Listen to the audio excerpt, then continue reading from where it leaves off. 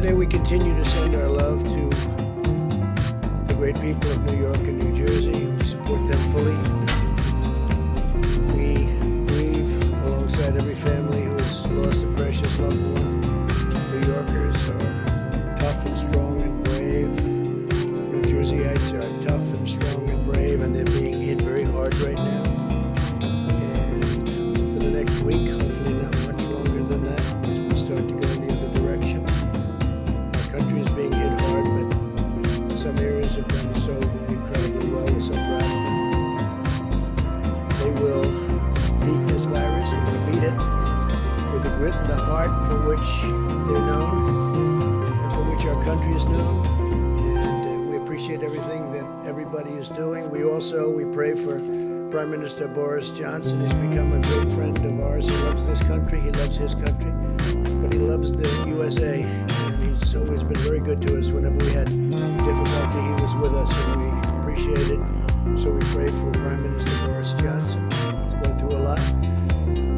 As we intensify our military campaign against the virus, I think that it must be brought out that we have to thank the American people for continuing to follow our guidelines on slowing the spread, an expression that more and more people are thinking about. Nobody ever heard of it 2 months ago, and now everybody is talking about slowing the spread, stopping the spread.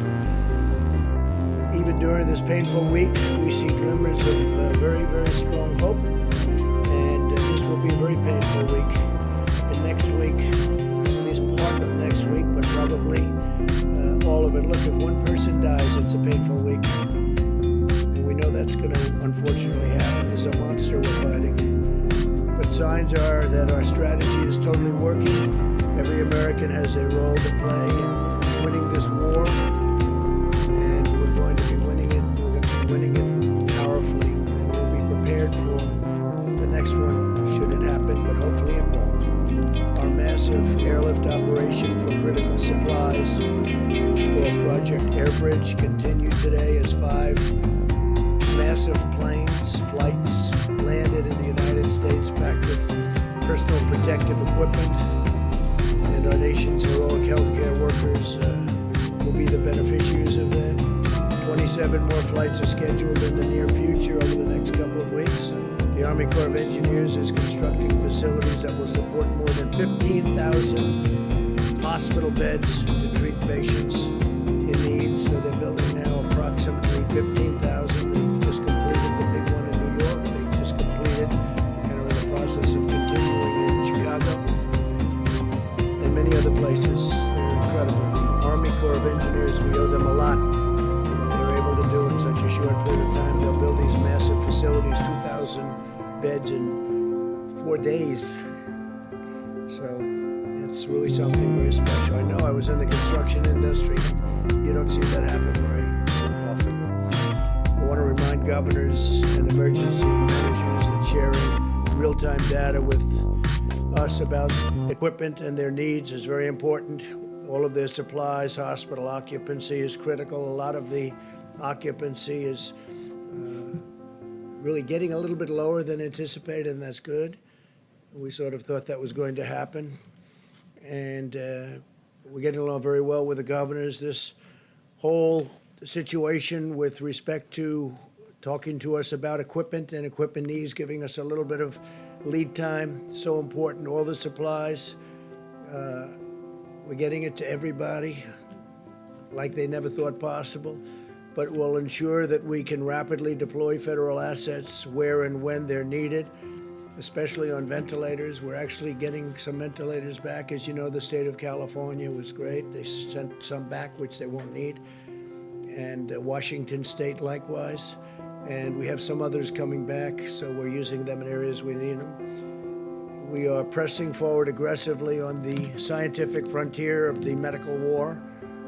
The companies I've spoke to, the 4 leading, I call them the genius companies. They're doing incredibly well with respect to cures and also with respect to a vaccine that's going to protect us, totally protect us. And they have some great potential. It's going to take a little while yet, but they have some great potential, some great early results. And the governor's been working hard, and we are working hard with the governors. There's been great coordination, especially over the last little while. We've given them a lot of equipment, a lot of ventilators, but a lot of equipment of all types. And I will protect you if your governor fails. If you have a governor that's failing, we're going to protect you. But the governors are working well with us over the last period of time. Today, in our stockpile of ventilators, and again, we need the stockpile so we can immediately move them from place to place wherever the monster hits. It's a monster. We have 8,675 ventilators right now in stock, ready to move. And we have all sorts of incredible soldiers. Our military is going to move them should they be needed. As an example, if we need additional in New York or the New York City area, you have state, you have city, and spoke to Mayor de Blasio, and we really have a great, well-coordinated campaign with Mayor de Blasio. It's been really good. Spoke to Governor Cuomo. There's been great coordination. So if they need something, we have it. If Louisiana needs something, we have it. Same thing with Michigan, same thing with Illinois. There are certain spots that are very hot. And we'll see what happens, but we'll know pretty much we'll have time, and we'll be able to move it. In addition to the 8,675 ventilators, we have 2,200 arriving on April 13th.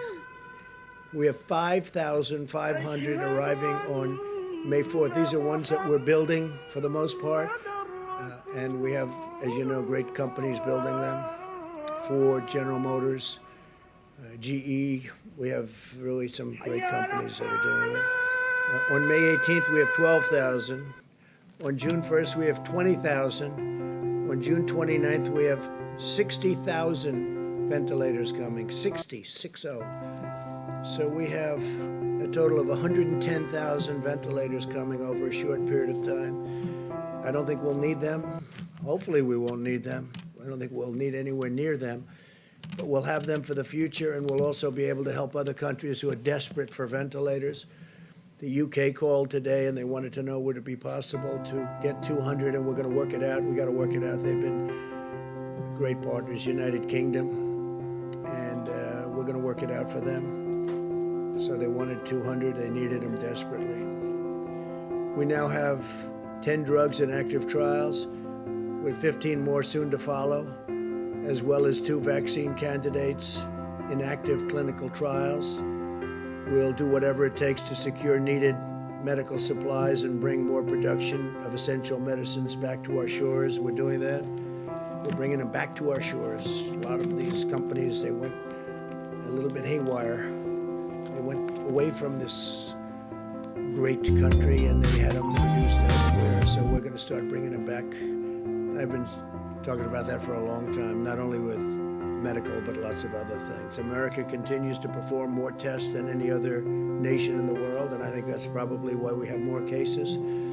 Because when you look at some of these very large countries, I know for a fact that they have far more cases than we do, but they don't report them. We've performed 1.87 million tests to date, so that's 1,870,000 million tests. Think of that, 1,870,000 tests to date. And now we're performing them at a level that nobody's ever seen before. As we announced yesterday, CVS testing sites in Georgia and Rhode Island will be using Abbott Labs rapid 5-minute tests. We're down to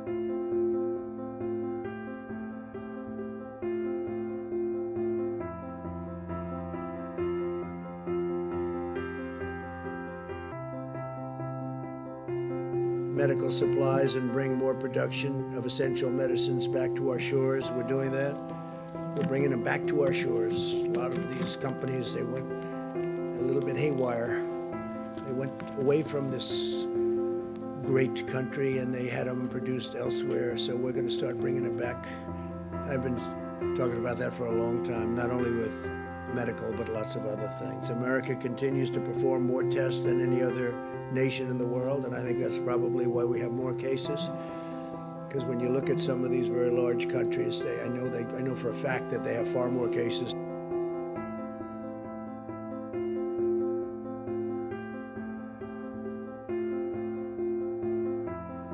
A lot of these companies, they went a little bit haywire. They went away from this great country and they had them produced elsewhere. So we're going to start bringing them back powerfully, and we'll be prepared for the next one should it happen, but hopefully.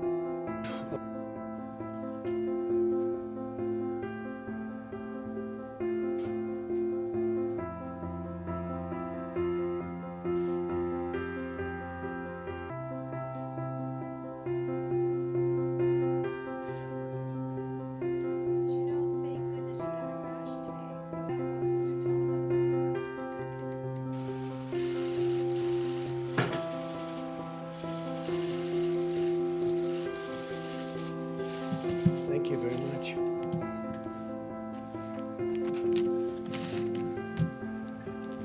Today we continue to send our love to the great people of New York and New Jersey. We support them fully. We grieve alongside every family who has lost a precious loved one. New Yorkers are tough and strong and brave. New Jerseyites are tough and strong and brave, and they're being hit very hard right now. And for the next week, hopefully not much longer than that, it's going to start to go in the other direction. Our country is being hit hard, but some areas have done so incredibly well. We're so proud of them. They will beat this virus. We're going to beat it with the grit and the heart for which they're known and for which our country is known.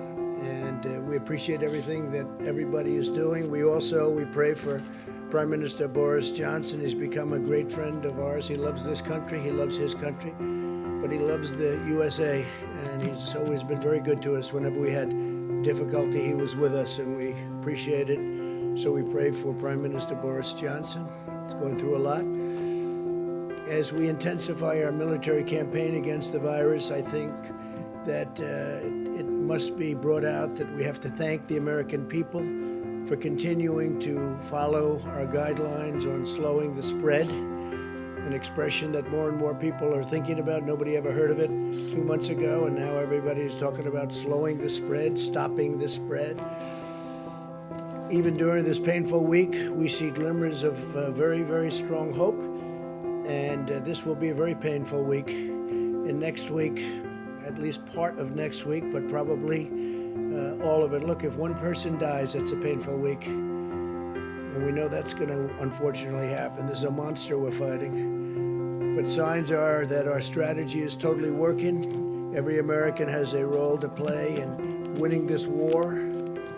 And we're going to be winning it. We're going to be winning it powerfully. And we'll be prepared for the next one should it happen, but hopefully it won't. Our massive airlift operation for critical supplies, it's called Project Airbridge, continued today as 5 massive planes, flights landed in the United States packed with personal protective equipment, and our nation's heroic healthcare workers will be the beneficiaries of that.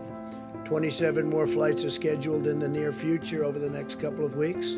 The Army Corps of Engineers is constructing facilities that will support more than 15,000 hospital beds to treat patients in need. So they're building now approximately 15,000. They just completed the big one in New York. They just completed and are in the process of continuing in Chicago and many other places. They're incredible. The Army Corps of Engineers, we owe them a lot. What they're able to do in such a short period of time. They'll build these massive facilities, 2,000 beds in 4 days. So it's really something very special. I know I was in the construction industry, and you don't see that happen very often. I want to remind governors and emergency managers that sharing real-time data with us about equipment and their needs is very important. All of their supplies, hospital occupancy is critical. A lot of the occupancy is really getting a little bit lower than anticipated, and that's good. We sort of thought that was going to happen. And we're getting along very well with the governors. This whole situation with respect to talking to us about equipment and equipment needs, giving us a little bit of lead time, so important. All the supplies, we're getting it to everybody. like they never thought possible, but will ensure that we can rapidly deploy federal assets where and when they're needed, especially on ventilators. We're actually getting some ventilators back. As you know, the state of California was great. They sent some back, which they won't need, and Washington State likewise. And we have some others coming back, so we're using them in areas we need them. We are pressing forward aggressively on the scientific frontier of the medical war. The companies I've spoke to, the four leading, I call them the genius companies. They're doing incredibly well with respect to cures and also with respect to a vaccine that's going to protect us, totally protect us. And they have some great potential. It's going to take a little while yet, but they have some great potential, some great early results. And the governor's been working hard, and we are working hard with the governors. There's been great coordination, especially over the last little while. We've given them a lot of equipment, a lot of ventilators, but a lot of equipment of all types. And I will protect you if your governor fails. If you have a governor that's failing, we're going to protect you. But the governors are working well with us over the last period of time. Today, in our stockpile of ventilators, and again, we need the stockpile so we can immediately move them from place to place wherever the monster hits. It's a monster. We have 8,675 ventilators right now in stock, ready to move. And we have all sorts of incredible soldiers. Our military is going to move them should they be needed in, as an example, if we need additional in New York or the New York City area. You have state, you have city, and spoke to Mayor de Blasio, and we really have a great, well-coordinated campaign with Mayor de Blasio. It's been really good. Spoke to Governor Cuomo. There's been great coordination. So if they need something, we have it. If Louisiana needs something, we have it. Same thing with Michigan, same thing with Illinois. There are certain spots that are very hot, and we'll see what happens, but we'll know pretty much. We'll have time, and we'll be able to move it. In addition to the 8,675 ventilators, we have 2,200 arriving on April 13th. We have 5,500 arriving on May 4th. These are ones that we're building for the most part. And we have, as you know, great companies building them. Ford, General Motors, GE. We have really some great companies that are doing it. On May 18th, we have 12,000. On June 1st, we have 20,000. On June 29th, we have 60,000 ventilators coming, 60. So we have a total of 110,000 ventilators coming over a short period of time. I don't think we'll need them. Hopefully we won't need them. I don't think we'll need anywhere near them. But we'll have them for the future, and we'll also be able to help other countries who are desperate for ventilators. The UK called today, and they wanted to know would it be possible to get 200, and we're going to work it out. We've got to work it out. They've been great partners, United Kingdom, and we're going to work it out for them. So they wanted 200. They needed them desperately. We now have 10 drugs in active trials, with 15 more soon to follow, as well as 2 vaccine candidates in active clinical trials. We'll do whatever it takes to secure needed medical supplies and bring more production of essential medicines back to our shores. We're doing that. We're bringing them back to our shores. A lot of these companies, they went a little bit haywire. They went away from this great country, and they had them produced elsewhere. So we're going to start bringing them back. I've been talking about that for a long time, not only with medical, but lots of other things. America continues to perform more tests than any other nation in the world, and I think that's probably why we have more cases. Because when you look at some of these very large countries, I know for a fact that they have far more cases than we do, but they don't report them. We've performed 1.87 million tests to date, so that's 1,870,000 million tests. Think of that, 1,870,000 tests to date. And now we're performing them at a level that nobody's ever seen before. As we announced yesterday, CVS testing sites in Georgia and Rhode Island will be using Abbott Labs rapid 5-minute tests. We're down to now 5 minutes. It's a 5-minute test so that people can get their results back very quickly. And we're actively engaging on the problem of increased impacts. This is a real problem, and it's showing up very strongly in our data on the African American community. And we're doing everything in our power to address this challenge. It's a tremendous challenge. It's terrible.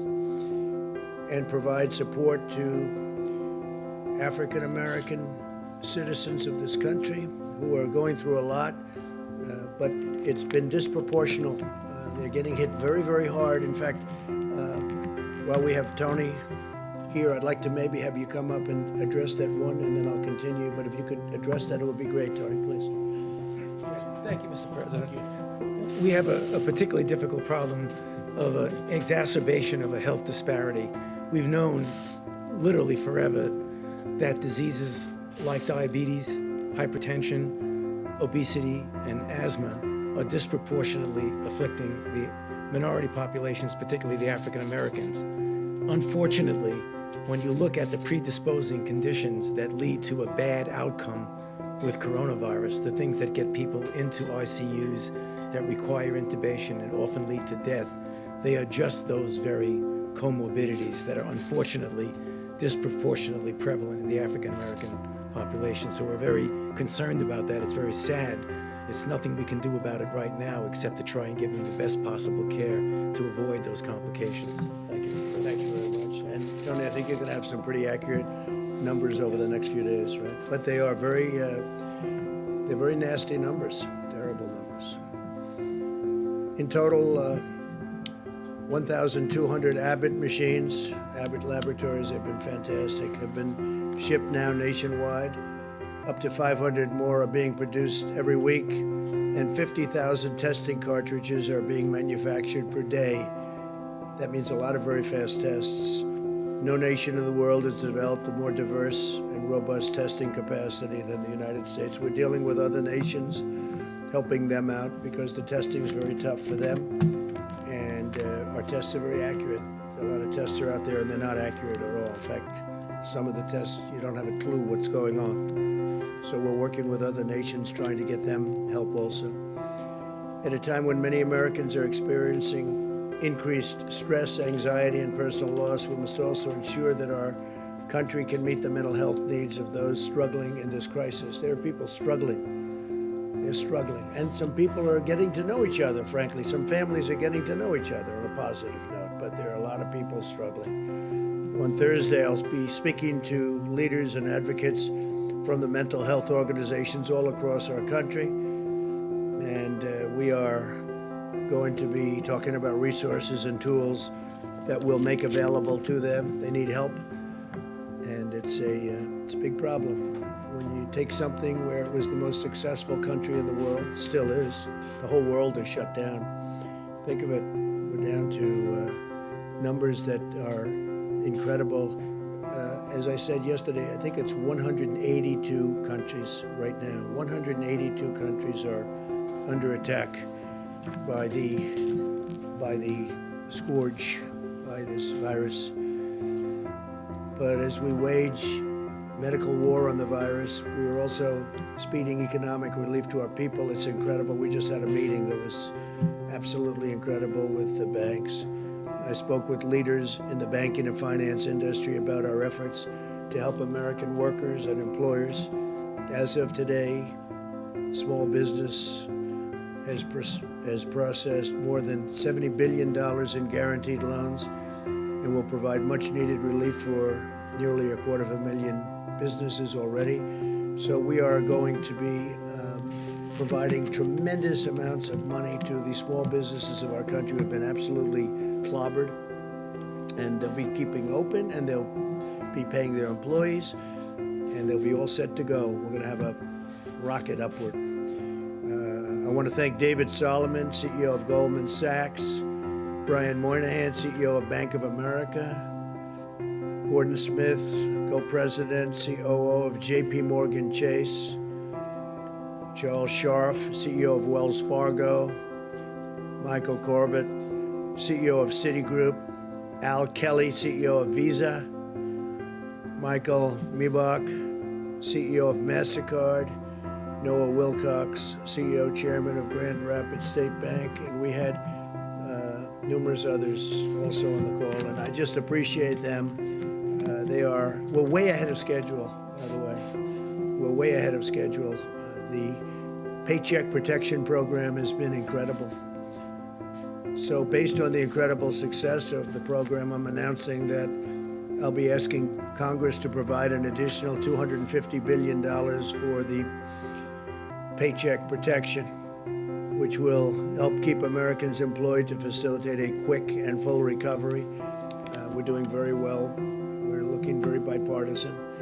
A lot of people want to do it, and the plan is amazing. You know, they're processing hundreds of thousands of loans, and this is the big banks that are doing it, the community banks. But the biggest banks right now in our country are doing it, and they're doing it for a lot of reasons. One of them is they want to help people. The WHO, that's the World Health Organization, receives vast amounts of money from the United States, and we pay for a majority or biggest portion of their money. And they actually criticized and disagreed with my travel ban at the time I did it, and they were wrong. They've been wrong about a lot of things.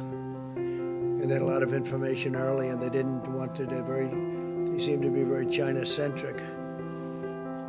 And we have to look into that, so we're going to look into it. We give a majority of the money that they get, and it's much more than the $58 million is a small portion of what they've gotten over the years. Sometimes they get much more than that. Sometimes it's for programs that they're doing, and it's much bigger numbers, and if the programs are good, that's great as far as we're concerned, but we want to look into it. World Health Organization, because they really are, they called it wrong. They called it wrong. They missed the call. They could have called it months earlier. They would have known, and they should have known, and they probably did know, so we'll be looking into that very carefully, and we're going to put a hold on money spent to the WHO. We're going to put a very powerful hold on it, and we're going to see. It's a great thing if it works, but when they call every shot wrong, that's no good. We're in the midst of a great national struggle, one that requires the shared sacrifice of all Americans. In recent weeks, it's been remarkable to see so many companies and organizations and individuals, like the banks that I just told you about, biggest banks in the world. They stepped up to help small business. They're big business, small business. The small business will someday be the big business. But the small business is 50% of our economic strength. People don't realize when you add them up, but they just rose to the occasion. Everybody's rising to the occasion. It's been incredible to watch. To honor and celebrate the extraordinary examples of patriotism and citizenship, I'm asking Americans to use the hashtag America Works Together when sharing stories of how we're all working together, getting through this ordeal in a fashion that nobody would have ever thought possible. It's been incredible, and that's why the numbers are so far much better. We want to keep it that way. If you look at the original projections, if we did nothing, it would be disastrous. If we decided to do something, we closed it down. Had no choice. It was a good move. That was a good move. The early China move was a good move. The early Europe move was a good move. We had a lot of good moves, but closing it down was a big statement. It was a big, important thing. But we're looking to have far fewer deaths than originally thought, and I think we're heading in that direction, but it's too early to talk about it. I don't even want to talk about it now because we just want to work, and I think that people are doing an incredible job. The doctors, the nurses, the firefighters, the police, all medical people, what they're doing, the bravery that they're displaying is just incredible. Every citizen should take immense pride in the selflessness and all of the courage and compassion of our people, the workers, the people that are working, and construction workers going into hospitals, knowing nothing about this problem other than it's dangerous, and they go in there to rebuild sections of hospitals, and you have people in really big trouble right next door. They know nothing about it. All they know is they're going to get it done. They're going to fix that wing so they can have more people in there. It's incredible. But this is a national spirit that won our independence and settled the frontier and explored the horizons of space, and that's what we're doing. I mean, this is all new territory. It unlocked the miracles of science, and we're doing that. I wish you could have heard the calls I had yesterday with these great companies that come up with cures to diseases, and the success they've had over the last 15 years is really amazing. So I just want to thank all of them. They're working very hard. They're working with UK right now, and the UK doctors, hopefully helping with their great Prime Minister. But these people are really tremendous signs of success are staring us right in the face. I think we're going to have something that's going to be great in terms of vaccines and in terms of everything else that they're doing. Just really helping us, helping the people of our country, and helping ultimately the people of the world. So I want to thank you all for being here. I will take some questions, and then I'm going to give it over to the Vice President, and they're going to go into great detail onto what we're doing and all of the successful supplies and medical equipment that we're getting. All of the ventilators, I've said it, but you can go over it in more detail if you'd like, but we're taking in and building thousands and thousands of ventilators, and they're very high quality. I said, you got to go for the quality, and these are quality companies doing it.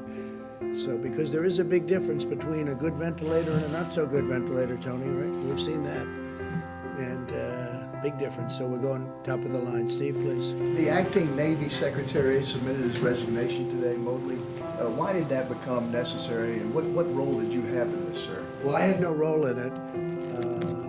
I've heard, I don't know him, but I've heard he was a very good man. And the whole thing was a very unfortunate. The captain should not have written a letter. He didn't have to be Ernest Hemingway. He made a mistake, but he had a bad day. And I hate seeing bad things happen. Man made a mistake.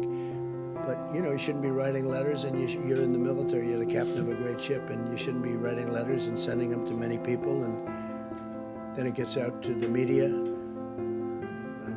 The question is, how did it get out to the media? So there's a lot of bad things happened there.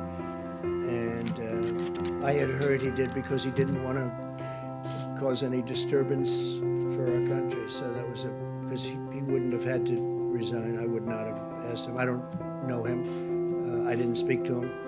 But he did that, I think, just to end that problem. And I think in really many ways that was a very unselfish thing for him to do. What should happen now to Commander Crozier, who left? Well, they're going to look at that. I think the Secretary of Defense, as you know, is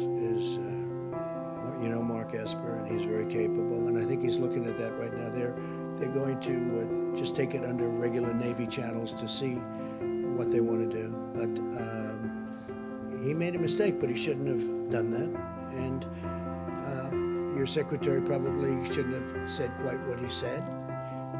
He didn't have to resign, but he felt it would be better for the country. So I think it will end it quickly. So, Mr. President, a couple on the economic front. The $250 billion that was added today, or will be added for the small business loan program, brings it to $600 billion in total. Do you think that figure is enough? Might there need to be more down the line? When you see hundreds of thousands of applications, don't forget they're for $3,000, for $7,000, some for a couple of million. I guess one of the banks said a couple of million. So they're for different, very varying amounts of money. And there's a limit on the top, and then there's really no limit on the bottom as to what it might be. But it's really popular. It's hundreds of thousands of applications. They really like it. What I like is it keeps these companies together, these little companies. Just like we're going to help the airlines and the big companies, we're going to help the little companies. And the banks are running. Nobody's equipped to do a thing like that, but the banks are equipped. So the banks are doing it. Big banks, small banks. We have many banks, community banks. and they're processing the loans, and they'll be able to watch it and make sure it's done properly. Talk today, sir, as well about potentially reopening the economy in the upcoming weeks. You mentioned the other day about a potential economic task force. Can you give us some sort of update as to where We're that may or thinking may about not- that, but we want to open up, and we want to get it open soon. That's why I think maybe we're getting to the very top of the curve. I spoke with Governor Cuomo, and he seems to think that he's getting close, and I think a lot of people think that a lot of places are getting close. We want to start hitting the downside, and I think we're going to be doing. This is going to be a very difficult week, however. This week will be a very difficult week because that's the most difficult week when you're at that top position, and we'll see what happens. We'll see what happens. It does open up. What can the federal government do? Well, Because the federal because a lot government of has it- done a lot, and it's going to do a lot. We want to. I really think that with the stimulus, we can be maybe even beyond. We're going to do perhaps infrastructure, which you wouldn't have gotten approved before, and now people are looking to do it. And the beauty is we're paying zero interest, or very close to zero interest. In some cases, we're paying actually zero, have no interest charge. And the dollar is very strong, and people are investing in the dollar. They want, the fact that we have the strong currency. We have the currency. Our currency is everything. And other companies, other countries want to be in our currency. So we're getting all of the investment wanting to come into the dollar. The dollar is the strength. The dollar is the whole ballgame. We have a strong dollar. Other currencies are going down, way, way down in some cases. You look at other countries, I won't mention them, but other countries are going down 22%, 25%, 28%, and it's very hard for them. It makes it much more difficult with us. Our currency is relatively now stronger than it ever was, or it was over the last few years relative to other countries. It's always relative to other countries, but our currency is very strong. So therefore, people want to invest. If we do a bond issue to do infrastructure, everybody wants a piece of that issue, even at zero interest. Yeah, please. Did you see these memos that reportedly Peter Navarro wrote back in January? When did you see them, and how does these memos sort of square with what you've often said that nobody could have predicted this? It sounds like he was predicting. I didn't see him, but I heard he wrote some memos talking about pandemic. I didn't see him. I didn't look for him either. But that was about the same time as I felt that we should do it. That was about the same time that I closed it down. I asked him about it just a little while ago because I read something about a memo. I said, "Did you do a memo?" I didn't see it. I didn't ask him to show it to me. He said, "Yes, I talked about the possibility of a pandemic." Nobody said it's going to happen, but there is a possibility. There always has been a possibility, but people wouldn't talk about it. But it was right about the time that I closed it down. And interestingly, the World Health Organization was not in favor of us closing it down. And if we didn't close it down, we would have lost hundreds of thousands more lives. So we did a good thing. Yeah. So at the time, though, when Peter Navarro did circulate those memos, you were still downplaying the threat of coronavirus in the U.S. You were saying things like, "I think it's a problem that's going to go away within a couple of days." It will go away. You said within a couple of days, the cases will be down to zero. Well, the cases really didn't build up for a while. But you have to understand, I'm a cheerleader for this country. I don't want to create havoc and shock and everything else, but ultimately, when I was saying that, I'm also closing it down. I obviously was concerned about it because I closed down our country to China, which was heavily infected. I then closed it down to Europe. That's a big move, closing it down from China and then closing it down from Europe and then ultimately closing it down to the UK. So, and it was right about that time. But I'm not going to go out and start screaming, this could happen, this could happen. So, again, as president, I think a president has to be a cheerleader for their country. But at the same time I'm cheerleading, I'm also closing down a very highly infected place, specifically the location, as you know, in China that had the problems. And we're closing it down, but we close it down to all of China, then we close it down to all of Europe. Those were big moves, and it was right about that time. Sir, just a quick follow-up, Mr. President. Did you just Mr. learn President. about this today? Say it? You learned about the memo today? I read about it maybe a day ago, 2 days ago. Do you feel like someone among your staff or Peter Navarro himself should have told you about the memo earlier? It was a recommendation. It was a feeling that he had. I think he told certain people in the staff, but it didn't matter. I didn't see it, but I did. I closed it down. I don't remember it even being discussed. We had a meeting where there were a lot of people. Most people felt they should not close it down, that we shouldn't close down to China, but I felt we had to do it. And that was at almost the exact same time as the memo. If you had read the memo at the time, how would that have changed the steps you took or the I don't statements think it would that have you changed made? because I did. I basically did what the memo said, and the memo was, the memo was pretty good memo from the standpoint that he talked, I guess, I didn't see it yet. He was saying that the U.S. warning that the U.S. could lose trillions of dollars and millions of lives. Well, you're not going to lose millions of lives, but you'll lose plenty of money. But I couldn't have done it any better because it was about the same time, and I closed it down to China. Just lastly, so you maintain confidence in him, in Peter Of Navarro? course I maintain. He wrote a memo, and he was right. And I haven't seen the memo. I'll see it later on after this.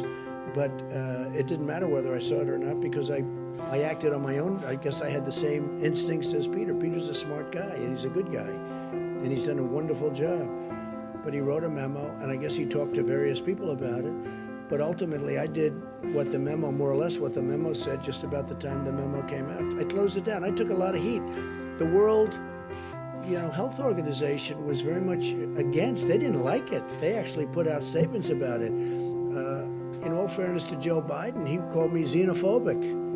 Like, I don't like China. I like China. I like the Chinese people are phenomenal people. So I was called xenophobic. I was called racist. How could I do a thing like this? Now, since then, Joe said that he was wrong, and he said that I was right. But I closed it down, and I was called names by some of the morning show hosts who don't have a clue what they're talking about. They're not smart people. And I was called all sorts of names when I closed it down to China. Now they try and hide that, the tape of them saying terrible things. But that was a great decision. If I didn't do it, if I didn't do that, we would have had hundreds of thousands more people dying. Yeah, please. You talked a lot about the WHO, and I was wondering, Dr. Fauci had discussed them earlier, so if I could ask you a question about Well, he respects the WHO, and I think that's good, and he's worked with them for a long time. But they did give us some pretty bad play calling. They've also, I think, given lots of countries in the world accurate coronavirus testing that's been central to your guys' data modeling. And so That I don't know. I can only say that with regard to us, they're taking a lot of heat because they didn't want the borders closed. They called it wrong. They really called, I would say, every aspect of it wrong. Until the funding freeze I'm does not happy about it. doesn't. Look, we fund it. Take a look. I mean, go through step by step. They said there's no big deal, there's no big problem, there's no nothing. And then ultimately, when I closed it down, they actually said that I made a mistake in closing it down, and it turned out to be right. But at the time, they did that. So we're just going to take a look at it. We fund it, and they seem to be. I said recently in social media, I said they seem to be very China-centric. That's a nice way of saying it, but they seem to be very China-centric. And they seem to err always on the side of China. And we fund it, so I want to look into it. Yes, please. Thanks. A quick follow-up on that. So is it time to freeze funding to the WHO during a pandemic? No, maybe not. I mean, I'm not saying I'm going to do it, but we're going to look at it. You did say that. We give a tremendous, no, I didn't. I said we're going to look at it. We're going to investigate it. We're going to look at it. But we will look at ending funding. Yeah. Because you know what? They called it wrong. And if you look back over the years even, they're very much, everything seems to be very biased toward China. That's not right. I wanted to follow up. You talked about African Americans and how they've been disproportionately affected by the coronavirus. Seems to be, unfortunately. Do you plan on requiring the CDC, any federal agencies or state agents, public places doing tests and private companies doing tests to collect that data on the race of the people being tested and the race of the people being treated and the outcome? Well, we're just seeing tremendous evidence that African Americans are affected at a far greater percentage number than other citizens of our country because we're dealing with our country. Now we're looking at it from a worldwide standpoint. Tony Fauci is looking at it very strongly, but these numbers have started to come out, and they're very strong and they're pretty obvious. I mean, you're talking about. You will release that Sima, would you like to publicly? talk about that for a second, please? I think one of the things that we're going to be doing with our Medicare data is to do that analysis. We're going to look back at the last month or so and look at, related type illnesses going forward. We now have a code for coronavirus, so we can actually stratify by demographic information, so we can look at race as a factor. We can also look at what the underlying health issues are as well. So we'll be providing that data very shortly, but we will be doing that analysis. We're working on that very hard. This is something that's come up over the last, I hadn't heard this, and then over the last few days, this has come up more and more. And I don't mean by a little bit, I mean many times. It's a real thing. Now, we want to find cures, we want to find therapeutics, we want to find vaccines, because that will solve everybody's problem.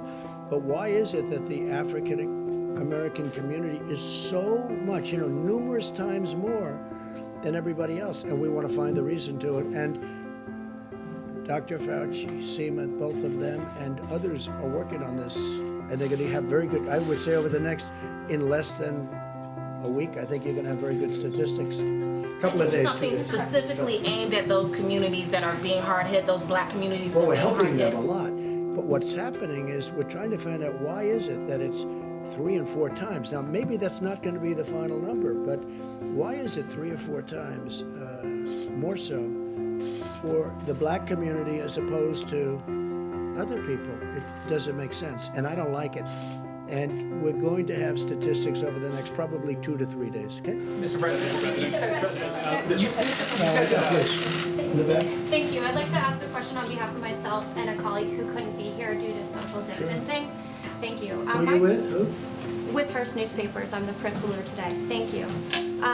Some banks are only providing Paycheck Protection Program loans to clients with whom they have existing banking relationships.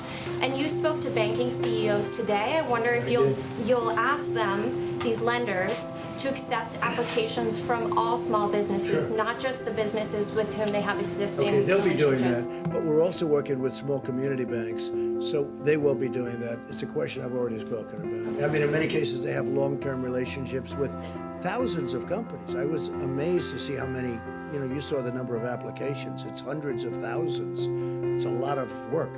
But I did ask that question, and they are working on that. Thank you. And my second question from a colleague is Congressman Jerry Connolly, a Democrat from Northern Virginia, told the local DC CBS station that you personally requested the CARES Act stimulus bill be stripped of $25 billion for the Postal Service. Connolly claims that unless the USPS gets that $25 billion, the agency will be run out of money by June. He accuses you of hastening the demise of the Postal Service. Could you respond to that, please? I'm the reason the Postal Service has lost billions of dollars every year for many, many years. I'm the demise. This is the new one. I'm now the demise of the Postal Service. I'll tell you who's the demise of the Postal Service. So these internet companies that give their stuff to the Postal Service, packages, and I don't know why they're not, I don't run the Postal Service. You have a group of people, so-called independent people, and they run it. But these packages are, they lose money every time they deliver a package for Amazon or these other internet companies, these other companies that deliver. They drop everything in the post office. They say, you deliver it. And if they'd raise the prices by actually a lot, then you'd find out that the post office could make money or break even. But they don't do that, and I'm trying to figure out why. These are independent boards. They were appointed by other administrations. They're sort of long-term. They're there for a long time. And I've been talking to them also. You can look it up. Take a look.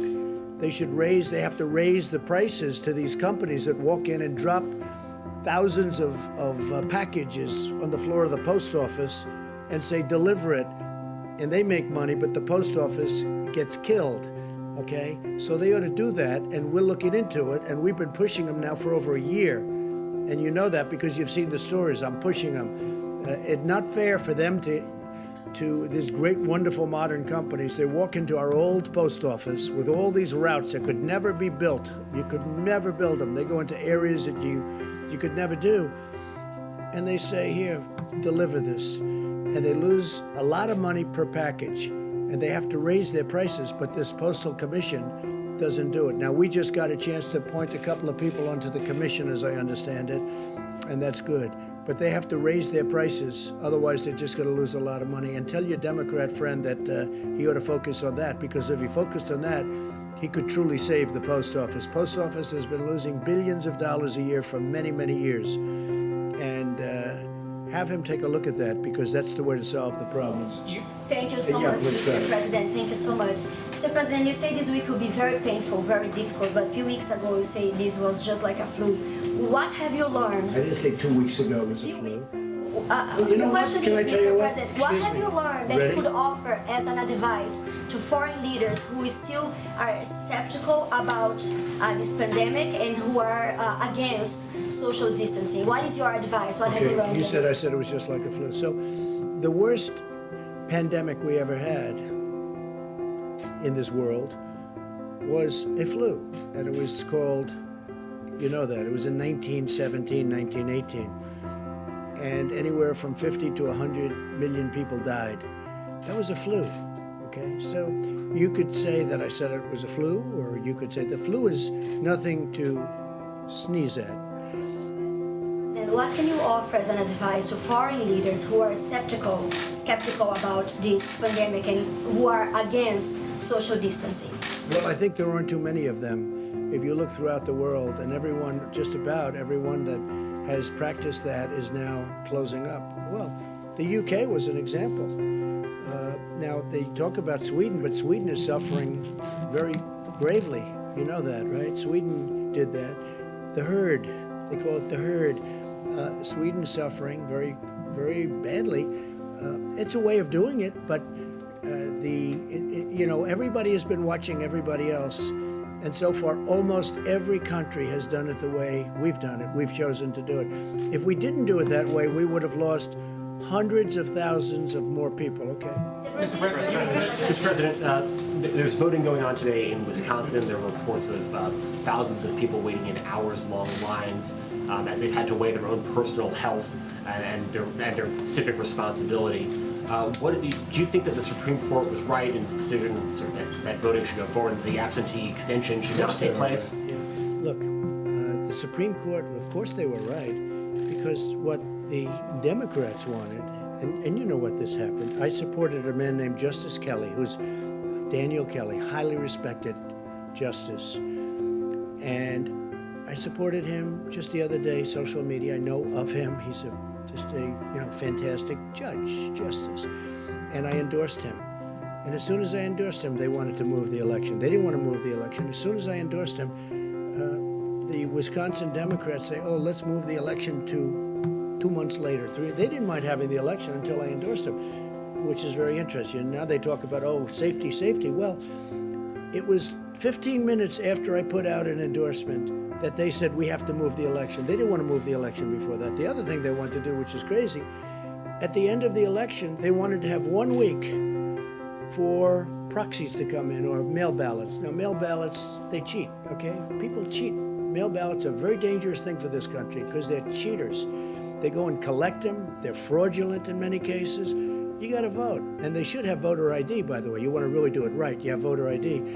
But the Democrats, and this was turned over in the Supreme Court yesterday, I give great credit to the court, they actually didn't want to have an election day. They wanted to have election day, and then a week after election day, you choose all these ballots come in, these mailed ballots come in.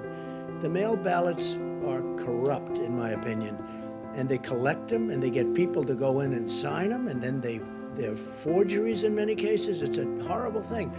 And so what happened is, the Democrats in Wisconsin, they had no problem with the election being today until I endorsed the Republican candidate, Justice Kelly, Daniel Kelly. And as soon as I endorsed him, they went crazy. They went crazy.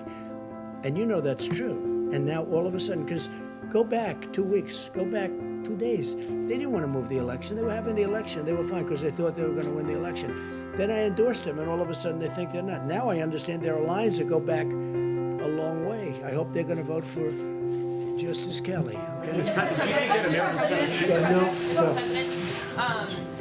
with millions of pills of hydroxychloroquine donated, is there a plan or system in place to track the potential side effects? Well, you saw There the have been representative. Serious harm, so is there a plan Look, to is there a track plan? the side effects? The outside side of effects. medical- The side effects are the least of it. You have people dying all over the place, and generally the side effects are really with the Z-Pack, having to do with the heart. The Z-Pack, that's the antibiotic, not with the hydroxychloroquine. So, a woman last night, I watched her on one of the shows, good show, Laura, and she was. She thought she was dead.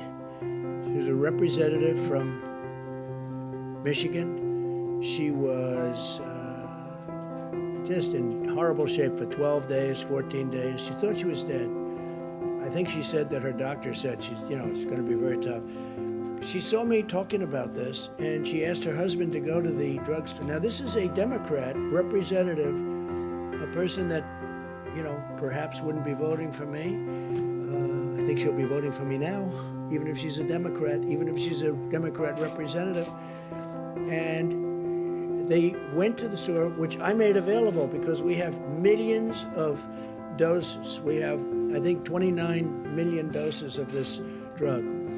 And she asked her husband, she said, please go out. I'm not going to make it. Please, you have to hear her story. Please go out, get it. He went at 10 o'clock in the evening to the drugstore. He got it. He gave it to her. Now, it's I don't say it works like this at all. 4 hours later, she awoke and she said, I feel better. And then shortly thereafter, she felt great. This is a woman that thought she was going to die. She's a Democrat representative, highly respected woman, African-American woman. I don't know if you saw it. As you asked a question about African-American, she was an African-American woman, a great woman. Her manner of speaking, the way she told the story was beautiful. I asked my husband to go and get it. He got it. She is now okay. She was interviewed last night on television. And she thanked me. She thanked me even in a tweet. She said, I want to thank President Trump. He saved my life. Look, I don't say that happens with everybody, but that's a beautiful story. There are many of those stories. And I say, try it. Okay, please. If you're in trouble, if you're going to die, and you're going to die, you're not going to die from this pill. Now, there could be some side effects, but the side effects is really more so from the Z-Pack. Track those side effects? No, doctors have to recommend it. I want doctors. I'm not a doctor. I'm just saying we hear great results. And some people say, let's go to a laboratory, let's test it for a couple of years. And then, we got people dying in this country and all over the world right now, not in a couple of years. They're dying, as we speak, there are people dying. And I really think it's a great thing to try, just based on what I know. Again, I'm not a doctor. And I say, get a physician's approval. And they have physicians in these hospitals, great physicians, brave physicians. They also say it's good for the hospital workers to take them, that it's keeps it away, keeps it out of your system. I don't know, but there's a lot of good examples. And, we have a 1,500 case study going in New York, and it's almost complete. So it'll be very interesting to see what happens. Go ahead. Thank you, sir. I appreciate that woman. She was great. You have to see it to believe it. The way she spoke, it was like a miracle. And this was not a fan of mine, but she's a fan of mine now, and I'm very honored by it. Go ahead. Thank you, sir. Can you talk about your decision to remove Glenn Fine from the Pandemic Response Accountability Committee? And does that move and some of the criticism you've leveled at IGs, how does the American public have confidence that there'll be oversight? Well, we have a lot of IGs in from the Obama era, and as you know, it's a presidential decision. And I left them largely. Changed some, but I left them. But when we have, reports of bias, and when we have different things coming in, I don't know Fine. I don't think I ever met Fine. I heard the name. Wasn't it about? I heard the name. I don't know where he is. Maybe he was from Clinton. Okay, you check that out. Okay, maybe he's from Clinton. But we did change him. But we changed a number. We have about 7 nominations in, I believe. We put 7 very, very highly qualified people for the IG position. And, that's a decision that I could have made 3 years ago and I could have made 2 years ago.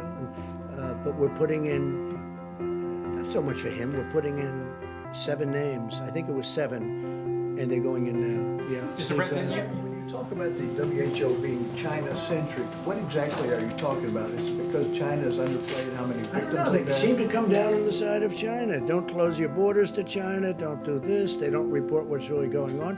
They didn't see it, and yet they were there. They didn't see what was going on in Wuhan. They didn't see it. How do you not see it? They didn't see it. They didn't report it. If they did see it, they must have seen it, but they didn't report it. Please, go ahead. Mr. President, just turning back to the voting in Wisconsin and those long lines, who will be responsible and who should be held responsible if people get sick after they voted? Look, all I did was endorse a candidate. I don't know anything about their lines. I don't know anything about their voting. I love the state. I To won get out the and vote state. today as well. Will you take some of the responsibility if some of those I people won the get sick? state, which is rare for a Republican to do, but I won the state of Wisconsin. I'm going to win it again because we've been great to the people of Wisconsin, as you know, with our policies, and they like me and I like them. But all I did was endorse a candidate that's highly qualified, very respected person, and all hell broke loose as soon as I did that. And then all of a sudden they want to change. Before I endorsed them, they didn't want to change this voting area. There was no problem with the Democrats voting until I endorsed the candidate. Then they said, let's move it 2 months, let's move it 3 months later. Safety, safety, safety, right? All of a sudden they want safety. Well, before I did the endorsement, they didn't talk about safety. It was fine for months. For months, it was fine. It was always going to be. And now I endorse, and they want safety. So, that sounds. The economy. Thank you. Just to follow up on that, how does the election, them holding this election in Wisconsin line up with the social distancing recommendations that have come from your Well, there you have administration? to ask the people that you have a Democrat in Wisconsin as governor. Ask him. That's his problem. Okay, he should be doing it. Again, some governors fail, and I won't let them fail because when they fail, I'll help. But that's run by Democrats right now. Okay, it's run by Democrats. You had a great Republican. Is it possible to socially distance when you're voting? You're going to have crowds. You have to speak to you're the gonna have governor. What you should do is call the governor of Wisconsin and ask him that question. But also ask him, how come it was okay to do this until I endorsed the candidate? And as soon as I endorsed him, these lines are formed, and I hear, Mike, the lines are through the roof. So, hopefully they're going to vote for the right candidate. Yeah, please. Mr. President, can I just check in on oil again today? I was wondering if... Oil? Yeah. if Where is there's- it today? Well, I was wondering if you... No, where's the price? Give me the price. I'm not sure, to be honest. How can you ask a question when you don't know the price? I'll look it up for you. Okay, let me do somebody else then. Go So, ahead. so you were highly critical of mail-in voting, mail-in ballots for voting. I think mail-in a few minutes voting ago, is but horrible. you voted by It's mail corrupt. in Florida's election last month, didn't you? Sure, I could vote by mail for the, because I'm allowed to. Well, that's called out of state. You know why I voted? Because I happen to be in the White House and I won't be able to go to Florida and vote. But let Difference me just between say, mailing within well, there's a state or big mailing difference outside the between state. somebody that's out of state and does a ballot and everything sealed, certified, and everything else. You see what you have to do with the certifications, and you get thousands and thousands of people sitting in somebody's living room signing ballots all over the place. No, I think that mail-in voting is a terrible thing. I think if you vote, you should go. And even the concept of early voting is not the greatest because a lot of things happen. But it's okay. But you should go and you should vote. I think you should go and you should vote. You look at what they do, where they grab thousands of mail-in ballots and they dump it. I'll tell you what, and I don't have to tell you, you can look at the statistics. There's a lot of dishonesty going along with mail-in voting, mail-in ballots. You've encouraged state officials to buy their own medical equipment, but federal officials are kind of swooping in and scooping up those orders. How are you ensuring that it's I've being been hearing distributed that so fairly? And is Well, there we're more getting great prices on equipment. We're getting great prices on equipment, and we're helping the states. and the governors are very thankful. Mike Pence had a call yesterday with every governor was on the call, and it was like a love fest. They're very happy. I don't know if they tell that to the press. Some of them don't. Some of them will never say good to the press, but they know we've done a great job. Not a good job, a great job. Because state officials are widely saying No, I that- think sometimes it does. And what we say is, let us know, and we will immediately drop out of the bidding. Let us know, and we do that, and we drop out. Sometimes we tell them to drop out because we've got a good price. And then we'll deliver it to them. How do you charge them Yeah, go ahead, behind, please. Go Yes, ahead. thank you, Mr. President. No, not you. In front, please. Go ahead. Some states have had trouble with getting accurate death counts, particularly because of lack of testing or no uniform. Did you see death counts? Yes, because of lack of testing and no uniform system to put that into. When you say death counts, I think they're pretty accurate on the death count. Somebody dies, I think the states have been pretty accurate. No testing. That's a big deal, what you're just saying. No, the death counts, I think they're very, very accurate. I do say this, I think if you look at China and if you look at some of these very large countries, when you talk about cases, number of cases, I would be willing to bet they have more cases than we do, but they don't do the testing like we do. But you look at, you look at some of these certain countries, and I would be willing to bet a lot that they have more cases, but we're more accurate. And our testing is done very accurately, and we've got a good process. Did you have one? Yes, please. Mr. President, OAN. you have been very consistently supportive of a payroll relief tax. And what, I know payroll? That, payroll relief. Now, I know you're still busy trying to implement Right. phase 3, but as we move towards phase 4, are there still obstacles to that? Because that would put money in American pockets like Yeah, consistently. you're right. I would love to see a payroll, good questions. I would love to see a payroll tax cut. And I think on behalf of the people, it would be quick. Now, it's a longer term, it's a longer time because it's over a period of a year or whatever you want to make it. But I would love to see a payroll tax cut. There are many people that would like to see it as a permanent tax cut, payroll tax cut.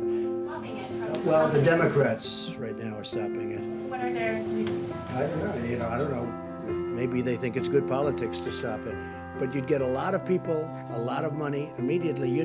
The payroll tax cut would be a great thing for this country. I would like to have it regardless of this, but this would be a fantastic time to have the payroll tax cut. The Democrats are stopping it, but I don't think they're, I think there's a certain flexibility. I think it's something that we should do, both for business and the people. But this would get money into the hands of small business immediately, money in the hands of people, the workers and people immediately, and it would be over an extended period, and it would be simple to do. It's so easy to do. It's a great tax cut, and I'd love you to speak to the Democrats and let's get it done.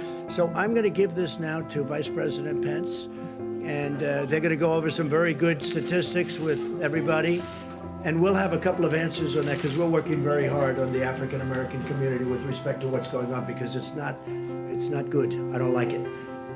And we're going to have some very good statistics, Tony, I think, over the next couple of days. So thank you all very much. Thank you.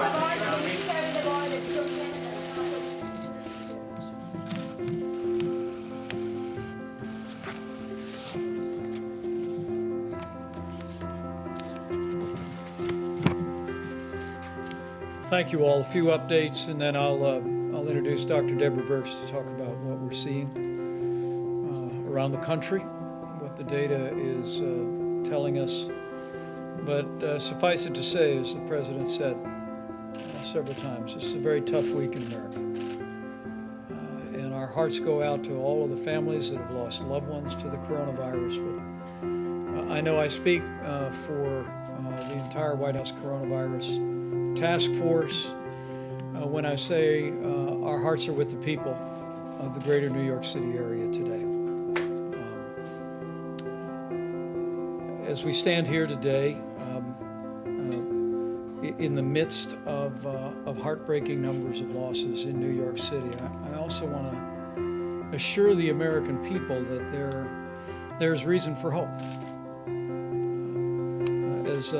As Dr. Birx will enumerate in just a few moments, despite the increase in losses, as Governor Cuomo articulated today, hospital admissions continue to decline.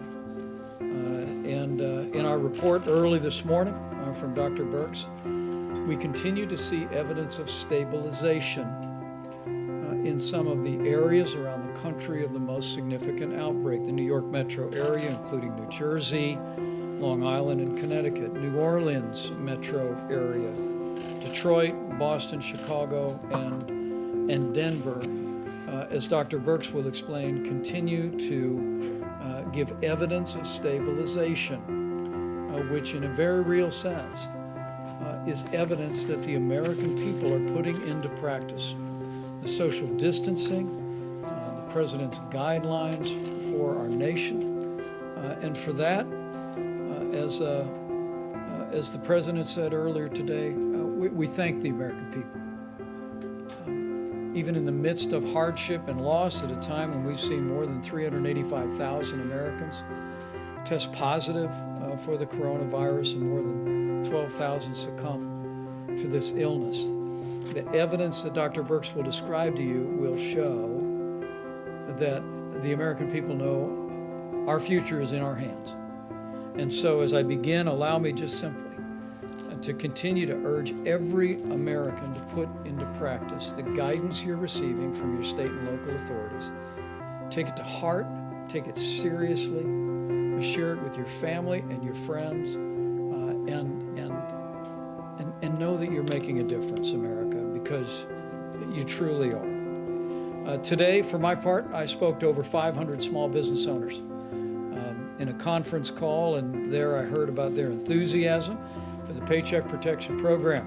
And that call took place before the President had the Secretary of Treasury indicate our interest in acquiring another $250 billion for that program.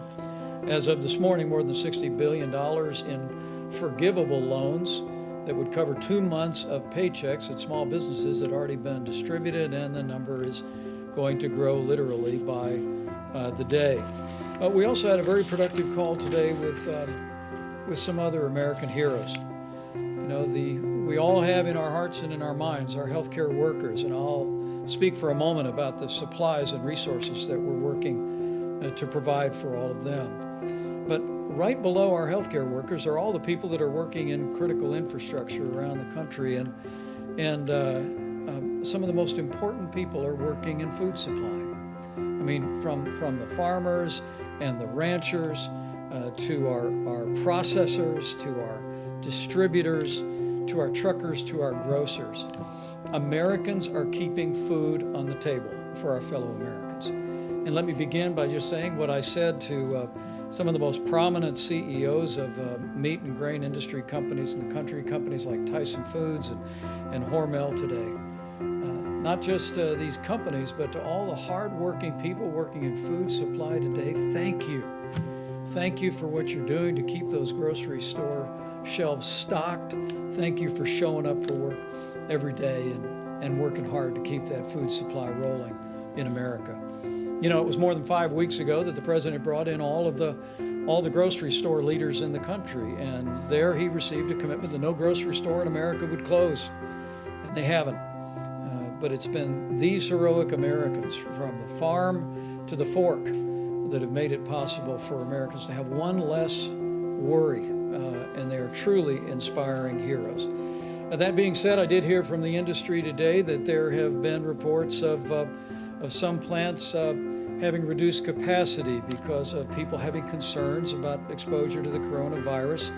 In fact, over the last several days, there's been some incidents of worker absenteeism, and some plants have actually been forced to close temporarily. And so on behalf of the President, on behalf of our entire team, and on behalf of a grateful nation, let me just say to all of you that are working in the food industry at every level across the country, just understand that you are vital.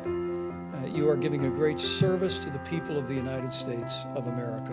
And we need you to continue as a part of what we call our critical infrastructure to show up and do your job, and know that we're going to continue to work tirelessly, working with all of your companies to make sure that that workplace is safe. With that being said, let me talk about the other heroes that we always mention at this podium today, that Dr. Birx and Dr. Fauci invariably mention, and that's our healthcare workers. At the President's direction, we've been working tirelessly, literally around the clock, to identify resources around the country and around the world to make sure our healthcare workers have the support that they need.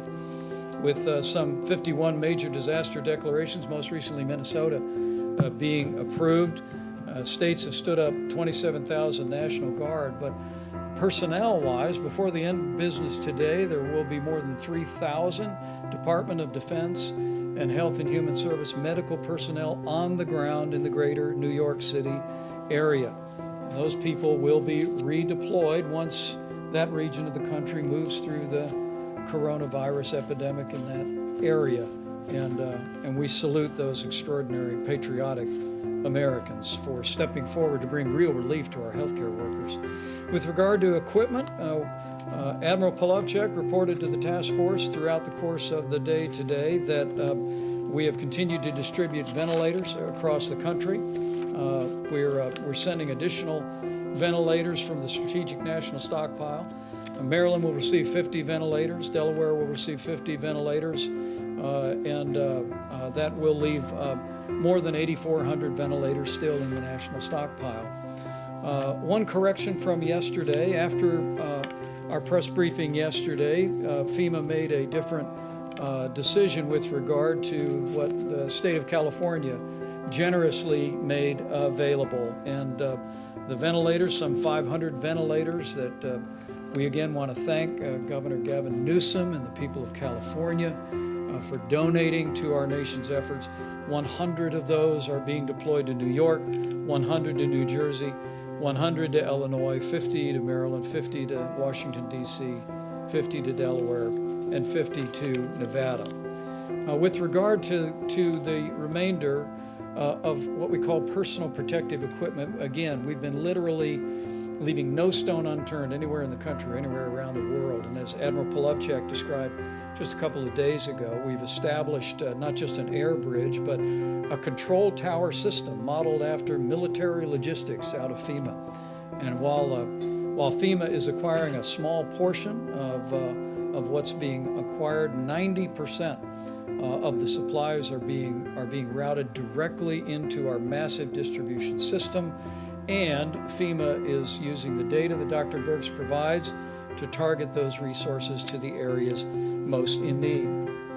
I asked them to break out a few details about resources that just in the last 5 days have been distributed, and I hope it's an encouragement to healthcare workers all across these regions and around the country about the efforts that are being made to make sure they have what they need. You can see the New York metro area, including New Jersey, just in the last 5 days, more than 6 million N95 masks, more than 6 million surgical masks.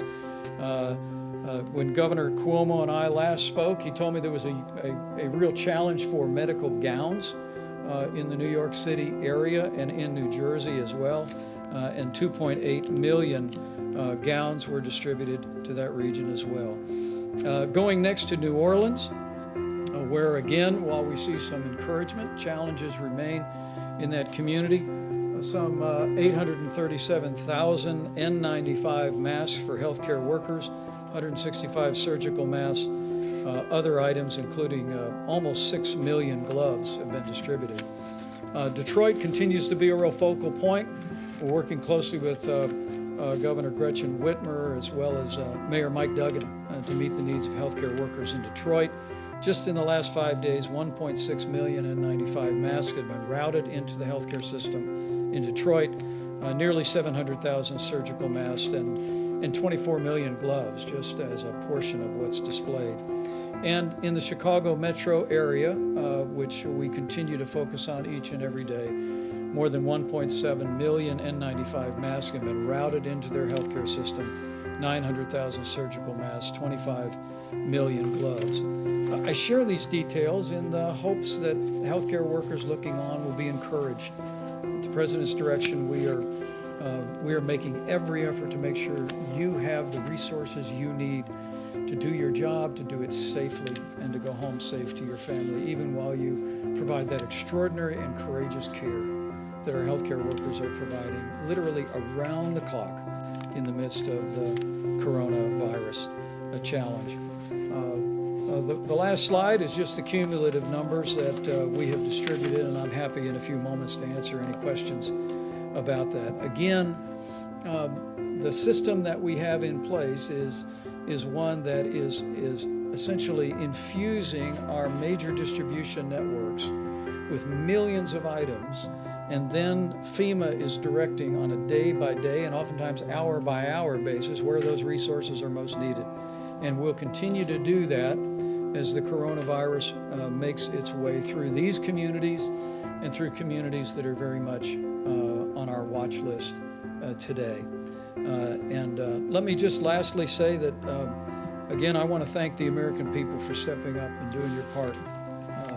We continue to be overwhelmed with one story after another, where people are doing social distancing, where people are looking after one another, where they're checking in with a phone call to an elderly friend, a family member, to make sure they're okay. I mean, we are on the front end of 30 days to slow the spread. And I will tell you, as a non-scientist up here, that I see glimmers of hope in the early numbers that we're seeing come out of the greater New York City area, New Jersey, even New Orleans and Detroit and Chicago. There does appear to be, as Dr. Birx will explain in more detail, there does appear to be evidence of leveling, evidence of progress. But this is exactly the time for all of us to redouble our efforts to do everything each and every one of us can, not just to protect our own health and that of our family and our loved ones, but to do our part to ensure that we lessen the impact of the coronavirus on America as a whole, but even more importantly, that we lessen the impact on lives by ensuring that we do our part to make sure that no one that is vulnerable is unnecessarily exposed to this virus. With that, let me yield to Dr. Birx and then Seema Verma and Dr. Fauci, and we'll take all your questions. Thank you, Mr. Vice President. So hopefully you can see from those numbers that we've taken a data-detailed approach, really bringing the power of granular data to the supply chain and moving supplies based on really what you would call burden of disease and need. If I could just start out by not just going to the numbers at the beginning, but really talking to the community of health advocates, to the community that works on the social determinants of disease and the communities of the historic Black colleges and universities. We really need to improve messaging, and I'm asking them to help us increase the messaging around this. We don't want to give the impression that the African American community is more susceptible to the virus. We don't have any data that suggests that. What our data suggest is they're more susceptible to more difficult and severe disease and poorer outcomes. And we really need to make sure that every household is aware of what it's going to take to protect the individuals in that household that have pre-existing conditions. We could call on the indigenous nations, the real tribal leaders, to also be working very closely to protect the elders of their communities. We know this is more difficult in multi-generational households, and it's really going to call for really unbelievable attention to details of hand washing and protecting others from each other, particularly if you don't feel well. This is really a call to action to the communities to make sure that we get messages appropriately out there so that everyone understands what it's going to take for us all to protect one another. And we know it can be done because we can see these changes. I wanted to go through the numbers at a high level so you understand why particularly these supplies went to these areas to begin with. We talk about attack rates or the cases per population. So in the New York, as a state, they have 7 cases per 1,000. This is the highest in the country. In New York City itself, it's closer to almost twice that in New York City. New Jersey is 4 per 1,000. Louisiana 3 per 1,000, Massachusetts 2 per 1,000, Connecticut 2 per 1,000, Michigan 1.5 per 1,000. The District of Columbia and the Baltimore area now 1.5 per 1,000, and we're watching them very closely. Pennsylvania 1 per 1,000, but we're concerned about Philadelphia.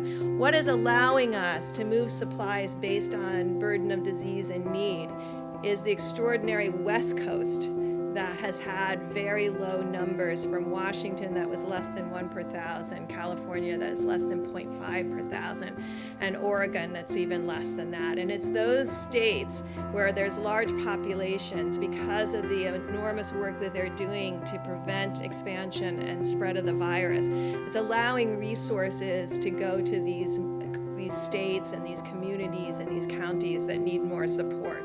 And so this kind of data analysis is allowing us to make very intelligent decisions about need, but also really understanding what's happening across the country in the development of the curves, as you have heard about.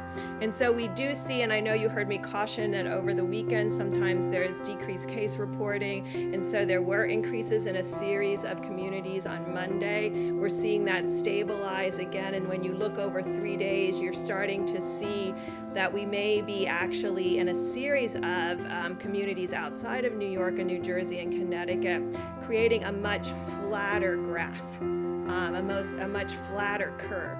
So you saw New York and the increase, and then you saw, we're hoping, as Governor Cuomo and the mayor has described, that they're getting to a steady state where the next outcome is going down. But we see across the country, in Detroit, in Chicago, some real, not this extreme going to 7 cases per thousand, but really staying in the more 2 cases per thousand, and a different curve parameter then. And it really shows the amazing activity of every American in those cities to really ensure that there's social distancing, and really importantly, to ensure there's less socialization between households, and really ensuring that the household really remains independent and protected, and not really at this moment going out into the community or socializing anywhere but a virtual way, on computers, by Zoom, by FaceTime. And I think we can really see that in the data, and it's really given us great heart.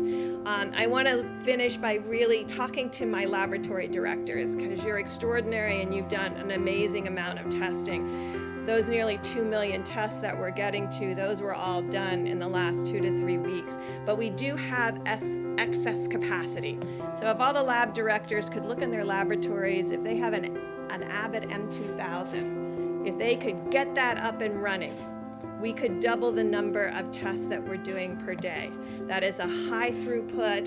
The machines are throughout the United States. There's hundreds of them. Right now, about 80% of them are idle. We're going to have a call with the laboratory directors of these laboratories to really ensure this is an automated, robotic situation that they can run. There's over 1 million tests sitting, test kits sitting, ready to be run. We have 5 platforms of tests. This is one of our really high volume platforms, like Roche, and we're really calling on them to really increase that capacity so that we can do not only increased diagnostic testing, which I think we're doing quite well right now, but also increasing the ability to do more healthcare workers, first responders, community testing, and surveillance. And then finally, you will see, and you've heard about it happening in the UK and other places, there's a series of antibody tests out there that have not been validated.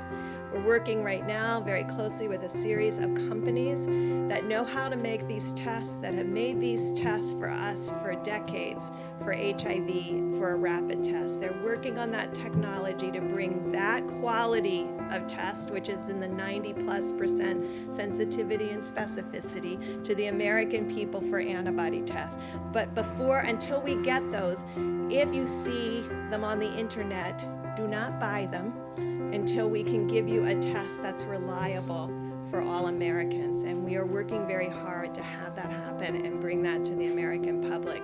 Some of the tests that may be available on the internet may have very low sensitivity and specificity and give you a false reassurance that you either give you a false positive or a false negative, implying that you may be protected. So please wait until we have those tests available and validated. People are working around the clock to make those available to the American people. We all understand how important that is, because you've heard us talk about asymptomatic cases, and we really want to know how broad that is and how common that that is. And so in places like New York City, where I described that they had 7 per thousand, sometimes 2, 3, and 4 times any other place in the United States, being able to know what the number of people who never had symptoms but do have a positive test would be really critical at this point, particularly as we plan for any reoccurrence in the fall or in future seasons. Thank you.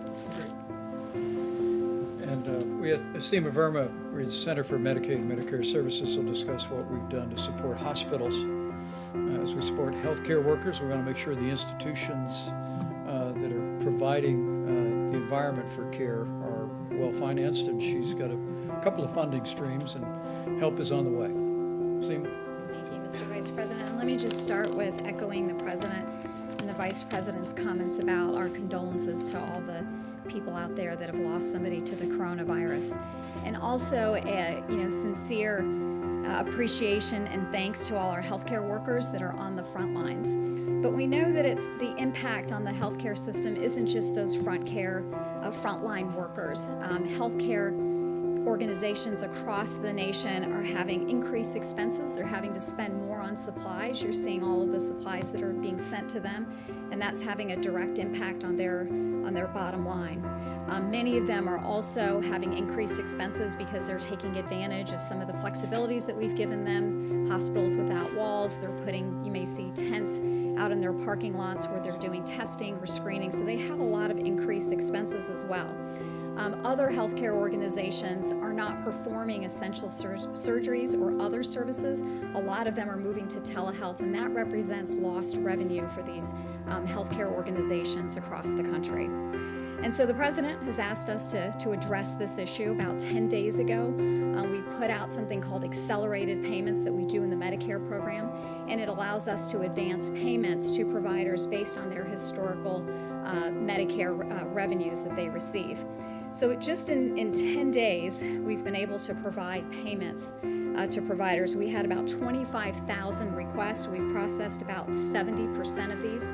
It's happened in about 5 days, and the total on that is about $34 billion that we've managed to put into the healthcare system. But those are essentially loans. The President has asked us to go further with this and to start the implementation of the CARES Act.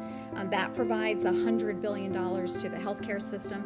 You've heard Secretary Azar talk about the focus on some of those dollars going towards the uninsured, but the President wants us to accelerate getting those dollars out. And so this week we will be putting out another $30 billion, which are grants. This is going to be based on Medicare revenue. There are no strings attached, so the healthcare providers that are receiving these dollars can essentially spend that in any way that they see fit. Also, this is going to be done in a very easy, simplified way. For many of our healthcare providers, we actually do direct deposit with them, and so those dollars will just go right into their bank accounts. For other providers, all it's going to require is some very simple registration, and we'll be able to give them that money as well. So we're expecting that to happen this week. The other thing to note is that this is not a first-come, first-served basis. Because we are basing this on their Medicare revenue, they will get these dollars. So even if it takes a few days, there shouldn't be any panic in the system as well.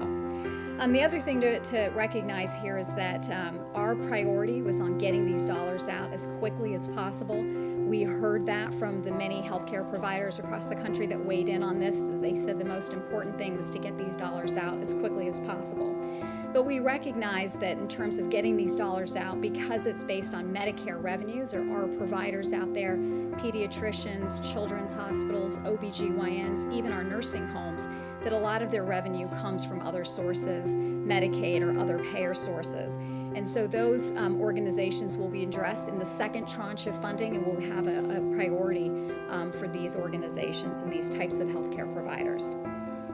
Also just want to say, so together between the loans that we've put out there with our accelerated payments and the $30 billion, that's about $64 billion for the healthcare system this week alone. And so I think, again, this is part of our effort to support the healthcare system, and also just want to, again, say thank you to all our healthcare providers out on the front lines. To all Americans, the best thing that we can do to support our healthcare providers is to adhere to those guidelines around 30 days to slow the spread. That is the best thing that we can do to support our healthcare workers. Thank you.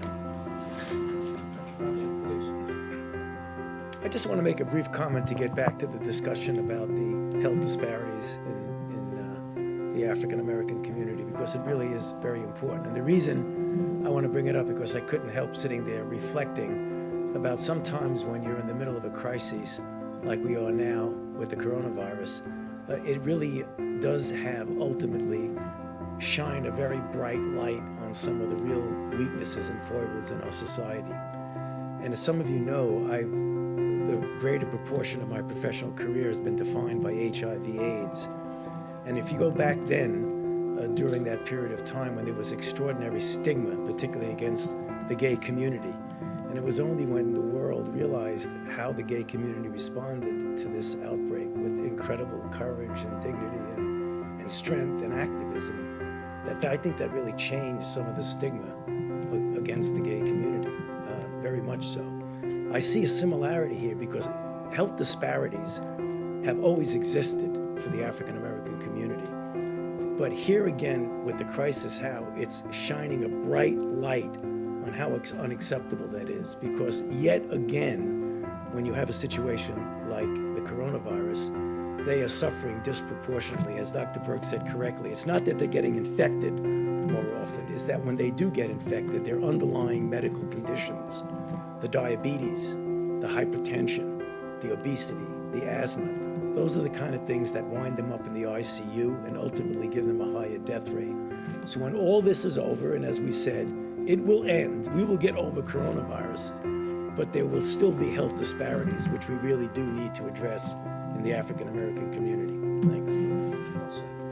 Questions for our panel, please. Yeah, for Mr. Vice President, and then a question for Dr. Burks as well. Sure. On the ventilator issue, with 8,400 of them in the stockpile and tens of thousands more coming, why are states like California and Washington needing to send ventilators to other states, and is that smart if they might need them later on? Well, I'm going to let Dr. Burks speak about what's happening in California and Washington, because it is a real credit to the people of both states and the leadership of both states to see the progress that we've made. We continue to witness that the numbers where the outbreak began, we all remember when this first emerged in the Seattle area, the numbers continue to be steady and low. And what we've seen the governor of California do, what we saw the governor of Washington State do, and the governor of Oregon, where the coronavirus hasn't arrived to a large extent in Oregon, I think is in keeping with the highest tradition of the American spirit. I mean, they are understanding what I think Americans are understanding more and more, that while we tend to think of this as one large curve in our minds when it began in our country, and we long for the day that it will end, and we want to hasten that day by putting into practice all these mitigation efforts. That the reality is, what these experts have explained to this layperson, is that what we're actually going to witness is a number of small curves that will cumulatively meet that curve. And for Oregon, for Washington State, for California to recognize where the need is, and then to partner with us and FEMA to make sure the resources are there at the time of the need, at the point of the need, I think is really inspiring. But Dr. Burks, do you want to speak to that? Yeah, I want to be clear. No, we didn't ask for their ventilators. They looked at their epidemiologic curves. These states have amazing health commissioners, and I think when this is over, we'll really be. All of the models were based on something we have never attempted to do anywhere in the world. We have never attempted to do this kind of mitigation. It was always theoretic to many individuals, and now we see across the globe people mitigating against this virus, realizing that their own behaviors can change the course and future of this virus in their communities, which is really astounding, the power that gives us to actually understand that we can compete against this virus and do well. And so I think their governors and their health commissioners looked at their curves, looked at their hospitals, looked at their ICU, and looked at their needs, and then decided that they didn't need those at this time and wanted to make it available for other states that were in more of that 2 per 1,000, 3 per 1,000, 4 per 1,000, and 7 per 1,000. And I think we'll learn a lot lot from other states and other communities to really understand how to do this better next time. And I think this is what will teach us, because we've never attempted anything like this, at least in my lifetime, where we've had, these 30 days to stop the spread. I mean, we've not ever put out information like that. So I think you heard the CDC director talk earlier today about, in the models, how different individuals thought communities would mitigate and the rate at which they would mitigate. And I think you can see that across the world, we're learning that when you give communities the information that they need to understand what's going on, and you're transparent, that communities can be part of the solution in a transparent and amazing way. And I think this kind of education and dialogue is always critical when you want communities. I think when I first started here 5 weeks ago, I said that we will win based on what the communities are able to do as a community of Americans. And I think we're all really deeply impressed about what they were able to do. So it was the governors who decided. The testing backlog, I just had a quick follow-up question on that. How close are we to getting into that 24-hour window you've talked about being very important? And then what is the status of the self-swab test? So we're tracking all of that very closely. I use my time here to appeal to people specifically, the health educators, the health advocates, because I know the power with them. But to my lab directors, I really need the Abbott M2000 online, because that means we can do an extra 100,000 tests a day, and there's enormous power in that. The ability to self-test, last time I had my test here, I self-tested, so it can be done. It's straightforward. It works very well with that rapid 5-minute test. But what we now have to create, and I know that's always difficult because everybody wants one of something, we now have to create a mosaic that brings together where we know every single machine is in the United States, where our gaps are, and then align resources with need and gaps in the testing, and ensure that we have the right laboratory test for the right communities. So you can see there would be communities, particularly the Indian Health Service or rural communities, where that Abbott ID Now kit could be incredibly helpful, because otherwise they're shipping it all the way to capital, maybe 3 states away, and that's going to add 2 or 3 days to the wait time, which we're trying to get away from. The backlog, 2 or 3 days, or what would you? It varies state by state, and we'll be talking with all of the states about really changing how we do testing in the community to really ensure that we're testing optimally.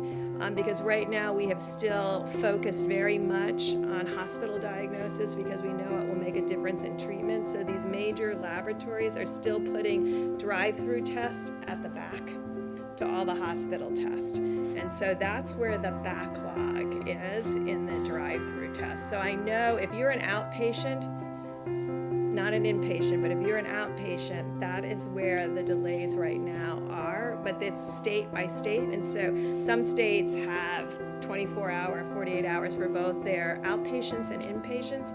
Others have short for inpatient and longer in outpatient, and then we're trying to reconcile those two pieces. And the team is actually meeting tonight to review that, but one of the data points that we review is literally on a state-by-state basis what the turnaround time is for testing, and we continue to work that. And these Abbott laboratory devices there's 18,000 of them across the country. When you go to your doctor office and get a strep test, it's that device.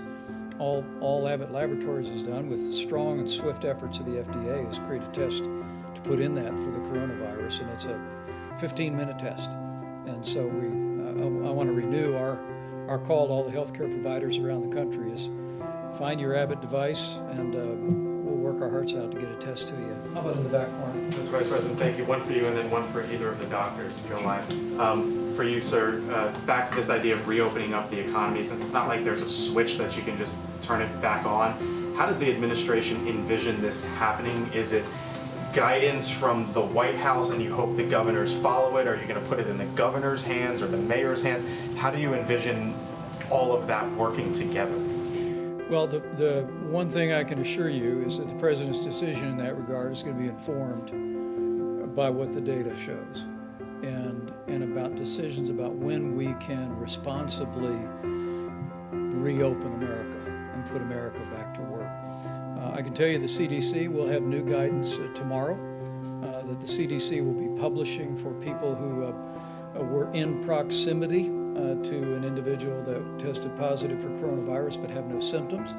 And CDC will be publishing new guidance about how those individuals and the circumstances under which they might be able to return back to work using some facial protection and monitoring their temperature, but we'll detail that for you. But what we're going to be doing over the weeks ahead is, while we focus every day at the point of the need, as the president said many times, our first mission is to save lives. And that means to slow the spread, to bend the curve, to continue to engage the American people, which they are admirably doing, to continue to put all the social distancing into practice. But there is a dual track that the president has already initiated. Some of the best minds here at the White House are beginning to think about what recommendations will look like that we give to businesses, that we give to states. But it'll all, I promise you, be informed on putting the health and well-being of the American people first. Dr. Burks? Either for Dr. Burks or for Dr. Fauci, do either of you want to take that? Or? Go ahead. Secondly, as a lot of parents are sitting home with their kids, and they've been home with their kids for weeks now, and they're wondering, maybe resigned to the fact that maybe their kids aren't going back to school this year, but are looking ahead, what do you think summer camp holds, and what do you think the start of next school year holds? If you look down the line, start on time. Do you think school next year starts on time? Can I say a word on behalf of teachers, since I'm married to one? My wife was all day yesterday at the elementary school she teaches at, loading up about 500 bins of art supplies for kids. And she's just one of millions of teachers across this country who find themselves having to distance teach kids. And I'm proud of Karen, but relatedly, I'm proud of every teacher in this country. Secretary of Education was here not long ago talking about our efforts to expand distance learning resources, even in K through 12. To all the teachers who are out there, we just want to say thank you. Thank you for what you're doing, for continuing learning even in this challenging time. And to all of the kids, just because you're home doesn't mean you don't have to do your schoolwork. Keep it up. Anticipate children being back in classes in August. What I will tell you is I'll yield to the health experts, but that'll be part of what we're looking at in terms of guidance going forward, whether it be summer school or whether it be returning to school next fall. But the most important thing we can do is put this epidemic behind us as quickly as possible. Well, my daughter is a school teacher, so she asked me the same question. It is unpredictable, but you can get a feel for if we start talking about the things where the curve goes down and we really have minimal, how we respond and what kind of a rebound we see or don't see, I think is going to have a lot of influence, probably more immediately on things like summer camps than it does in the fall. I fully expect, though I'm humble enough to know that I can't accurately predict, that by the time we get to the fall, that we will have this under control enough that it certainly will not be the way it is now, where people are shutting schools. My optimistic side tells me that we'll be able to renew to a certain extent, but it's going to be different. Remember now, because this is not going to disappear. So we're going to have in place the capability of doing the things that we talk about all the time on this stage, to identify, to isolate, to contact trace, number one. Number two, by that time, we'll have a better feel with the antibody test about what the actual penetrance of this infection was in society. How many people have actually been infected? Who's protected? If you have antibody, it's very likely that you're protected. Who's vulnerable? Do you treat vulnerables different than you treat the people who are protected? All of these things are going to go into the decision of just how much back to the original way we'd like it to be in the fall. Bottom line is no absolute prediction, but I think we're going to be in good shape. for Dr. Fauci or Dr. Birx. Can you talk about your concerns about deaths being misreported by coronavirus because of either testing or standards for how they're characterized? So I think in this country, we've taken a very liberal approach to mortality, and I think the reporting here has been pretty straightforward over the last 5 to 6 weeks. Prior to that, when there wasn't testing in January and February, that's a very different situation and unknown. There are other countries that if you had a pre-existing condition, and let's say the virus caused you to go to the ICU and then have a heart or kidney problem, some countries are recording that as a heart issue or a kidney issue and not a COVID-19 death. Right now, we're still recording it, and the great thing about having forms that come in and a form that has the ability to mark it as COVID-19 infection, the intent is right now that if someone dies with COVID-19, we are counting that as a COVID-19 death. Can you be sure? I mean, you hear from coroners that that's not necessarily the case. Are you sure? How can you be confident about that? And is there any concern that it skews the data that you're trying to collect in terms of projections and things like that? Well, I think that would apply more to rural areas that may not have the same level of testing, but I am pretty confident in New York City and in New Jersey and places that have these large outbreaks and COVID-only hospitals. I can tell you they are testing. New York and New Jersey together have, by proportion, are testing extraordinarily well as Washington State and Louisiana. So I don't see that there's been a barrier in testing to diagnosis. I think there's so much focus now on coronavirus that, particularly if you take New York, which we all know is having a disproportionately higher proportion of the burden of the entire country is right now in New York. Now, I can't imagine if someone comes in with coronavirus, goes to an ICU, and they have an underlying heart condition and they die, they're going to say cause of death, heart attack. I cannot see that happening, so I don't think it's going to be a problem. How about one more? A question for Dr. Fauci on the virus hitting Black communities the hardest. I mean, these numbers are staggering. Louisiana and other states are reporting 40 to 70% of deaths are African Americans. Do you expect that pattern to continue nationwide? Some states have not even reported their data yet.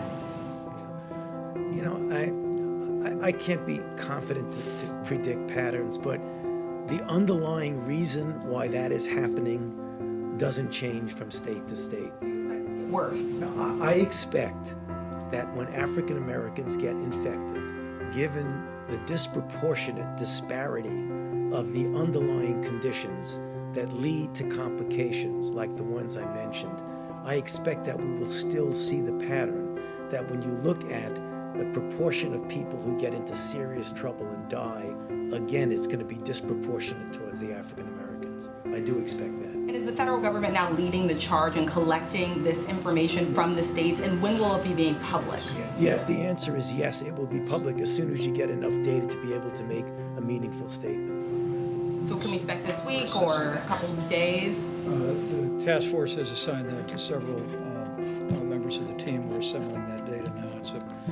It is a great concern for us, and but it's probably a good reminder that we have to be especially careful around people with serious underlying health conditions. As we've said it many times from this podium over many weeks, that the risk of serious illness from the coronavirus remains low for the average American. But for anyone from any community that has a serious underlying health condition, particularly senior citizens with serious underlying health conditions, the risk of tragedy is very real. And so we're going to be very diligent about studying this and providing information and guidance in accordance with our best scientists. But I do want to say to each and every American, the President's coronavirus guidelines for America about wash your hands. If you're if you're sick, stay home. If you can work from home, if you're not in critical infrastructure like our incredible healthcare workers or all those heroic people working to keep food on the shelves at our grocery stores, and keep medicine at the pharmacies, we ask you to work from home if you can. Avoid unnecessary travel. Avoid gatherings of more than 10 people. Use a drive-through at a restaurant. Don't go in the restaurant. Not just to protect your health, but to protect those of every community, of every background in this country who may have underlying conditions that make them susceptible to tragic outcomes. That's how we can all do our part to slow the spread and to protect our most vulnerable. And the American people are doing it. And as we continue to do that, we will hasten the day that we put the coronavirus in the past and we reopen America and put America back to work. Thank you all. We'll see you tomorrow.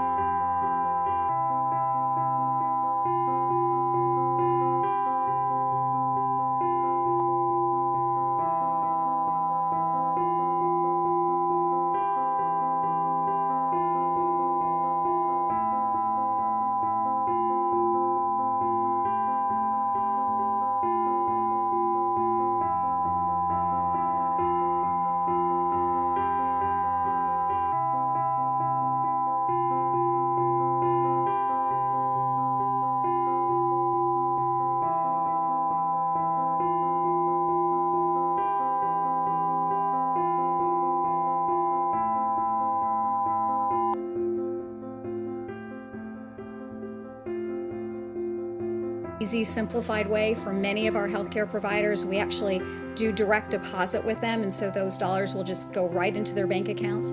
For other providers, all it's going to require is some very simple registration, and we'll be able to give them that money as well. So we're expecting that to happen this week. The other thing to note is that this is not a first come, first served basis. Because we are basing this on their Medicare revenue, they will get these dollars. So even if it takes a few days, there shouldn't be any panic in the system as well. The other thing to recognize here is that our priority was on getting these dollars out as quickly as possible. We heard that from the many healthcare providers across the country that weighed in on this. They said the most important thing was to get these dollars out as quickly as possible. But we recognize that in terms of getting these dollars out, because it's based on Medicare revenues, there are providers out there, pediatricians, children's hospitals, OBGYNs, even our nursing homes, that a lot of their revenue comes from other sources, Medicaid or other payer sources. And so those organizations will be addressed in the second tranche of funding, and we'll have a priority for these organizations and these types of healthcare providers. Also just want to say, so together between the loans that we've put out there with our accelerated payments and the $30 billion, that's about $64 billion for the healthcare system this week alone. And so I think, again, this is part of our effort to support the healthcare system, and also just want to, again, say thank you to all our healthcare providers out on the front lines. To all Americans, the best thing that we can do to support our healthcare providers is to adhere to those guidelines around 30 days to slow the spread. That is the best thing that we can do to support our healthcare workers. Thank you.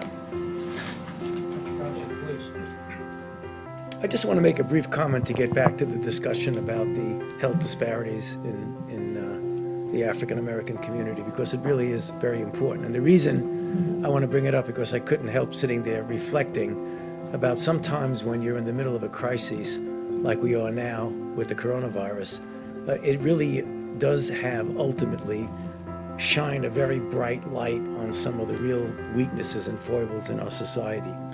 And as some of you know, the greater proportion of my professional career has been defined by HIV/AIDS. And if you go back then, during that period of time when there was extraordinary stigma, particularly against the gay community, and it was only when the world realized how the gay community responded to this outbreak with incredible courage and dignity and strength and activism, that I think that really changed some of the stigma against the gay community, very much so. I see a similarity here because health disparities have always existed for the African American community. But here again, with the crisis, how it's shining a bright light on how unacceptable that is. Because yet again, when you have a situation like the coronavirus, they are suffering disproportionately, as Dr. Berg said correctly. It's not that they're getting infected more often, it's that when they do get infected, their underlying medical conditions, the diabetes, the hypertension, the obesity, the asthma, those are the kind of things that wind them up in the ICU and ultimately give them a higher death rate. So when all this is over, and as we've said, it will end, we will get over coronavirus, but there will still be health disparities, which we really do need to address in the African American community. Thanks. Questions for our panel, please. Yeah, for Mr. Vice President, and then a question for Dr. Burks as well. Sure. On the ventilator issue, with 8,400 of them in the stockpile and tens of thousands more coming, why are states like California and Washington needing to send ventilators to other states, and is that smart if they might need them later on? Well, I'm going to let Dr. Burks speak about what's happening in California and Washington, because it is a real credit to the people of both states and the leadership of both states to see the progress that we've made. We continue to witness that the numbers where the outbreak began, we all remember when this first emerged in the Seattle area, the numbers continue to be steady and low. And what we've seen the governor of California do, what we saw the governor of Washington State do, and the governor of Oregon, where the coronavirus hasn't arrived to a large extent in Oregon, I think is in keeping with the highest tradition of the American spirit. They are understanding what I think Americans are understanding more and more, that while we tend to think of this as one large curve in our minds, when began in our country, and we long for the day that it will end. And we want to hasten that day by putting into practice all these mitigation efforts. The reality is, what these experts have explained to this layperson is that what we're actually going to witness is a number of small curves that will cumulatively meet that curve.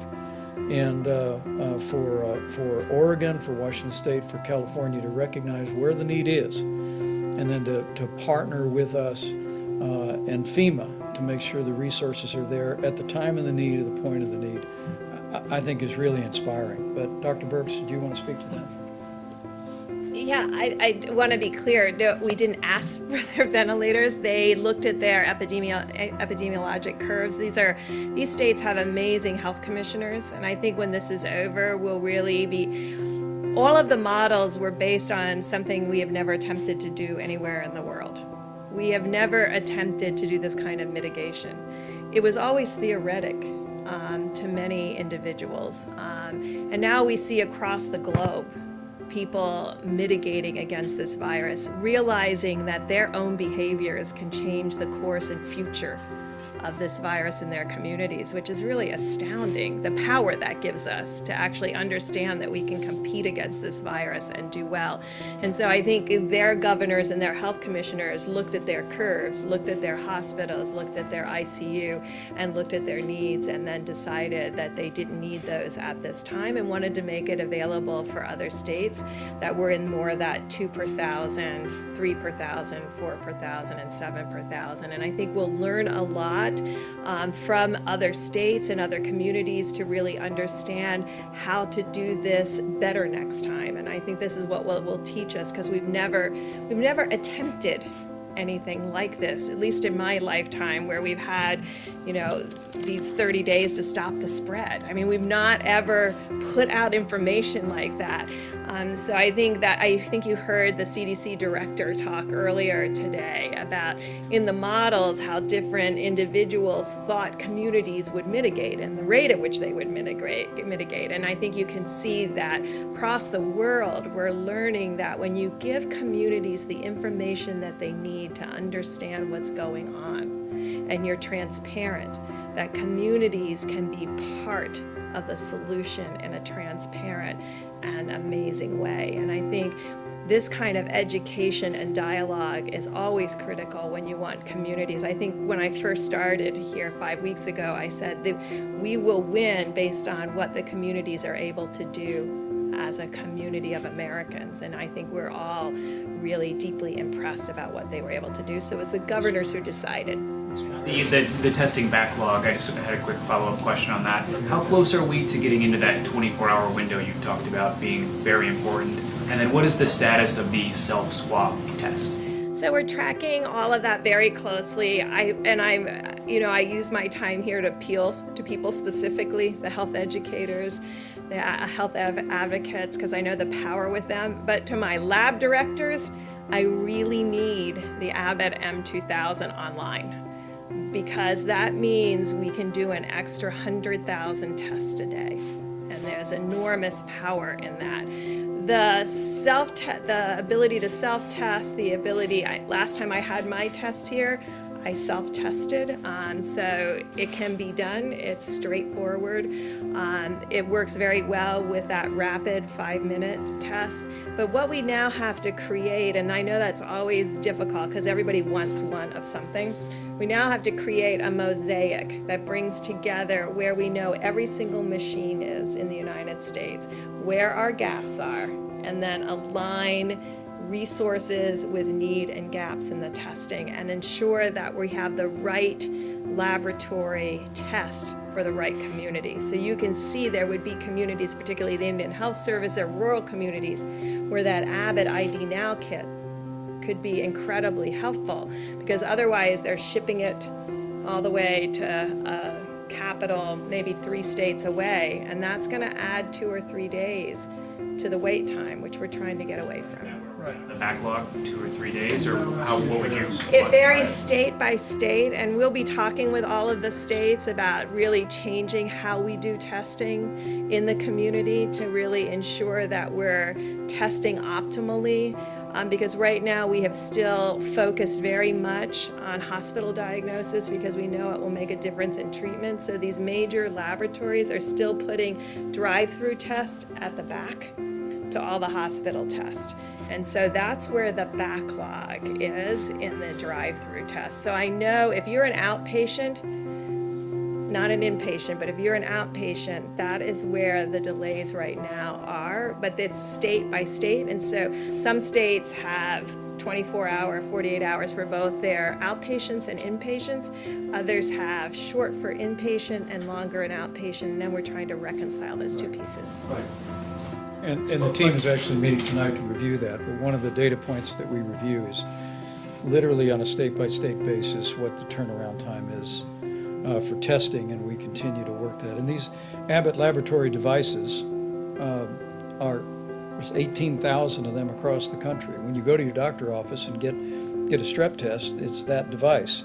All Abbott Laboratories has done with strong and swift efforts of the FDA is create a test to put in that for the coronavirus, and it's a 15-minute test. And so I want to renew our call to all the healthcare providers around the country is find your Abbott device, and we'll work our hearts out to get a test to you. How about in the back corner? Mr. Vice President, thank you. One for you and then one for either of the doctors, if you don't mind. For you, sir, back to this idea of reopening up the economy, since it's not like there's a switch that you can just turn it back on, how does the administration envision this happening? Is it guidance from the White House and you hope the governors follow it? Are you going to put it in the governor's hands or the mayor's hands? How do you envision all of that working together? Well, the one thing I can assure you is that the president's decision in that regard is going to be informed by what the data shows and about decisions about when we can responsibly reopen America and put America back to work. I can tell you the CDC will have new guidance tomorrow that the CDC will be publishing for people who were in proximity to an individual that tested positive for coronavirus but have no symptoms. And CDC will be publishing new guidance about how those individuals and the circumstances under which they might be able to return back to work using some facial protection and monitoring their temperature, but we'll detail that for you. But what we're going to be doing over the weeks ahead is while we focus every day at the point of the need, as the president said many times, our first mission is to save lives. And that means to slow the spread, to bend the curve, to continue to engage the American people, which they are admirably doing, to continue to put all the social distancing into practice. But there is a dual track that the president has already initiated. Some of the best minds here at the White House are beginning to think about what recommendations will look like that we give to businesses, that we give to states, but it'll all, I promise you, be informed on putting the health and well-being of the American people first. Dr. Burks?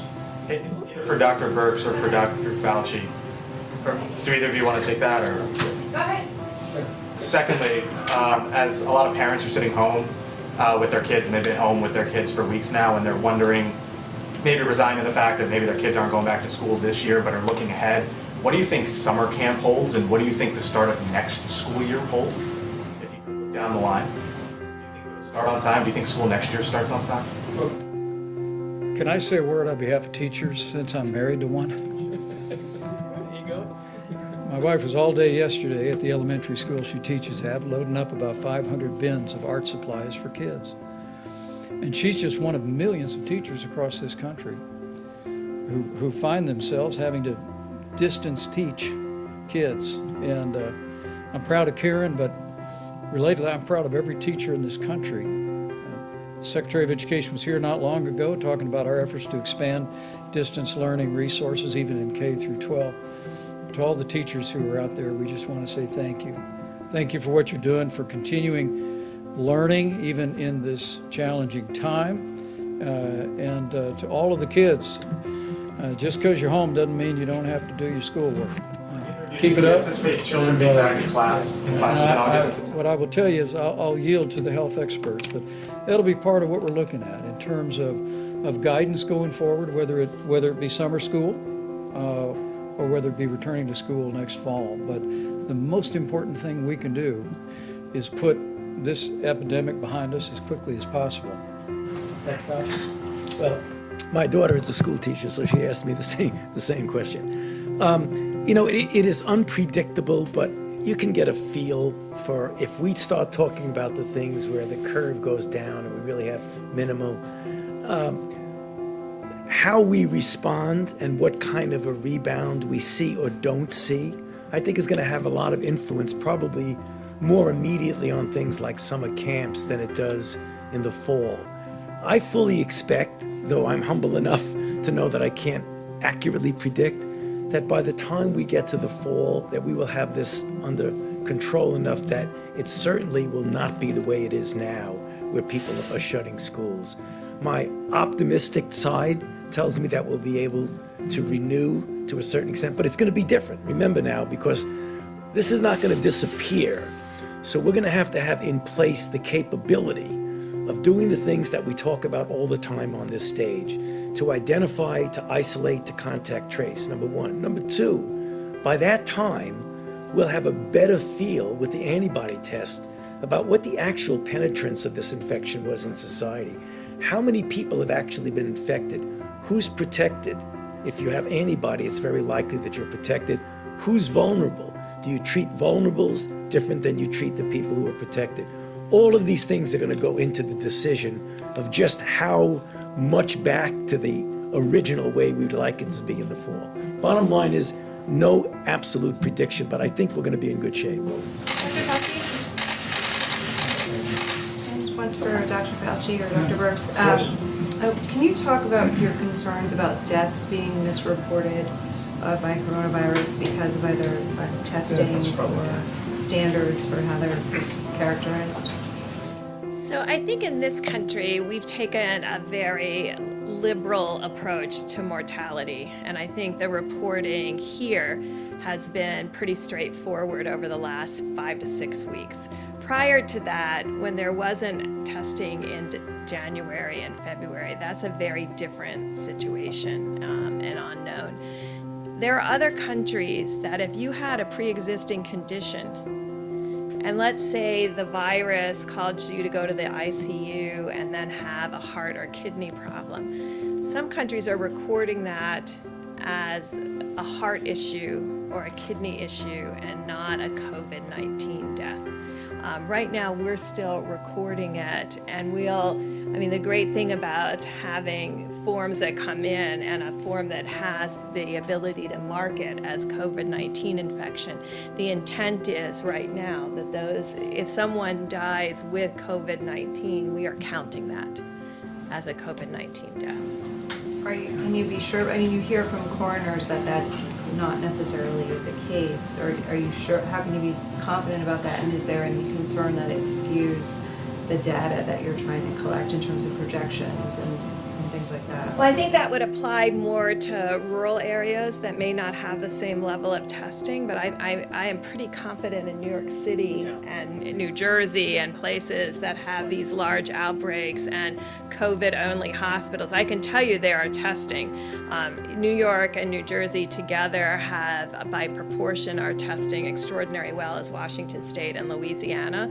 So I don't see that there's been a barrier in testing to diagnosis. No, I think there's so much focus now on coronavirus that, particularly if you take New York, which we all know is having a disproportionately higher proportion of the burden of the entire country is right now in New York.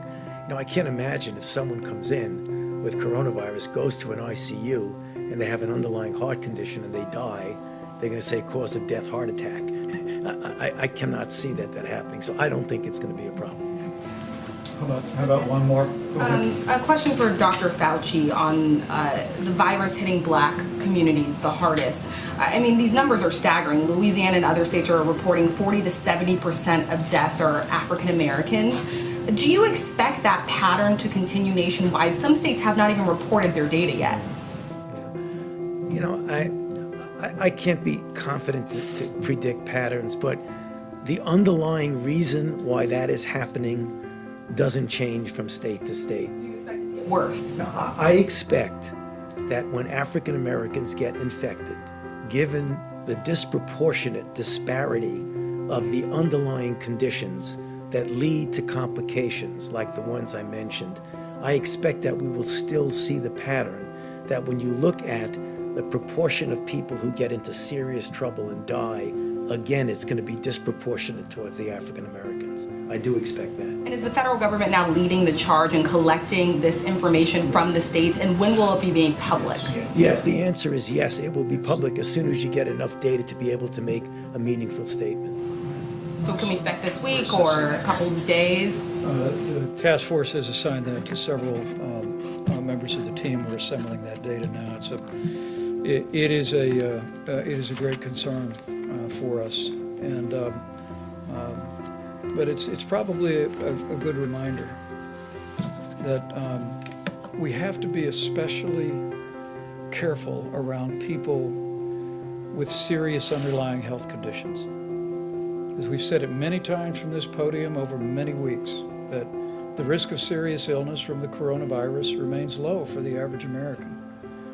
But for anyone from any community that has a serious underlying health condition, particularly senior citizens with serious underlying health conditions, the risk of tragedy is very real. And so we're going to be very diligent about studying this and providing information and guidance in accordance with our best scientists. But I do want to say to each and every American, the President's coronavirus guidelines for America about wash your hands. If you're sick, stay home. If you can work from home, if you're not in critical infrastructure like our incredible healthcare workers or all those heroic people working to keep food on the shelves at our grocery stores and keep medicine at the pharmacies, we ask you to work from home if you can. Avoid unnecessary travel. Avoid gatherings of more than 10 people. Use a drive-through at a restaurant. Don't go in the restaurant. Not just to protect your health, but to protect those of every community, of every background in this country who may have underlying conditions that make them susceptible to tragic outcomes. That's how we can all do our part to slow the spread and to protect our most vulnerable. And the American people are doing it. And as we continue to do that, we will hasten the day that we put the coronavirus in the past and we reopen America and put America back to work. Thank you all. We'll see you tomorrow.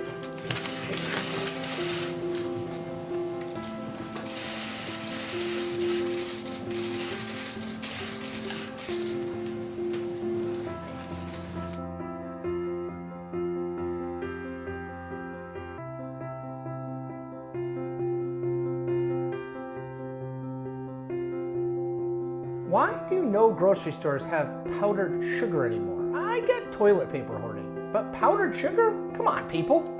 Vice President Mike Pence has spent some decent chunk of the past 3+ years defending Donald Trump's indefensible statements. What the president meant and what the president was getting at are key phrases of the Pence vocabulary. See, Trump isn't really bullying and boorish.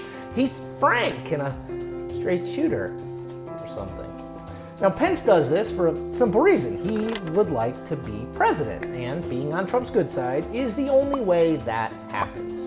And the only way to consistently stay on Trump's good side is to relentlessly defend him from any and all criticism. It's basically math.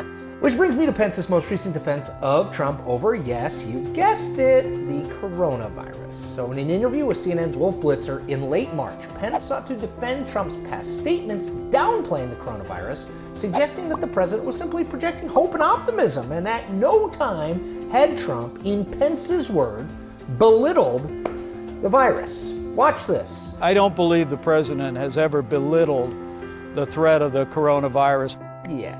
As a favor to Mike Pence, this is a public service to all of you, I decided it might be worth taking a stroll down memory lane of all the times Donald Trump literally belittled the coronavirus and the threat it posed to America over these past few months. Step into my time machine, won't you? It's just behind that door. Trust me, it's entirely safe. Won't hurt a bit. Number one. We have it totally under control. It's one person coming in from China, and we have it under control. It's going to be just fine. That's Trump way back on January 22nd, the first time he was asked publicly about the coronavirus. It was in a sit-down with CNBC's Joe Kernan at, of all places, the World Economic Forum in Davos, Switzerland. Now, what's amazing about the interview is not just Trump downplaying the virus as a threat, but also how, when questioned by Kernan about whether China was being transparent enough about the coronavirus, Trump replied like this, quote, I do. I have great relationship with President Xi. We just signed probably the biggest deal ever made. By late March, Trump had totally reversed course on China, insisting the country was to blame for making the virus worse in the United States due to a fundamental lack of transparency. Number 2. We pretty much shut it down coming in from China. Okay, so this one came in the start of February in an interview between Donald Trump and Fox News' Sean Hannity. Trump then and now was touting his decision to close down travel from China as effectively stopping the virus cold. A little over 2 months after this interview, coronavirus had sickened more than 337,000 Americans and killed more than 9,600. Number 3, the coronavirus is very much under control in the USA. We are in contact with everyone in all relevant countries. CDC and World Health have been working hard and very smart. Stock market starting to look very good to me. This Trump tweet came on February 24th. On that day, the Dow Jones Industrial Average closed just under 29,000. Exactly 1 month later, it closed under 21,000. It has since rebounded somewhat to around 22,000. Number 4. We're going down, not up. We have it so well under control. I mean, we really have done a very good job. Trump said this on February 26th at the Coronavirus Task Force Daily Press Briefing. At that point, there were 60 confirmed coronavirus cases in the U.S., the vast majority of which, 42, were passengers aboard the Diamond Princess, you remember that ship. Now, since that time, the number of corona cases in America has increased roughly 5,000-fold. Number 5. It's a little like the regular flu that we have flu shots for. And we'll essentially have a flu shot for this in a fairly quick manner. So Trump spent much of February and even well into March drawing the flu comparison as a way to suggest the media was overreacting to the threat coronavirus posed. This has never been true for lots and lots of reasons. Let's go through them. Coronavirus is more easily transmissible than the flu. It's more deadly than the flu. We have no vaccine or shot for coronavirus like we do the flu. And because coronavirus is a new disease to humans, we also lack any sort of herd immunity like we have from the flu. Number 6. Going to disappear. One day it's like a miracle. It will disappear. And from our shores, it could get worse before it gets better. It could maybe go away. We'll see what happens. Nobody really knows. So that was Trump on February 27th. 2-ish weeks later, March 16th, he issued guidance that there should be no gatherings of 10 or more people and that people needed to practice social distancing. He extended all of those guidelines on April 1st through the end of this month. Number 7. No, I'm not concerned at all. No, I'm not. No, we've done a great job. This was Trump's response on March 8th when asked whether he was concerned that the virus was getting closer to Washington, D.C. and, in particular, the White House. It was part of a press availability with Brazilian President Jair Bolsonaro at Mar-a-Lago in Florida. Now, 4 days after Trump said this, a Bolsonaro press aide who had been with both presidents at Mar-a-Lago tested positive for coronavirus. Number 8. So last year, 37,000 Americans died from the common flu. It averages between 27,000 and 70,000 per year. Nothing is shut down, life and the economy go on. At this moment, there are 546 confirmed cases of coronavirus with 22 deaths. Think about that! This tweet from Trump on March 9th is, for my money, his worst statement on coronavirus. All of the flu comparisons are wrong for all of the reasons I noted above. A week after he sent this tweet, the White House issued guidelines urging Americans to avoid coming within 6 feet of each other. 2 weeks after he sent this tweet, the Dow Jones dropped under 19,000. Think about that! Number 9. It's a very contagious virus. It's incredible, but it's something that we have tremendous control of. Trump said that on March 15th, when roughly 6 people in the United States had died from coronavirus. Despite having the virus under tremendous control, deaths have risen by 16,000% since Trump made that remark.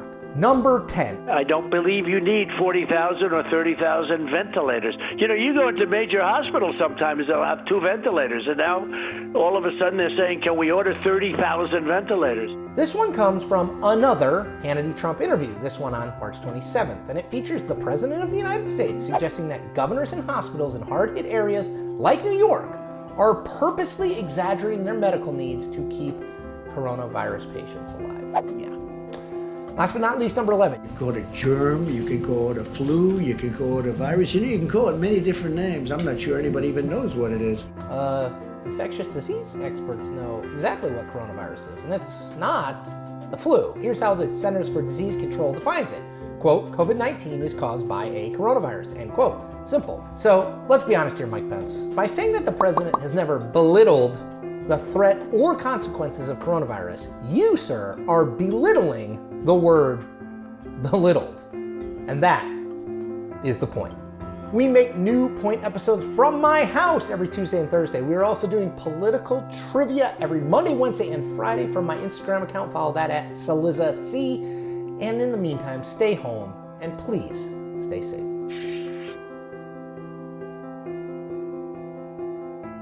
Day 1175 of this Trump administration, 209 days to go until the presidential election. Another record day across this country in all the bad ways. At today's White House briefing, in what may be a continuation of a rather perverse lesson in adjusting expectations, the president, wanting always to show he acted early and decisively against the virus and was never a denier, said today if the death toll in this country is substantially under 100,000 people, as he put it, we did a very good job. He said today he considers the country ahead of schedule. He says he wants to reopen the country with a big bang. And right before leaving the stage, he said, we're really in great shape. He left the briefing room. Mike Pence started to talk about the grim week we are witnessing here in these United States. The number of confirmed cases worldwide now at 1.5 million. In this country, nearly 15,000 people have lost their lives thus far. At the epicenter of this crisis, New York again reporting its highest single-day death toll, with 779 souls lost in 24 hours. New Jersey also hit its own one-day record, 275 deaths. New York has more confirmed cases than any other country in the world, except for the United States. Yet again today, Governor Cuomo of New York said the latest data indicates the curve of infection is flattening. The number of patients hospitalized is down. And again, we don't look at just day-to-day data. You look at the 3-day trend. There's no doubt that we can't stop doing what we're doing. Politico reporting Vice President Pence and Dr. Tony Fauci told lawmakers they too were seeing signs of stabilization and that the administration is now actively exploring ways to return the shutdown nation back to normal. At this afternoon's White House briefing, Trump focused on those glimmers of progress. We're hopefully heading toward a final stretch, the light at the end of the tunnel, as I was saying. As we continue to wage all-out medical war to defeat the virus, we're also fighting an economic war to ensure we can quickly turn to full financial strength. What specifically has to happen for you to feel that it's safe to reopen the country, and what is your plan to do that? Well, I think we can say that we have to be on that downside of that slope and heading to a very strong direction that this thing is gone. Now, we could do it in phases. We can go to some areas, which some areas are much less affected than others. But it would be nice to be able to open with a big bang. That until the health experts tell you it's safe to do it? Yeah, I would rely very heavily on them, yeah.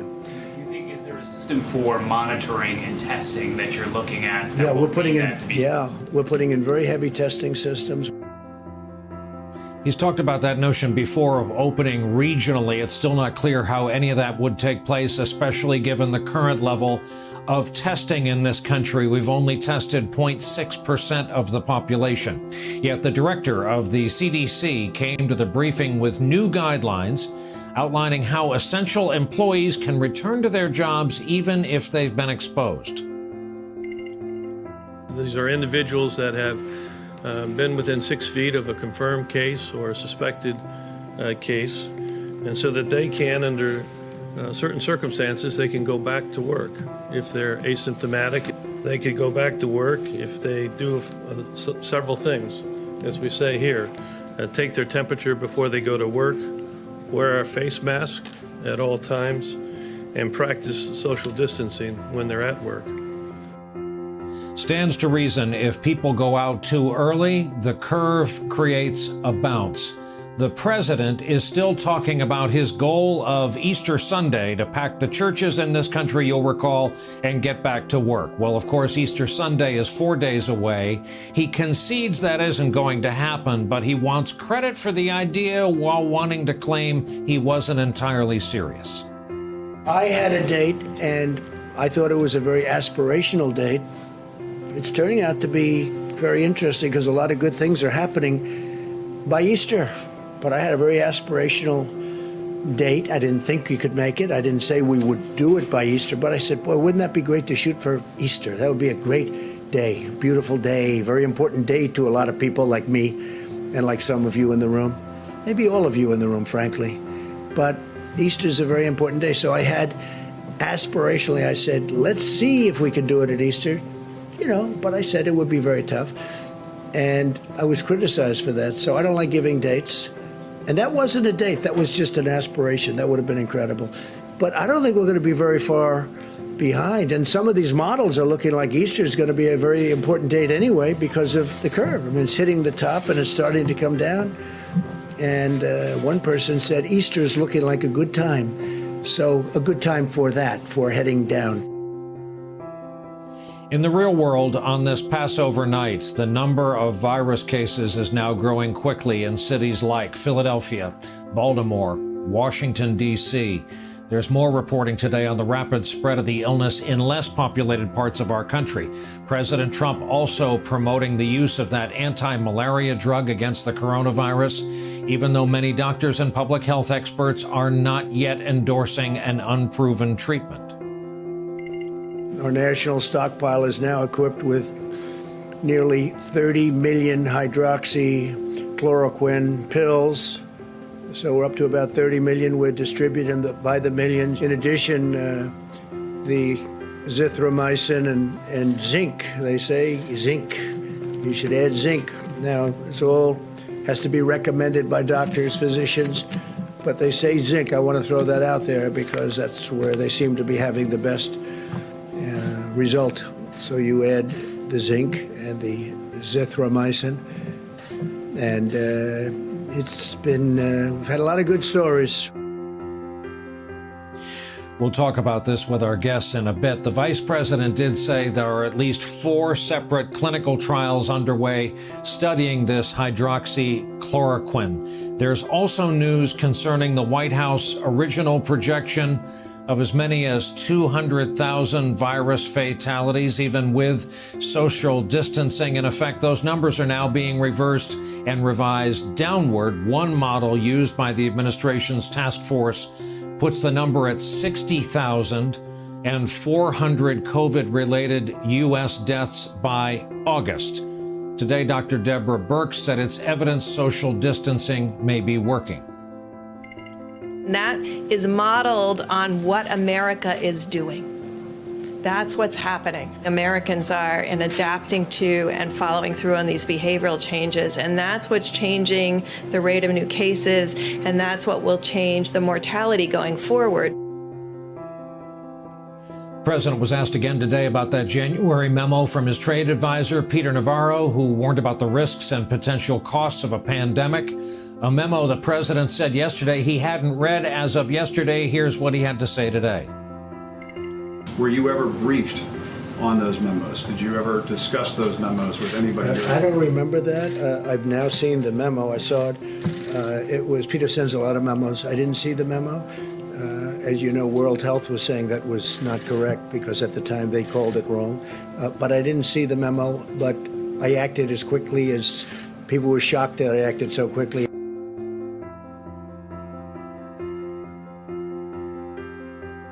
Hey there, I'm Chris Hayes from MSNBC. Thanks for watching MSNBC on YouTube. If you want to keep up to date with the videos we're putting out, you can click subscribe just below me or click over on this list to see lots of other great videos.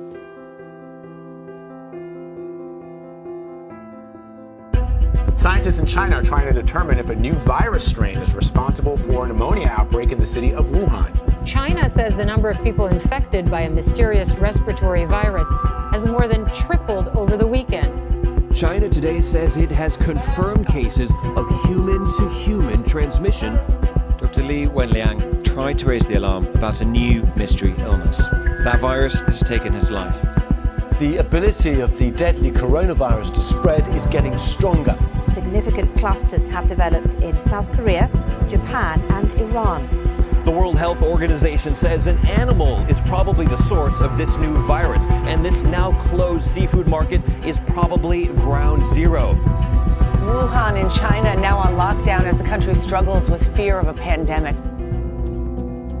出门了以后就发现，本来很繁华、人很多的街道上面的话，像极了那种末世电影里面的场景。我在武汉封城以后，也是志愿去帮一些身在外地不能回武汉的人去。They're racing to build a new 1,000-bed hospital to treat patients. The growing desperation for quarantined cruise passengers. Thousands stuck on ships like this one off the coast of Japan. It's the not knowing factor that is the real challenge. The World Health Organization has officially called it COVID-19. This one is scary because it is a brand new virus, so we don't know how it's going to behave. But as the number of people infected by this disease continues to mount, so too the impact on all of our lives. You've heard about flattening the curve. If we don't do anything without protective measures, all these people and probably more die. To keep new cases from entering our shores, we will be suspending all travel from Europe. This is the worst public health crisis for a generation. Europe has now become the epicenter of the pandemic.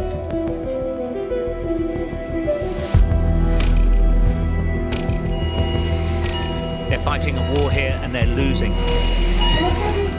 Sono parecchi anni che lavoro qui in terapia intensiva, sembra di vivere un qualcosa che vedi solo nei film. Adesso è un afflusso proprio soprannaturale. Overnight, the military cleared the bodies from the hospital morgue in the town because it was full. The Italian Prime Minister has announced restrictions on movement across the entire country. Siete degli irresponsabili, dei cretini, degli emeriti cretini. Se tu non esci, non ti preoccupare, non succede nulla. È inutile che scriva a me, che cazzo mi scriva a me? State in casa che non succede niente.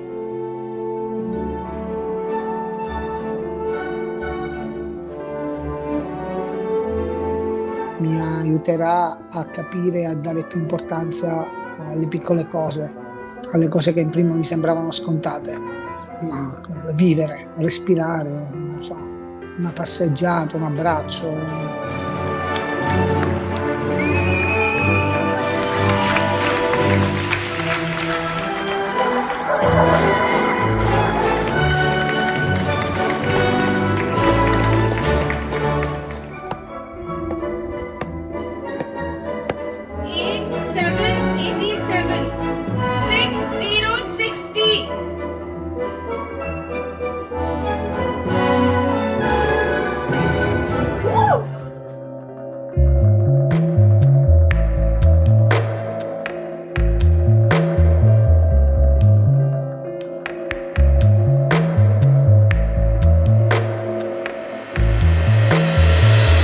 Coronavirus will overwhelm the NHS unless everyone starts to practice social distancing.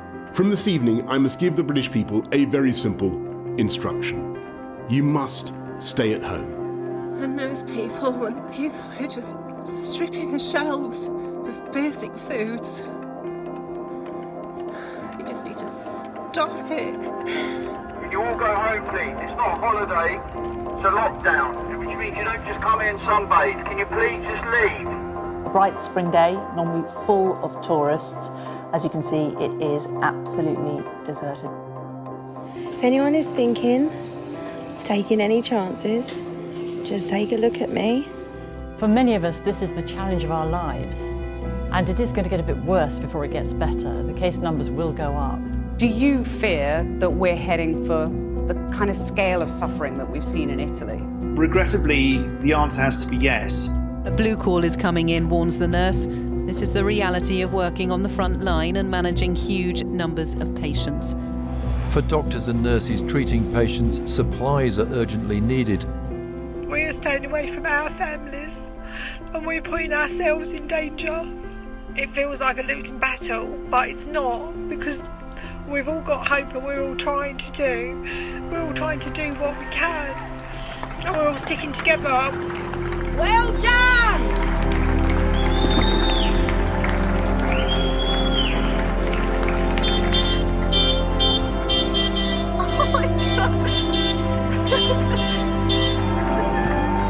I've just took the team outside to listen. That is absolutely... I've developed mild symptoms of the coronavirus. The Prime Minister has been admitted to hospital in what's being described as a precautionary step. And on the advice of the medical team, who's moved in to a critical care unit. The U.S. now has more reported cases of the coronavirus than any other country in the world. The number of cases in the U.S. jumped again overnight to at least 102,000, with 1,600 deaths. New York, the epicenter in the U.S., still in need of more space and more supplies. How is it? Hell. Biblical. I kid you not. Queens in New York is the worst infected district in what is now the world's worst infected city, and the doctors and nurses don't know what's hit them. There's a common misconception going around that it's only the elder people in our population that's being affected. This is simply untrue. It is really killing a lot of people. You're going to start seeing some real light at the end of the tunnel, but this is going to be a very painful, very, very painful 2 weeks. And now for some good news. Lean on me when you're not strong, and I'll be your friend. I'll help you. If there is any silver lining, pollution levels way down. We should take comfort that while we may have more still to endure, better days will return. We will be with our friends again. We will be with our families again. We will meet again. Don't know where, don't know when, but I know we'll meet again some sunny day.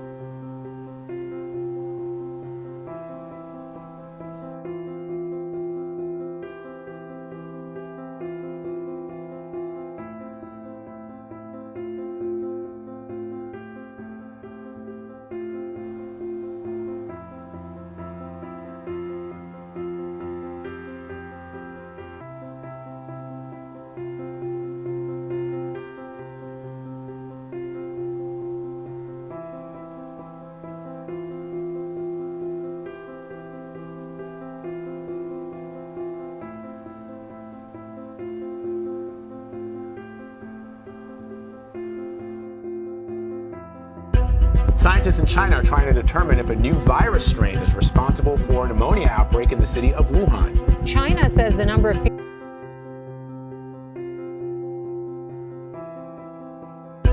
Scientists in China are trying to determine if a new virus strain is responsible for a pneumonia outbreak in the city of Wuhan. China says the number of people.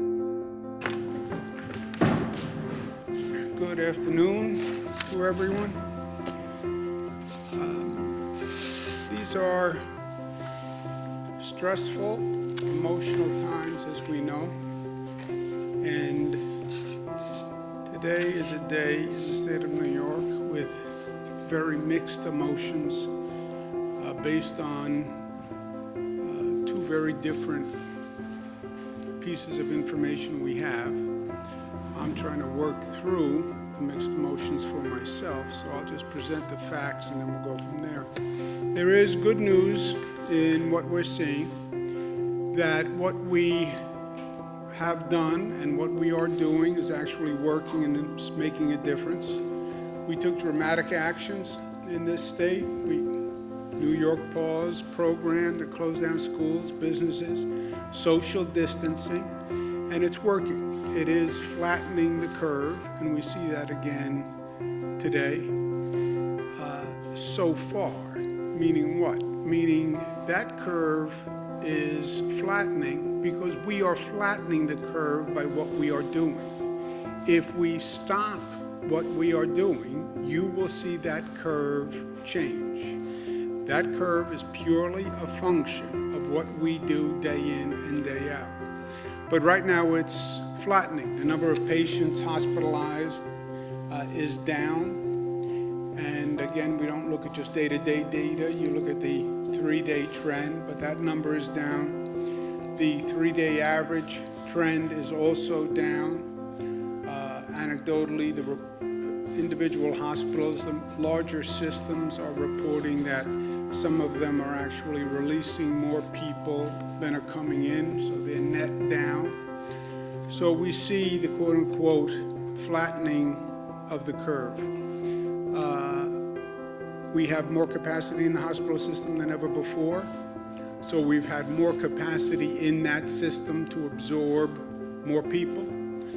The sharing of equipment, which has been really one of the beautiful, cooperative, generous acts among different partners in the healthcare system, has worked.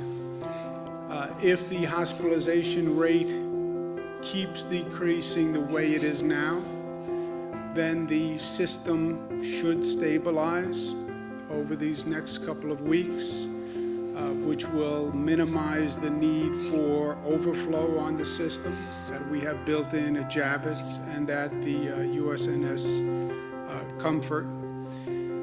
So that is all good news. There's a big caution sign. That's if we continue doing what we're doing. If we continue doing what we're doing. We are flattening the curve because we are rigorous about social distancing, etc. So if we continue doing what we're doing, then we believe the curve will continue to flatten. But it's not a time to get complacent. It's not a time to do anything different than we have been doing. Remember what happened in Italy when the entire healthcare system became overrun? So we have to remain diligent. We have to remain disciplined going forward.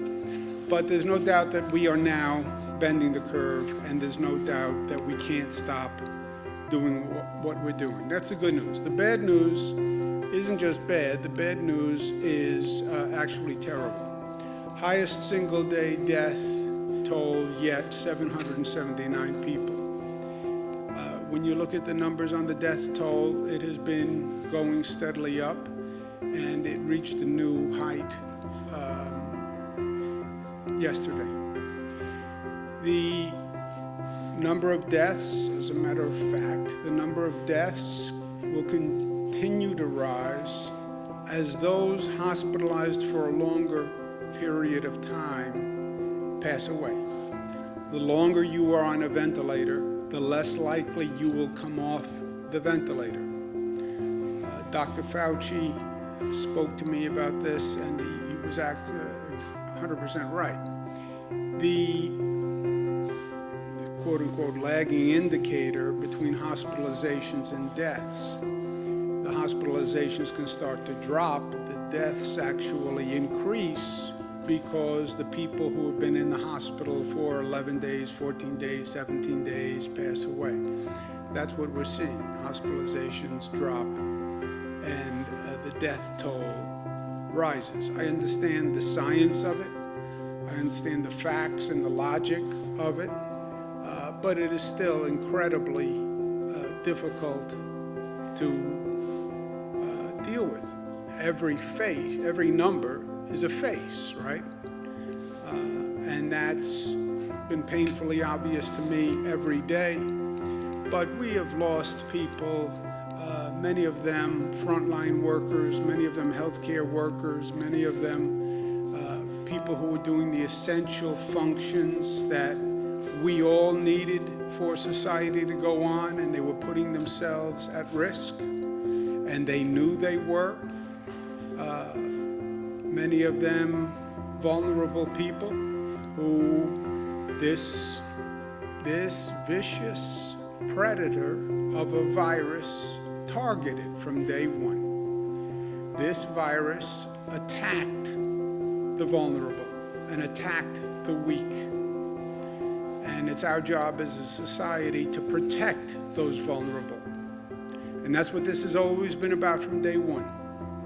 And it still is about. Be responsible, not just for yourself, but to protect the vulnerable. Be responsible because the life you risk may not be your own. Those people who walk into an emergency room every day and put themselves at peril, don't make their situation worse. Don't infect yourself or infect someone else so their situation becomes more dangerous. Just to put a perspective on this, 9/11, which so many of us lived through in this state and in this nation, 2,753 lives lost. This crisis, we lost 6,268 New Yorkers. I'm going to direct all flags to be flown at half-mast in honor of those who we have lost to this virus. Big question from everyone, from my daughters, I'm sure around most people's dinner table. When will things go back to the way they were? I don't think it's about going back. I don't think it's ever about going back. I think the question is always about going forward. And that's what we have to deal with here. It's about learning from what we've experienced, and it's about growing, and it's about moving forward. Well, when will we return to normal? I don't think we return to normal. I don't think we return to yesterday, where we were. I think if we're smart, we achieve a new normal. The way we are understanding a new normal when it comes to the economy and a new normal when it comes to the environment. Now we understand the new normal in terms of health and public health. And we have to learn just the way we've been learning about the new normal in other aspects of society. We have to learn what it means, global pandemic, how small the world has actually gotten. Someone sneezes in Asia today, you catch a cold tomorrow. Whatever happens in any country on this globe can get on an airplane and be here literally overnight. And understanding this phenomenon and having a new appreciation for it, how our public health system has to be prepared, and the scale to which we need a public health system. Look at the way we're scrambling right now to make this work. We have to learn from that. I think we've also learned positive lessons. We've found ways to use technology that we never explored before. You have a New York State court system that, thank you, Chief Judge, is basically developing a virtual online court system, which has all sorts of positive benefits going forward. Using technology for healthcare, using technology for work from home, using technology for education. I think these are all positives that we can learn. testing capacity, which we still have to develop.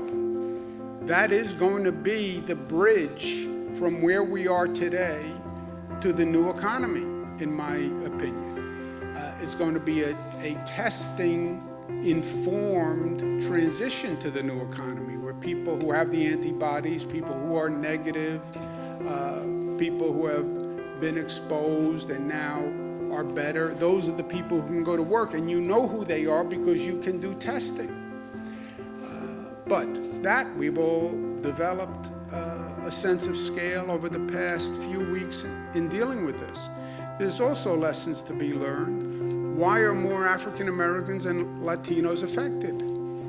We're seeing this around the country. Now, the numbers in New York are not as bad as the disparities we see in other places across the country, but there still are apparently disparities.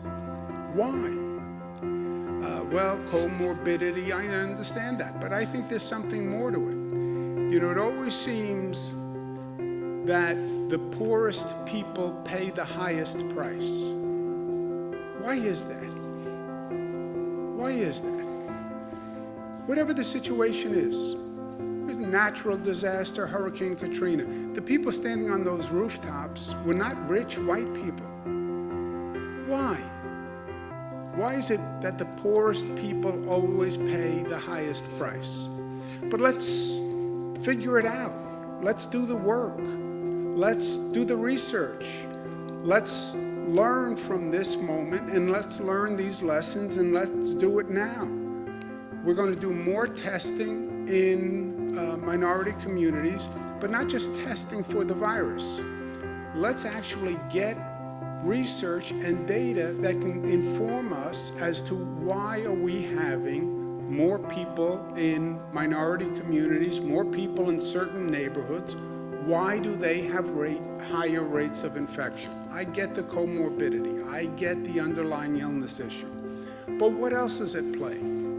Are more public workers Latino and African American who don't have a choice, frankly, but to go out there every day and drive the bus and drive the train and show up for work and wind up subjecting themselves to, in this case, the virus, whereas many other people who had the option just absented themselves. They live in more dense communities, more urban environments, but what is it? And let's learn from that, and let's do it now. I'm going to ask our SUNY Albany Chief, Dr. Javidan Rodriguez, to head an effort to do it right now. We'll do more testing in minority communities now, with more data research done now. So let's learn now. Department of Health will be doing it along with Northwell. But let's learn these lessons now. We're also going to make an additional $600 payment to all unemployed New Yorkers. The federal government says they will reimburse us for it, but people need money now in their pocket. So New York will be doing that immediately. We're also extending the period covered by unemployment benefits for an additional 13 weeks, goes from 26 weeks to 39 weeks, so that should be a relief. On voting, I've seen lines of people on television voting in other states. This is totally nonsensical. God bless them for having such diligence for their civic duty that they would go stand on a line to vote, but people shouldn't have to make that choice. And where by executive order, all New Yorkers can vote absentee on June 23rd, primaries coming up. I want to say thank you to the many places and people who are working with the state of New York. Mercury Medical donated 2,400 BiPAP machines. BiPAP machines are technically not ventilators, but they can be modified to effectively ventilate, even though they're not ventilators, and we're using them. They were brought up from Florida. Thank you very much, JetBlue, for doing that. I also want to thank Oregon and Washington State and California for freeing up ventilators. I want to thank the direct care workers who are doing a fantastic job, and they're doing it every day. I want to thank the state workers who are showing up and doing a great job every day, every first responder.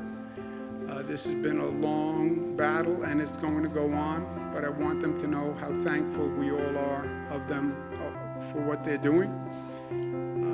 I want people to remember that we're flattening that curve, and if anything, we double down now on our diligence. We're going to start a social media campaign. Who are you staying home for, right? It's not about staying home for yourself. Stay home for others. Stay home for the vulnerable people who, if they get this virus, are in a really bad place in life. Stay home for the healthcare worker who's in the emergency room because you don't want to infect anybody else, who then puts another greater load on our healthcare system. So who are you staying home for? I'm staying home for my mother, but everyone, it's not about just you, it's about all of us. So who are you staying home for? And we'll start a social media campaign that does that. But thank you to all the New Yorkers for all they've done. And we still have more to do. We are by no means out of the woods. And do not misread what you're seeing in that data and on those charts. That is a pure product of our actions and behavior. If we behave differently, you will see those numbers change. I just doubled the fine on disobeying the social distancing rules. Why? Because if anything, we have to get more diligent, not less diligent. And we have more to do. And that's New York, tough. But tough is more than just tough. Tough is smart and disciplined and unified. And tough is loving. The toughest guys are tough enough to love, right? Last point, our brothers and sisters in the Jewish community celebrate Passover tonight. We wish them all a happy Passover. The Jewish community has had a long and difficult year besides any of this. The number of incidents of anti-Semitism across this country, the violence that they have seen, even in this state of New York that has such a large Jewish population. So we wish them all well on Passover. And the message of Passover, I know, helps me today, and I offer it to others to consider. Passover says we remember the past, we learn from the past, we remember the lessons of the past, we teach a new generation those lessons. But there's also a message of hope in Passover. Next year in Jerusalem, next year in Jerusalem, next year the Promised Land, next year will be better. And yes, this has been a difficult month. We'll learn a lot, we'll move forward, and we'll be better for it. Questions? In New York City, 75% of frontline workers are Black and Latino. We're talking about grocery store clerks, people who work in public transit, childcare. Is it time to scale back some of these grocery stores that are open, or some of these businesses that are still open at this point, to try to bridge that gap? Yeah, the question is, many of the essential workers, public workforce, tends to be African American and Latino. I think that's probably right. I don't know the statistics, but I think that's probably right.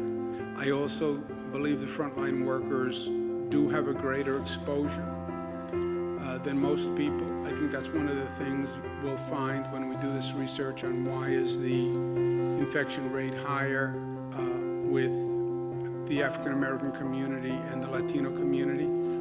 Again, the disparity that we're seeing in New York is nothing like what you see in other places across the country.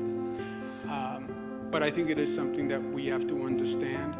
I don't think we can reduce the essential services, you know, we're down to basically food, pharmacy, basic transportation, which frankly is more for our essential workers to get where they're going. If you didn't have public transportation, you couldn't have those healthcare workers showing up, you couldn't have the grocery workers showing up. So I don't think we're in a position to say eat less or use less drugs or use less healthcare. I think we have to get through this now and then learn from it and see what changes we can make in the future. The state was very. Do you think the state was slow? Excuse me 1 second, Karen. Just Bernadette. Was the state slow to shut everything down? Did New York pause come too late? Do you guys wish that you had started reducing the workforce, shutting down businesses, etc., sooner? Especially considering San Francisco had shut down prior to New York. Do you think that New York was late to act? No, I think New York was early, and I think the actions we took were more dramatic than most, and frankly, were criticized as being premature. So no, I think if you could rewind the tape, you'd have to go back to last November, December. What was going around, what was happening around the world, and what was the effect going to be here.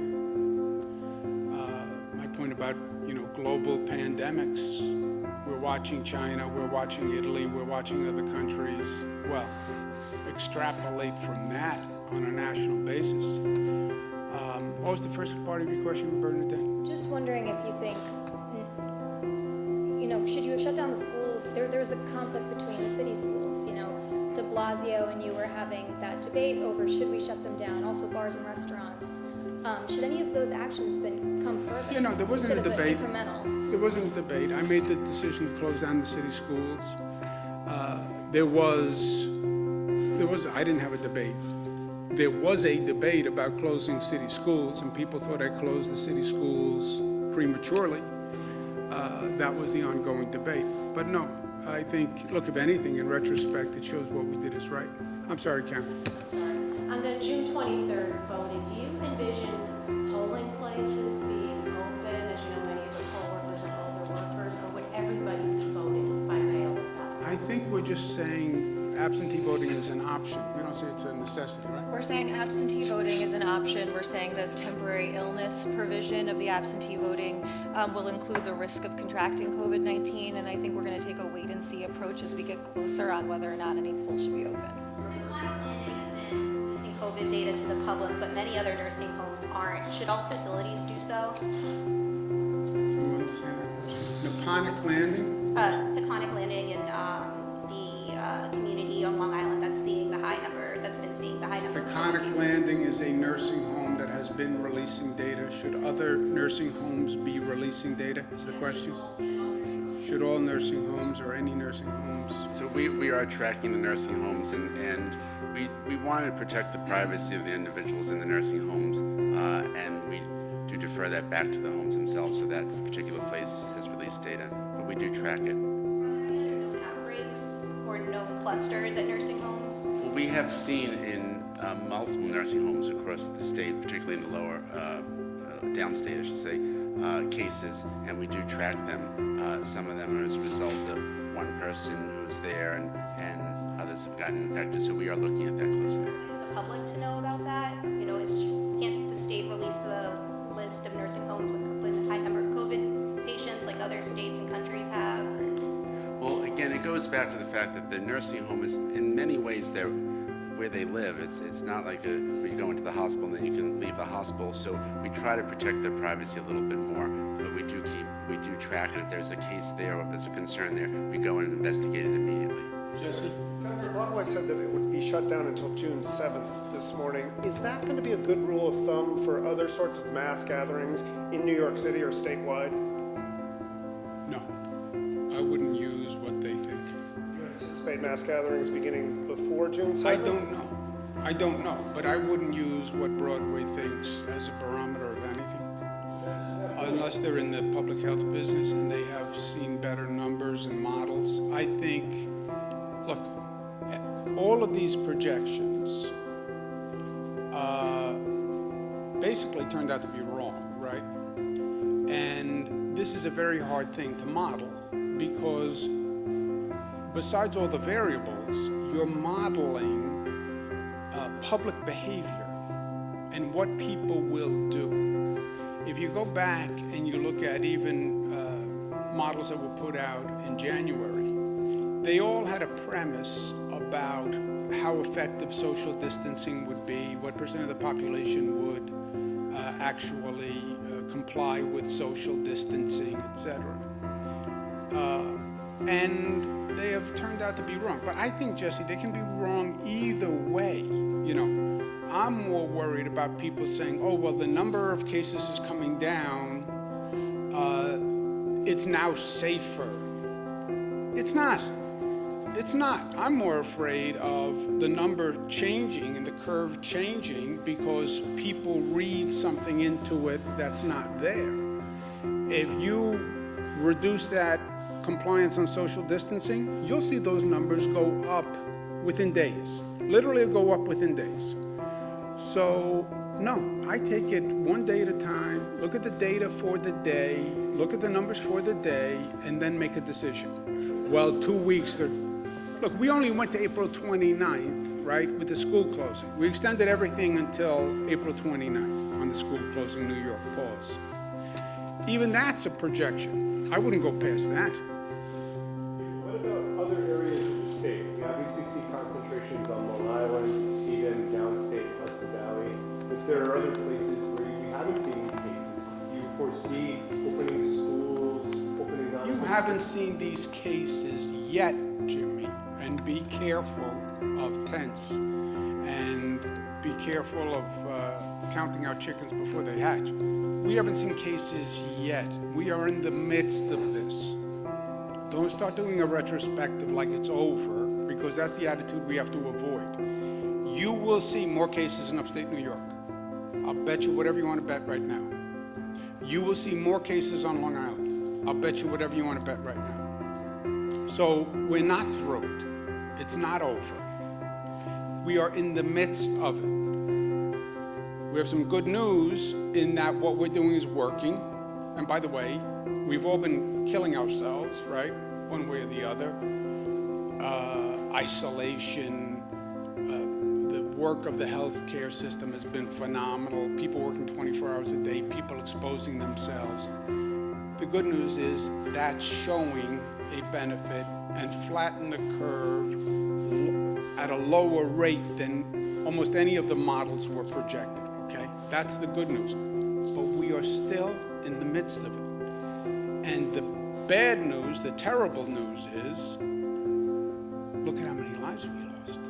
I mean, it is breathtaking. So the next time we want to think about, we're getting a little complacent, a little cavalier, look at the number of people we've lost. Remember that before you decide to go out of the house because you have cabin fever.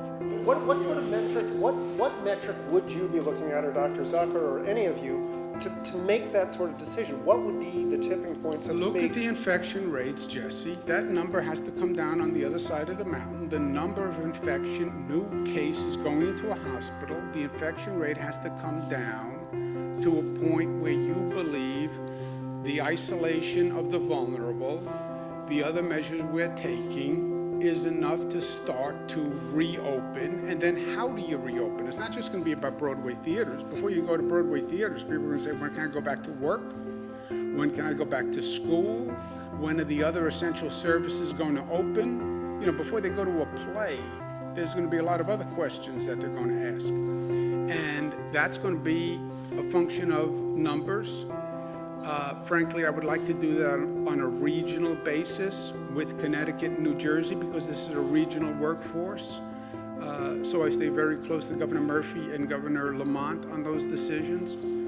I don't believe in these geographic distinctions in these situations, right?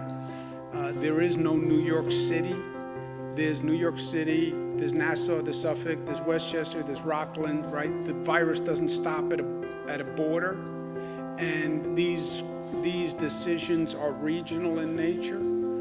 So now, Broadway obviously is a microcosm, but the overall decisions are all in a regional context, and I think it's going to be the numbers. And when are the numbers low enough that it is safe? It wouldn't need to be zero, is what you're saying. It could just be low enough. Yes, yes. I don't think it has to be zero. I don't think it. Look, it may never be zero. It may never be zero, and you have to watch this. You know, when will we go back to normal? You think there's ever going to be a morning that I wake up again in my life not worried about this in the back of my mind? You don't think we're all going to worry about now, is there a second wave? You don't think we're all going to worry about now when somebody sneezes in Asia, how long until that cold comes here? No, but I would not, zero, I don't know that we ever get back to zero. Doctor, you want to mention something? I concur 100%. Well, let's just go ahead. Governor, we're hearing that hospitals in Queens, that they don't have the blood gas machines or cartridges, which are critical for operating them. Also, if hospitals do have ventilators, do they have enough operational technicians to operate them? Do they have enough operational technicians? They must, because somehow they've been working. I don't know what the exact operating technician is for a ventilator, but I have not heard that. I've talked to all the hospitals.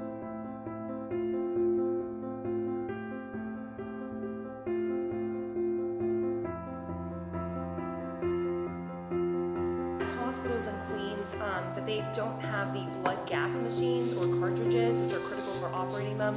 Also, if hospitals do have ventilators, do they have enough operational technicians to operate them? Do they have enough operational technicians? They must, because somehow they've been working. I don't know what the exact operating technician is for a ventilator, but I have not heard that. I've talked to all the hospitals every day for the past couple of days to find out what's going on, what they need, and the heads of the large hospital systems. Nobody's mentioned that to me. We have over 100 hospitals on the phone, so. What was the first part of your question? Machines or cartridges? Blood gas machine cartridges. Yeah. Dr. Zucker is an expert on blood gas machine cartridges. He gave me some for my birthday last year, actually. He said, just in case. I didn't know what he meant at the time. And now I know. And he's gonna give me a ventilator this birthday, so I'm gonna put it all together. Go ahead, you wanna ask the blood gas? Those are part of the supplies to run the point of care testing, which is a blood gas, the lab test that we do at the bedside. And if there is a decrease in supplies, we are looking into all of them to get them to the hospitals that are needed. I knew that answer, by the way. I knew what a blood gas cartridge was. I wanted the doctor to be able to tell us. You had projected 110,000 beds. It sounds like if we're nearing the apex or at the plateau, whatever, what number do we have? What do we need these temporary facilities? What are the updates on those numbers? Not full, Micah, you're right. That's my whole point. We're flattening the curve now below projected peaks because of our behavior. But again, Jimmy, you want to talk about this in the retrospective. There is no retrospective. You're in the middle of it. If you walk in front of traffic on the way home, yes, you're young, you may have a different life expectancy based on your action. We are in the middle of it. I'm not going to say to anyone, right now you've seen a little flattening. That's all you've seen. You've seen 4 or 5 days of flattening. Oh, it's flat. No, you have 4 or 5 days of flattening. You could have tomorrow morning we wake up and the number is back up. So I'm not willing to say, because it's not true, that any of this is over or anything has been accomplished, because this is just a small snapshot in time where we are. At this rate, we are below projected numbers. Governor, are you worried peak projection? What is the number of beds we have now, and what is the number of patients? There is no new peak projection. There is no new peak projection. Listen to what I'm saying. Nobody is saying we peaked. We have flattened the curve. For this period of time, if you continue doing what you're doing, might one think the flattening would continue? One might think that, but nobody knows. Nobody knows. Are you worried about undercounting in terms of people that may have died at home and not been diagnosed with COVID-19? I think that's a very real possibility. And have you given any thought, or has anyone? We're looking at other models of counting, but I don't know. No, I have no idea. The question is, if people died at home, might you not have those numbers because they would only come from basically a funeral home? We're looking at other models because right now most of the data we have comes from hospitals and major institutions, nursing homes. So there could be a deviation, no doubt about that. And also impact the hospitalization rate, and couldn't that skew the measurements that you guys have been doing on hospitalizations if there have been that many at-home deaths that have not been tallied and those people have not Nobody been said tested? there have been that many at-home deaths. Just a question, could there, yeah, there have been, well, people have said there may be people who have died at home who have not been counted. That is a possibility, right? That would never affect the hospitalization rate because the hospitalization rate is the number of people who walk into the hospital, right? That is different than the number of people who have passed away. People were dealing with this illness at home and perhaps they had symptoms that would have been treatable, or it would have caused them to go to the hospital. So, like it's confusing because if people are in the hospitals, right, but if someone's at home because they can't go to the hospital, how do you... If someone never went to the hospital and just stayed at home and passed away at home, they would never show up in the hospitalization rate. They would show up in the number of deaths. There might be, Jesse's point, there might be a lag in the number of deaths because we haven't fully aggregated all the data from all the different sources. That's possible. I don't know how if it's going to be meaningful statistically, but it's possible. So, can I just, I'm sorry. Thank you, Governor. Governor, there is an emergency room physician in New York City, and I'm sure Dr. Zucker will want to comment on this too, who says he's seeing a very high percentage of patients, maybe 70%, die who are put on ventilators. He's thinking the approach is all wrong. We need to rethink the protocol, that these patients might not need the ventilators, they might need oxygen instead. So I think, I can't comment on exactly what they're saying, but the fact is when someone shows up in the emergency room, there's a handful of things that are going to take place. One is the oxygen is an initial therapy that someone needs, but the fact is that if someone's respiratory status gets worse, they're going to need respiratory support.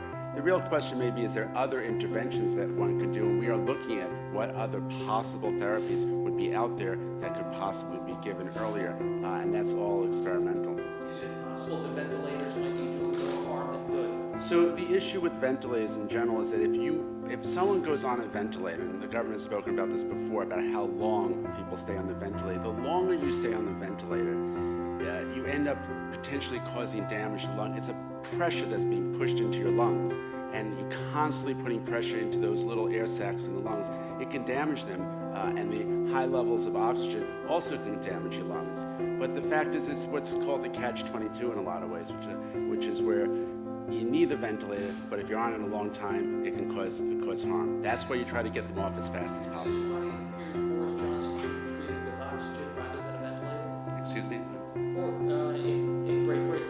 I can't comment on his case, but obviously, because I don't know the information. But when someone comes in, the initial thing to do is to give someone oxygen by mask, and if someone gets worse, then you end up intubating them. What's happened with these patients is that they get worse relatively quickly, and so there's a lot of interventions that have to happen relatively quickly as well.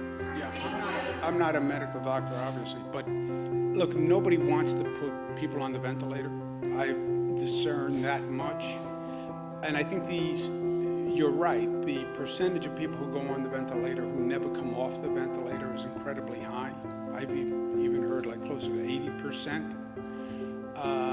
I don't think the ventilator is doing that. I think that's why they're on the ventilator. They're doing the ventilator as basically a last resort. So when they put you on the ventilator, it's because everything else has failed, and that's why the mortality rate is so high on the ventilator. And that's what we're seeing here. That death rate is going up because it's the people who've been on a ventilator 7 days, 10 days, 15 days, and they're passing away. So when we had that big increase in hospitalizations about 10 days ago, 2 weeks ago, that big spike in hospitalizations, what we're seeing is the people who went into the hospital on that day, 10 days ago, 12 days ago, who didn't get better, who was put on a ventilator, is now passing away. And that's what's driving this death toll.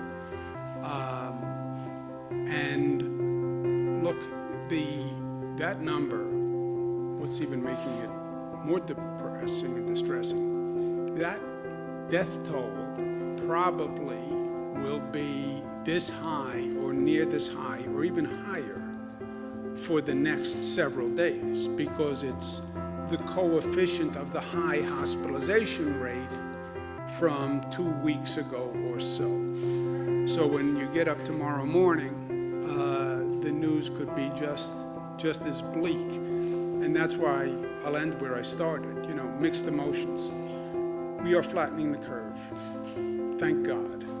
Thank God, thank God, thank God. And thank a lot of good people who have been working very hard. That is a moment in time. Don't get complacent. It's what we're doing that's working. Keep doing it. That's the good news. And that good news has a big caveat. We're still in the midst of it. Don't get complacent. You start acting different, you'll see that number change in 27 minutes. That's the good news. The bad news is we have had a record number of deaths. I mean, I went through 9/11. I thought in my lifetime I wouldn't have to see anything like that again. Nothing that bad, nothing that tragic. I remember the number of funerals after 9/11. I remember the grief after 9/11. That this should literally eclipse that in terms of numbers of dead in this state. It's almost unimaginable to me. Then how do you square those two things? We're making progress. We lost more people than ever before on a single day. Okay, I'm going to work. Thank you, guys. Temporary hospitals outside of Javits covered across the state? We are not building more. We're still maintaining them. We are still in the midst. Don't get overconfident. Don't get complacent. We're still in the midst of this. This can still turn any way from Sunday. Governor, have you spoken to Gavin Newsom in California about a possible consortium to buy medical supplies?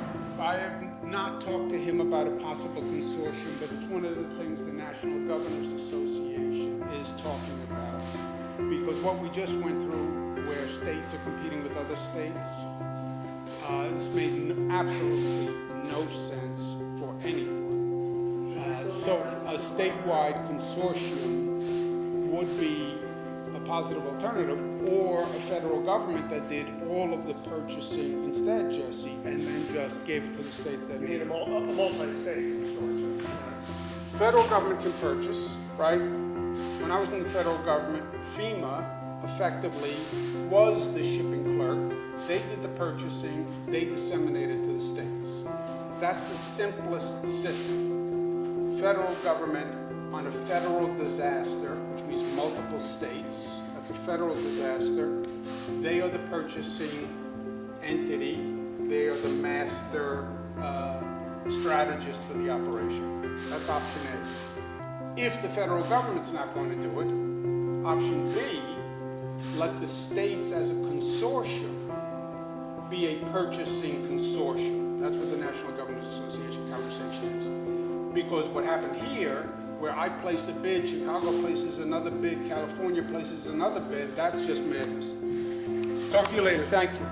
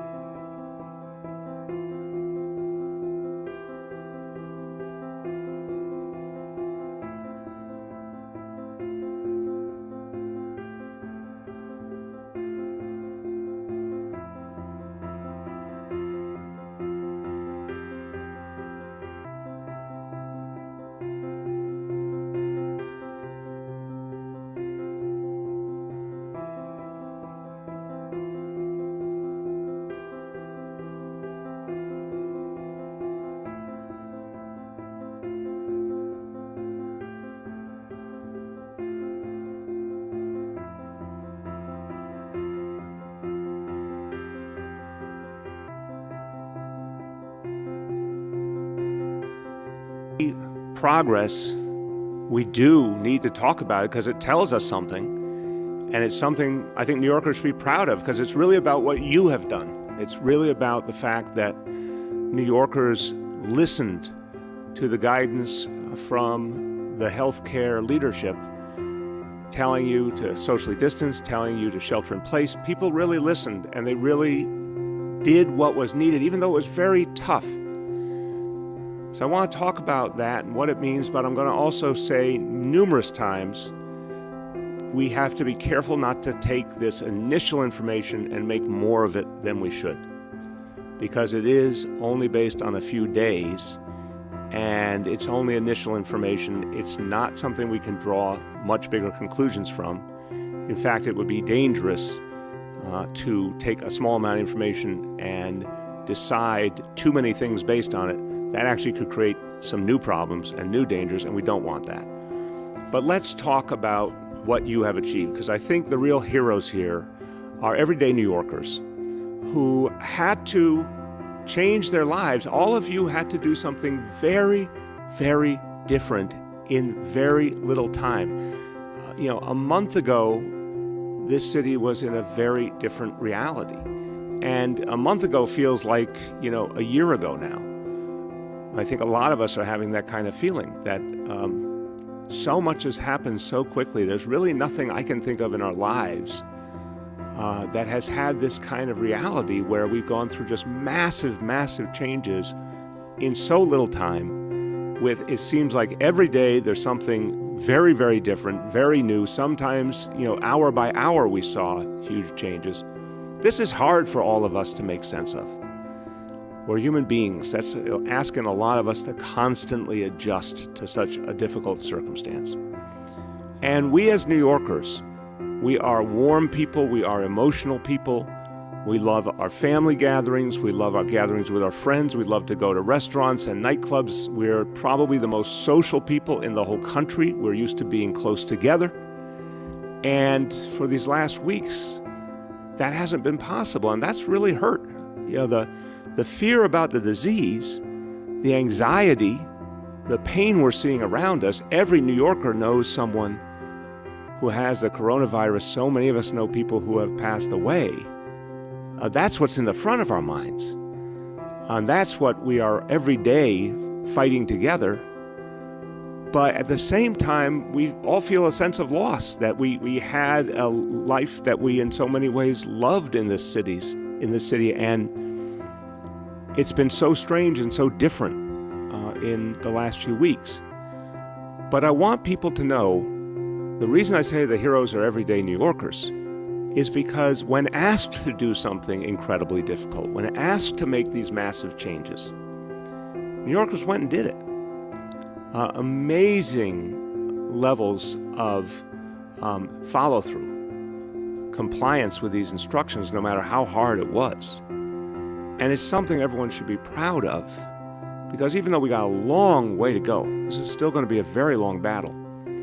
What we've seen these last few days really proves that social distancing, shelter in place, these are ideas that make a huge difference.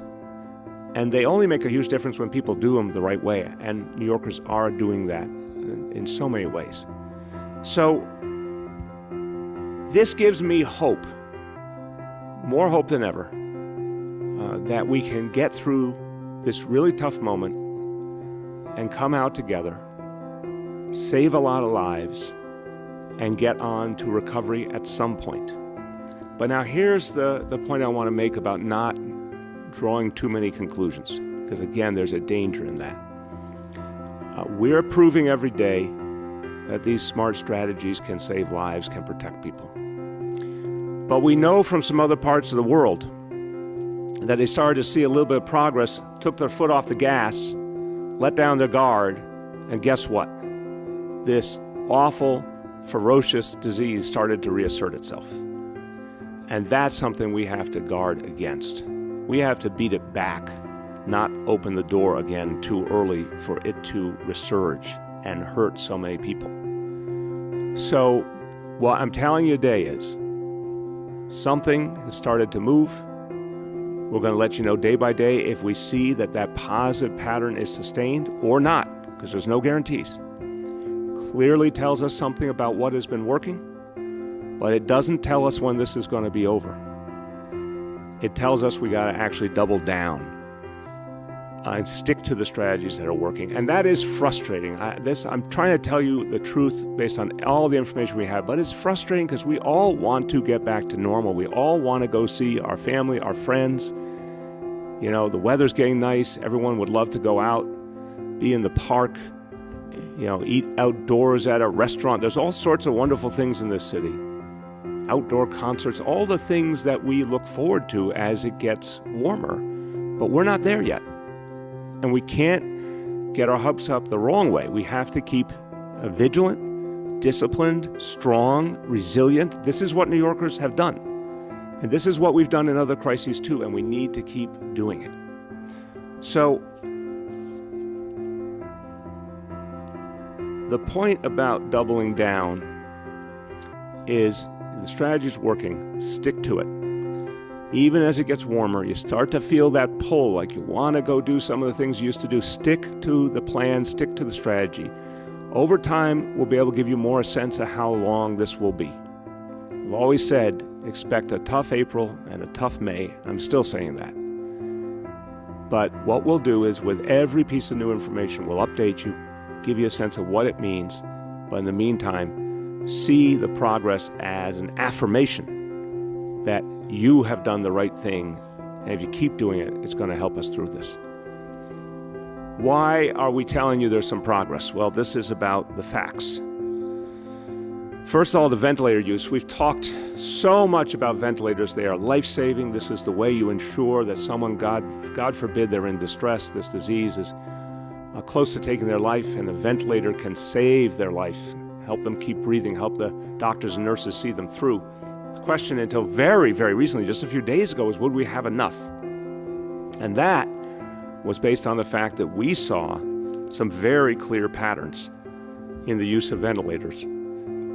And in the last few days, we've actually seen fewer ventilators needed than were projected. And that's very, very important. We expected a really deep intensification of this struggle. We expected the number of ventilators to keep being needed to be more and more going into this week. We've seen actually much fewer needed than we expected. Now, to be clear, we still need more, meaning that there's still each day more people who need them, but much less than expected. That's a good sign. The hospitalizations have stabilized. For a long time, that just kept going up and up. We're now seeing some leveling off, again, based on only a few days, but something good on that front too that's telling us something positive. And I want to be clear, we know that means we're not out of the woods. It's too early, it's too preliminary. But we'll keep telling you each day what the evidence is saying. So far, so good, but a long way to go. Now, the ventilators. So I want to just recap to you what was going on as recently as Sunday. I said then based on all the estimates we could put together, we talked to all the hospitals and looked at every pattern, all the facts, that at that point there were about 4,000 New Yorkers who needed to be intubated, who needed a ventilator to keep alive. And as recently as Sunday, we expected the number of new ventilators we were going to need each day to be 200 to 300, maybe even more. But what's happened in the last couple of days is that number has come down. And it looks like that number is more like 100 or even less in terms of the number of ventilators we'll need new each day. That's a striking difference. It's very early, it's very preliminary, but that is a striking difference. We thought we would need many more ventilators to come in this week just to get through the week. As recently as Sunday, I told you that we needed 1,000 to 1,500. A few days earlier, I told you we needed something more like 2,500 to 3,000. That's how different things have been day to day. We thought we'd need a huge number of ventilators just to keep the hospital system running, just to save the lives that could be saved. That number went down, and it's gone down again. Still a long way to go, but that is striking.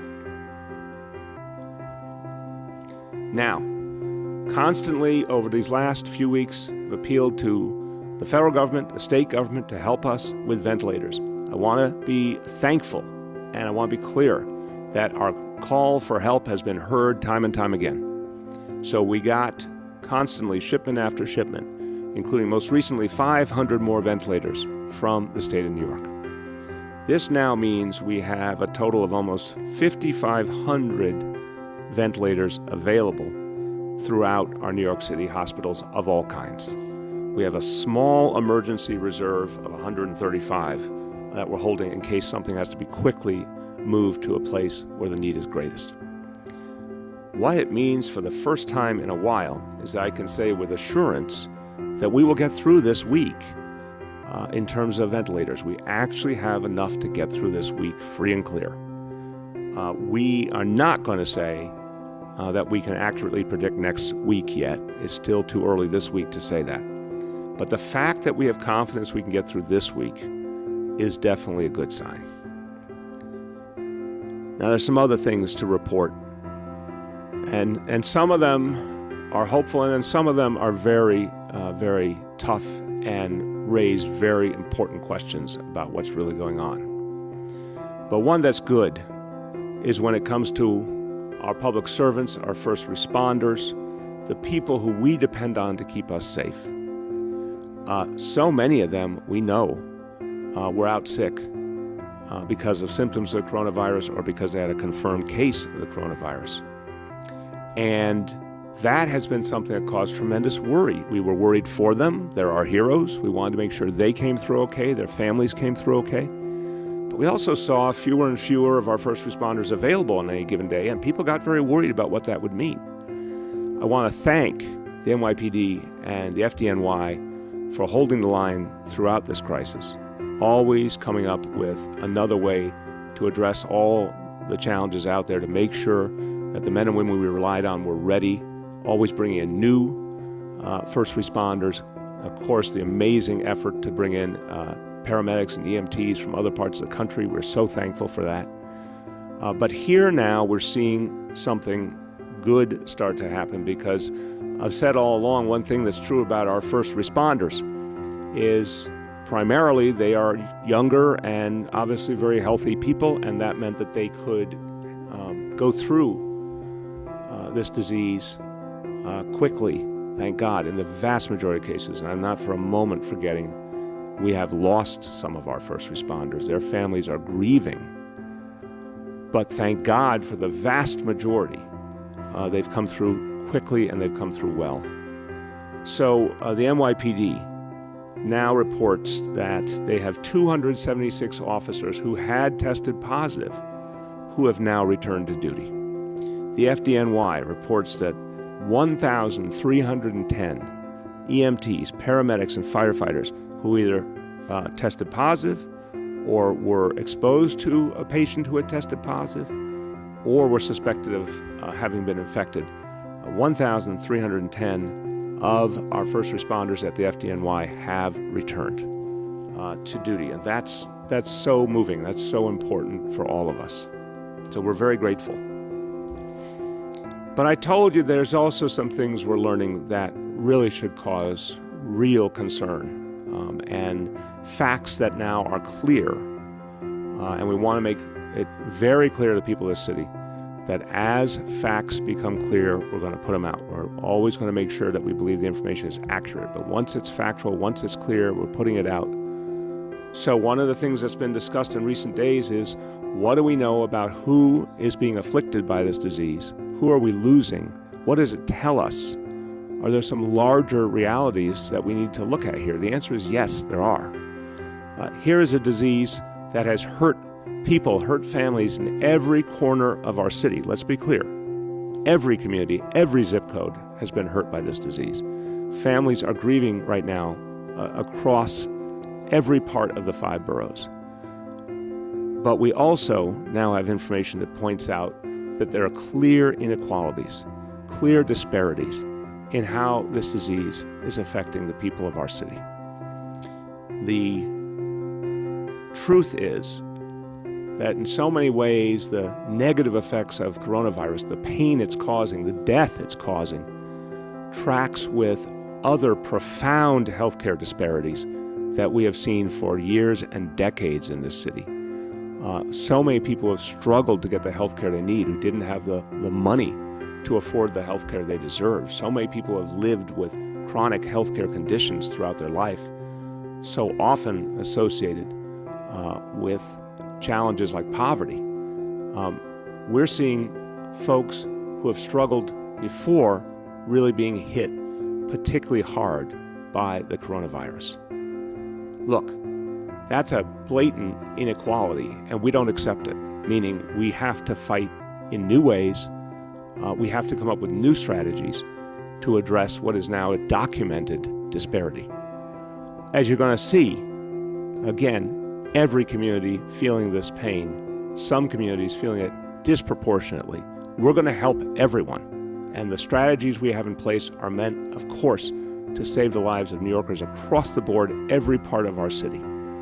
But we're going to double down on the strategies that reach people who are the most vulnerable now, because we're seeing these very troubling facts.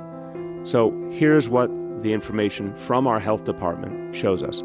And this is preliminary information, but it is based on specific records, meaning, and this is a tough thing to say, but I want to make sure people understand the facts. This is based on death certificates. This is based on the work of our medical examiner's office and our Department of Health confirming that someone has died of a COVID-19 related illness, and that their specific background is documented. So what we've learned is that the deaths because of COVID-19 in the city, first and foremost, have affected the Hispanic community with 34% of the deaths. That community is about 29% of all New Yorkers in terms of population, but 34% of the deaths. And again, this is preliminary information that we'll keep adding to. It's hard to talk about this stuff like statistics. This means human beings, this means families, but we have to look in the face these disparities that we're learning about. So the Hispanic community, 34%. The Black community, 28% of the deaths, compared to about 22% of the overall population. The white community, 27% of the deaths, compared to about 32% of the overall population. The Asian community, 7% of the deaths, compared to about 14% of the overall population. This is painful to talk about, but we have to be honest about it. There's a lot more information that will keep coming out. As we have information, we can verify. We will keep making it public. But it already tells us something we need to know, and it tells us that we need to act. So now I want to talk about the plan that we will put in place immediately to address this information we now have about disparities. First, the first and most important element of the plan is to focus on our public hospitals in particular, and some other hospitals, some of our independent hospitals certainly as well, but first and foremost, our public hospitals. Because this is about the most essential concept of ensuring that everyone gets health care, regardless of their background, regardless of their zip code, regardless of their income. That has been the entire idea of our extraordinary public hospital system from the very beginning. We have the biggest, best public hospital system in America. It was always built on that New York belief in fairness and equality. We need to double down on that now. We need to ensure that our public hospitals get absolutely everything they need, because we know that so many New Yorkers who are in the most vulnerable communities, in the most danger, where do they turn to? They turn to our public hospitals. The most obvious example has been Elmhurst Hospital in Queens. We've all seen what's played out there. And the doctors, the nurses, all the healthcare workers, they have been the most amazing heroes, because whatever was thrown at them at Elmhurst, they held. They kept that hospital going. They handled an extraordinary number of cases. And they kept saving lives. the public hospitals are the greatest guarantee we have that there will be fairness and equality in saving lives. And that's the single most important thing. Because we know, the blunt truth is we know, a huge percentage of New Yorkers, no matter what strategy is put in place, this disease is here. It's going to reach a huge percentage of us, most likely over half and even more. So people are going to have to confront this disease. It's painful, it's awful that that's the truth, but that's the truth. But when they need urgent health care, when they need to have the best doctors and nurses there to save their lives, for so many people that means going to their local public hospital.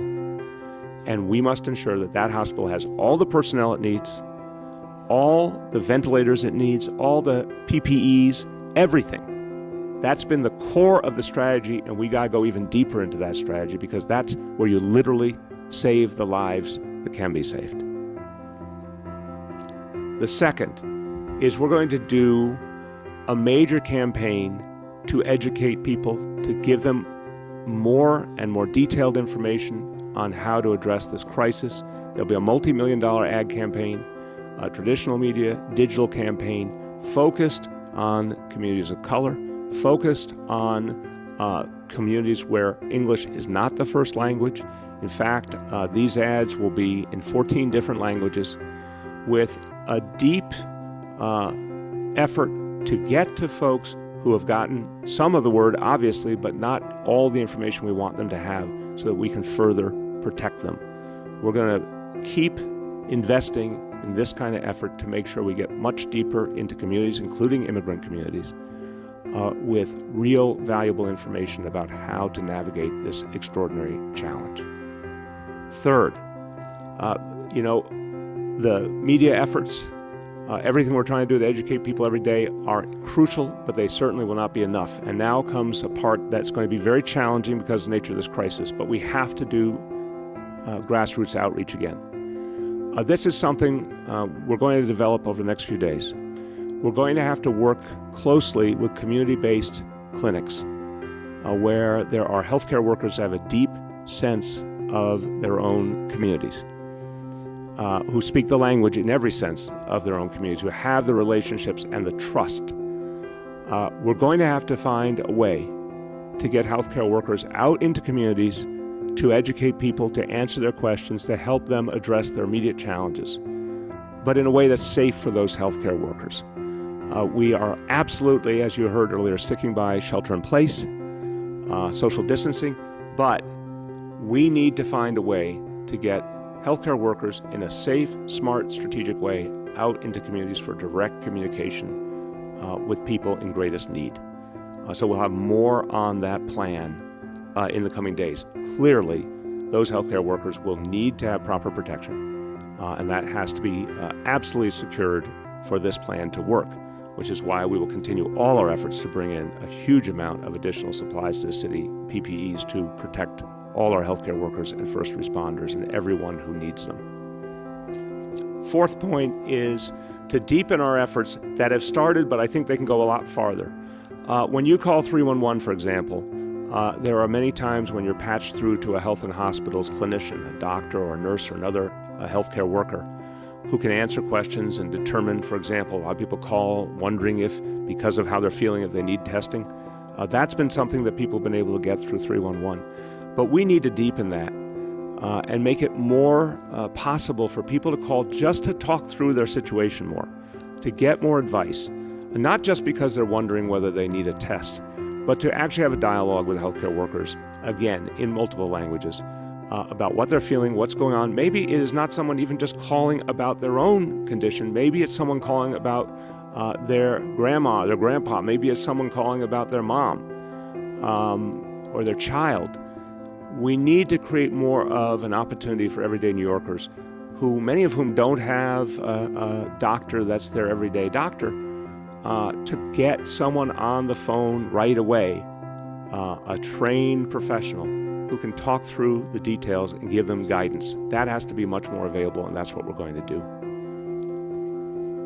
Now, to ensure that we protect that first key part of this plan, our public hospitals, We just need more help, particularly when it comes to personnel.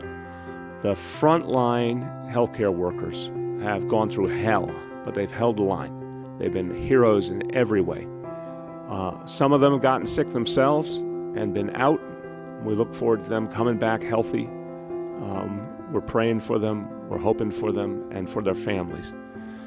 But in the meantime, the many, many healthcare workers who are continuing to fight this fight, they have really borne the brunt, and they're tired, and they need relief, and they need support, which is why I've repeatedly asked for military medical personnel.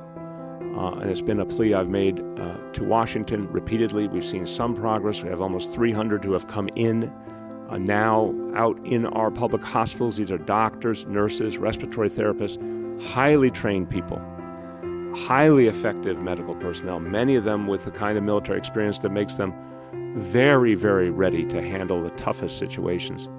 Almost 300 of them now deployed out in our health and hospitals, public hospitals. The Navy has sent healthcare professionals to Elmhurst, Bellevue, Woodhull, and Kings County hospitals. The Air Force has sent healthcare professionals to Lincoln, Jacoby, and Queens Hospital. I'm very grateful that our armed forces have come forward to help our public hospitals, but we will need more help, and we need it quickly. Now, let me talk to you about building out even more healthcare capacity for people who need it. And this is another area where there's some real progress, and we got to make sure we keep building. We're still working always from the worst case scenario to make sure that whatever happens with this disease, New York City is ready. So one of the crucial things, again, adding additional beds to relieve some of the pressure on our core hospitals. Last week, about 8 days ago, I was at the Billie Jean King Tennis Center in Queens. When you looked at it, then it was a bunch of tennis courts, indoor tennis courts. Now, right now, it is being converted into a hospital facility. We'll start receiving patients this week. We will convert 20 beds in the new facility to ICU care. And the total number originally was going to be 350 beds, will now be 470 beds. So this is a case of continuing to go faster, add more to make sure we can serve people in need exactly when they need it. On the personal protective equipment, a lot of us didn't really use the phrase PPE before a few weeks ago, and now it's something we talk about all the time. We've gotten a lot more in to protect our first responders, to protect our healthcare workers. And yesterday we made a delivery out to the hospitals of this city. Over 3 million surgical masks, over 2 million surgical gloves, almost 1.2 million N95 masks, over 100,000 pairs of eyewear, protective eyewear, 61,000 surgical gowns. It's very important that this material has come in and gone instantly out to the places that need it. And we're working hard every day to make sure each and every hospital gets what they need, distributes it effectively, constantly gets resupplied when they need it. But we have one urgent need, and that is these surgical gowns. I was at the Brooklyn Navy Yard yesterday talking about an amazing homegrown effort to produce them here in our city. A really heroic effort by companies in the Navy Yard and the folks who work there to protect all of our heroes. They're creating a lot of surgical gowns, but this is an area where we need a huge new supply. So we have asked the federal government for over 9 million surgical gowns to get us through April and into May. We are hopeful that we'll start to get deliveries from that request quickly. We need them even to get through this week. We need more. And we're going to have fallback options in place to make sure we can protect people this week. So the final thing I want to do is talk about some of the people who are stepping up. And even amidst the challenges, we see nonstop, everyday New Yorkers helping each other, people feeding our healthcare workers, our first responders, businesses stepping up, amazing efforts. I want to keep talking about them because it's something people should be really proud of, and it's something that's helping to sustain us. And one that's very special I want to talk about today. because it's from a foundation that was born out of our city's darkest hour, and it's a foundation that means so much to us all. The Tunnel to Towers Foundation, born out of 9/11, symbolic of the strength and resiliency of our city. Tunnel to Towers has done so much for so many people. Always there for our first responders and their families. Now stepping up again. We've just heard of a $3 million pledge by Tunnel to Towers to help our healthcare workers. And I'm so appreciative. Yet another heroic action by that amazing foundation. Also, crucially, Senator Schumer has unveiled something important, the COVID-19 Heroes Fund. And this is an idea that would give the essential workers additional pay, up to $25,000, and would give a one-time $15,000 payment to healthcare workers, home care workers, first responders. This is an idea that needs to be made real to help those who are suffering the most. Keep reminding people, the federal government, we did see some progress in that last stimulus bill. We need a lot more. Spoke to Senator Schumer this morning about the next stimulus bill. I know he is proposing, to his credit, I know Speaker Pelosi is leading the way as well, that in the next stimulus, there'll be money for our hospitals, there'll be money for food banks, money to support small businesses, not big corporations, small everyday businesses, and money to help localities and states that have borne the brunt. Obviously, that means all of us here in New York and New Jersey especially. Crucially, Senator Schumer, Speaker Pelosi are focused on ensuring that all the cities and states that have lost not only lives, but they've lost so much of the resources to save more lives and protect people and recover, that those resources would be restored through a fourth stimulus bill, hopefully as early as this month. So I want to thank Senator Schumer and Speaker Pelosi for their leadership. Now we need to get the Congress to come back and pass that bill so we can still fight this battle and win this battle and then start on the road to recovery. Look, I'll finish just affirming the point that we all need hope. We all need hope, and when we see good news, when we see something that's working, we need to talk about it, we need to feel good, and we need to especially feel good that everyday New Yorkers built this progress with their hard work, with their sacrifice. Every one of you, when you're hearing today that we see some progress, you should feel that was because of you, because it was. And at the same time, recognize we're not out of the woods. It'll be a long time before we're out of the woods. We've got a strategy that's working. Let's go deeper into it. Let's double down so we can get through this together. I am confident, really confident, always felt in my heart that New Yorkers would rise to this occasion, and you have. You have in a remarkable way. Let's finish the job. It's not going to be days. It's going to be weeks and months, but let's finish the job. Just a few words in Spanish, and then we'll take questions from our colleagues in the media. Es temprano para sacar conclusiones completas, pero los nuevos datos nos dan esperanza en nuestra lucha contra el coronavirus. Sé que todos los neoyorquinos queremos que esto se termine, pero no podemos bajar la guardia. La distancia social y quedarse en casa está salvando vidas. Y tenemos que seguir aún más para salvar a más neoyorquinos. With that, let's turn to questions from the media, and please let me know the name of the reporter and the outlet. Yeah, and just a quick reminder for folks, we have Dr. Barbeau in the blue room, and on the phone we have Dr. Katz, Commissioner Grillo, and First Deputy Commissioner Torres Springer. And with that, we have Shant from the Daily News up first. Shant? Yeah, thank you, Mayor. Just wanted to get a little more info about the very troubling data about communities of color from you and Dr. Katz and Dr. Barbeau. Can you say what the understanding is now for the cause of this disparity? I'll start with a very basic point and then turn to both doctors.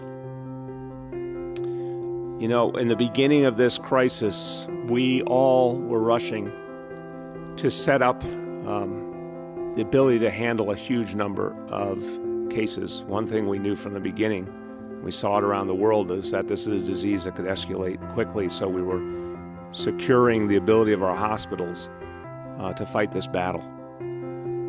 But then as we got more and more information, and you saw the map a few days ago, and that was striking, and this new information is striking, it became clear that these disparities were real and sharp and needed to be talked about and needed to be acted on.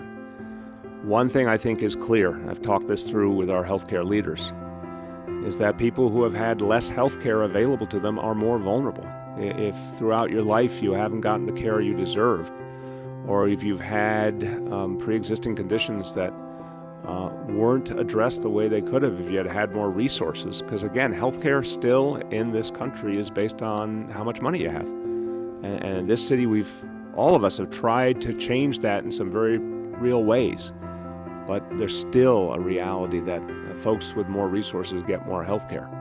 So I would say the first thing to know is that, you know, there are a lot of people, particularly seniors in communities of color, that were more vulnerable because their conditions had not been treated the way they could have and should have if the resources had been given to them that they deserved. Dr. Barbeau? So I'll add to what the mayor just laid out, which is something that I agree with. I think it's important for us to note that where we are seeing these inequities are places and populations that have historically had higher rates of underlying chronic illnesses. And certainly those chronic underlying illnesses put these individuals at greater risk for poorer health outcomes. The other thing that I will say, and I think that we are still really digging into this is I am very concerned when I see the large percentage of Latinos who have died of this illness. And even though we have made lots of efforts to reassure people that all of our public hospitals see individuals independent of their immigration status, independent of insurance status, that the overlay of the anti-immigrant rhetoric across this country, I think, has real implications in the health of our community. And certainly concerns about public charge are some things that I think we need to dig deeper into it. Commissioner Mostofi and I have spoken out about the importance of suspending public charge during this time. And I think, it's something that, again, we will be digging into deeper to better understand. But the overall, concerning aspect of this is the fact that these are communities that have had higher rates of underlying chronic illness, and that it's a reminder that these chronic underlying illnesses in peacetime, as the mayor has spoken about, contribute to higher rates of premature mortality from those chronic illnesses, but that in this particular wartime scenario are really very concerning for higher rates of mortality. Dr. Katz, do you want to add? I would just add to what the two of you have so smartly said, that lower income people also live more likely in multi-generational housing because of the high cost of apartment rentals in New York City. And so multiple families may be living together in very small spaces, which I think facilitates the transmission of this virus. Yeah, and to finish, Sean, look, I got to tell you, when I saw this, it made me very angry. I want to be clear. We're all trying to fight this battle and keep focused and keep calm in the midst of a battle that we must win, and as leaders we have to stay calm. But it made me angry to see that the disparities that have plagued this city, this nation, that are all about fundamental inequality, are once again causing such pain and causing people, innocent people, to lose their lives. It's just abundantly clear. It's sick. It's troubling. It's wrong. And we're going to fight back with everything we got. And right now, all we have to think about is saving the next life and getting through this crisis. But someday there's going to be a reckoning about what all this taught us.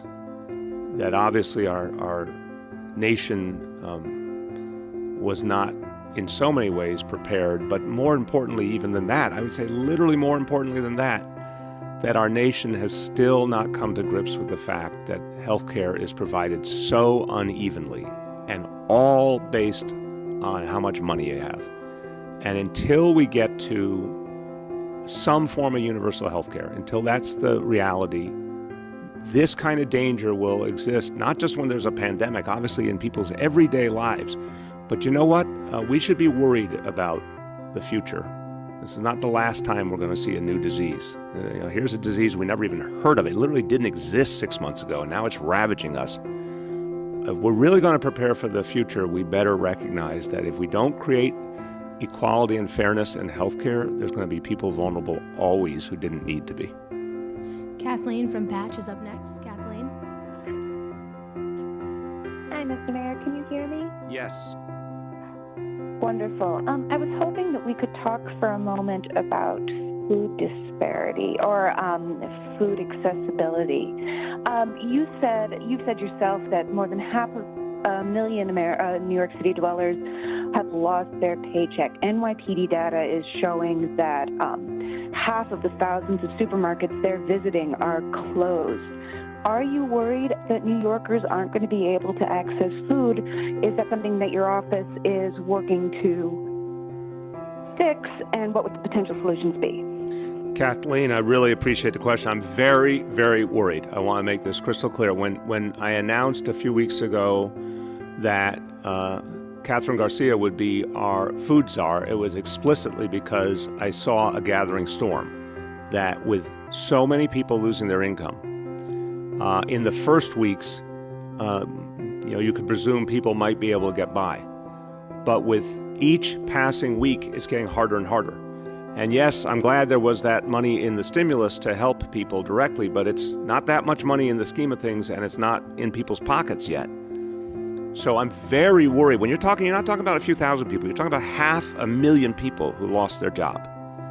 And very soon, that is going to mean more and more people who cannot find a way to pay for the food they need.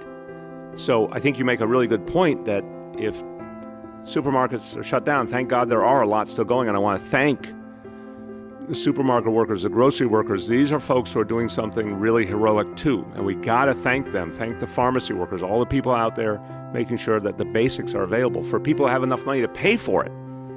Thank God those workers are there making sure that people get what they need. But I'm worried about more and more people literally not having any money at all to pay for food. The plan that Commissioner Garcia is putting together is for a large-scale feeding effort, a large-scale effort to feed hungry New Yorkers, such as we've never seen before. I hope that when it comes down to it, it won't be as bad as we fear, but we are preparing for a very large-scale effort. That will be a priority in everything we do, where we put our resources, where we put our energy, our focus. Making sure people have food is going to be a central priority. We haven't felt the fullness of the danger and the need yet, but I unfortunately believe it is coming. So that means the initial efforts. We're doing expanded home delivery of food to seniors and vulnerable folks who can't get out of their houses. Anyone can call 311 and sign up for that, who is one of the folks who is vulnerable. They can get that. We announced last week that we are now at 435 sites. Schools that were previously just providing food for kids are now providing food for any and all adults who need it. So I just want to make this crystal clear. I was at PS1 in the Lower East Side yesterday. Any adult in New York City can go to one of these 435 sites and get 3 meals for yourself and as many family members as you have. You can ask for it. If you have a household of 5, you can say, I need breakfast, lunch, and dinner for 5 people, and they will give it to you. It's going to be available at all 435 sites. It's high-quality food. I saw it yesterday with my own eyes. I saw the food service workers who are also doing valiant work. They want to make sure people are not only fed, but as quality, nutritious food.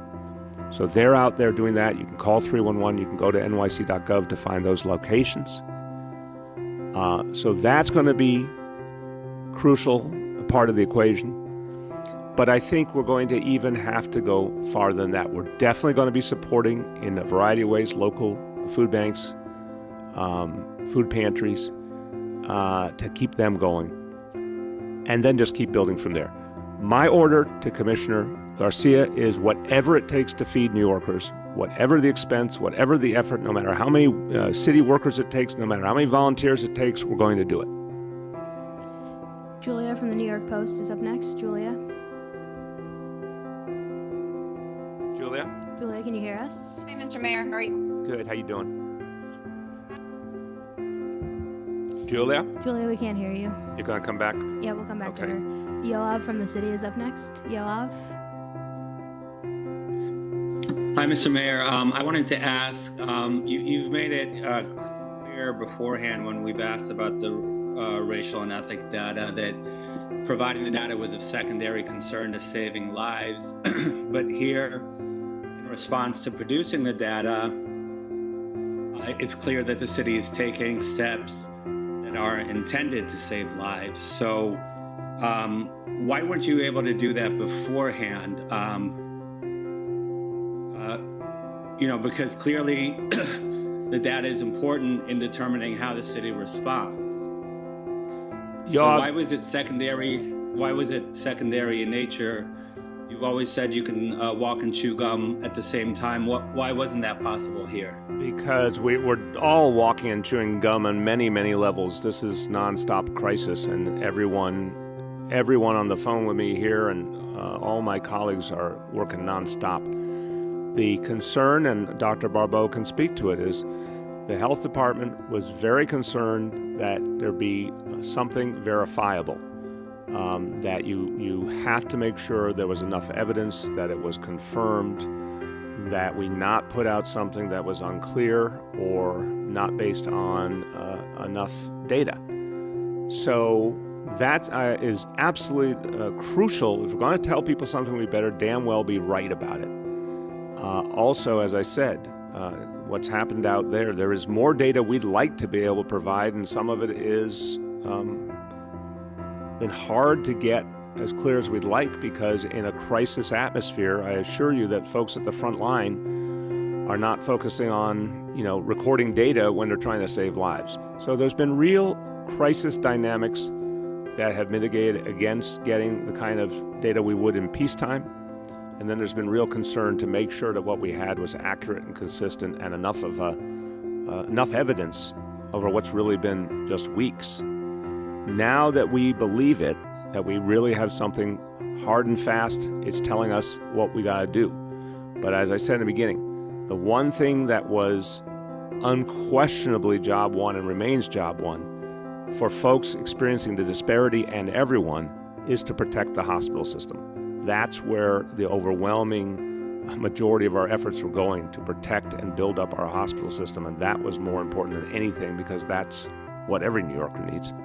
Dr. Barbeau? So to build on what the mayor laid out, I think, we've been focused on having complete data, and I've spoken before about the fact that our reporting is only as good as the quality of the data that we get in. And it's been a challenge to work with hospitals who are overwhelmed with patients in the intensive care unit, on the floors, in the emergency department, to focus on the more granular importance of data. And as I've said in the past as well, we've then resorted to alternative data sets in order to augment the data that we have, meaning that, we're going directly into electronic health records at hospital systems because we recognize that, as the mayor laid out,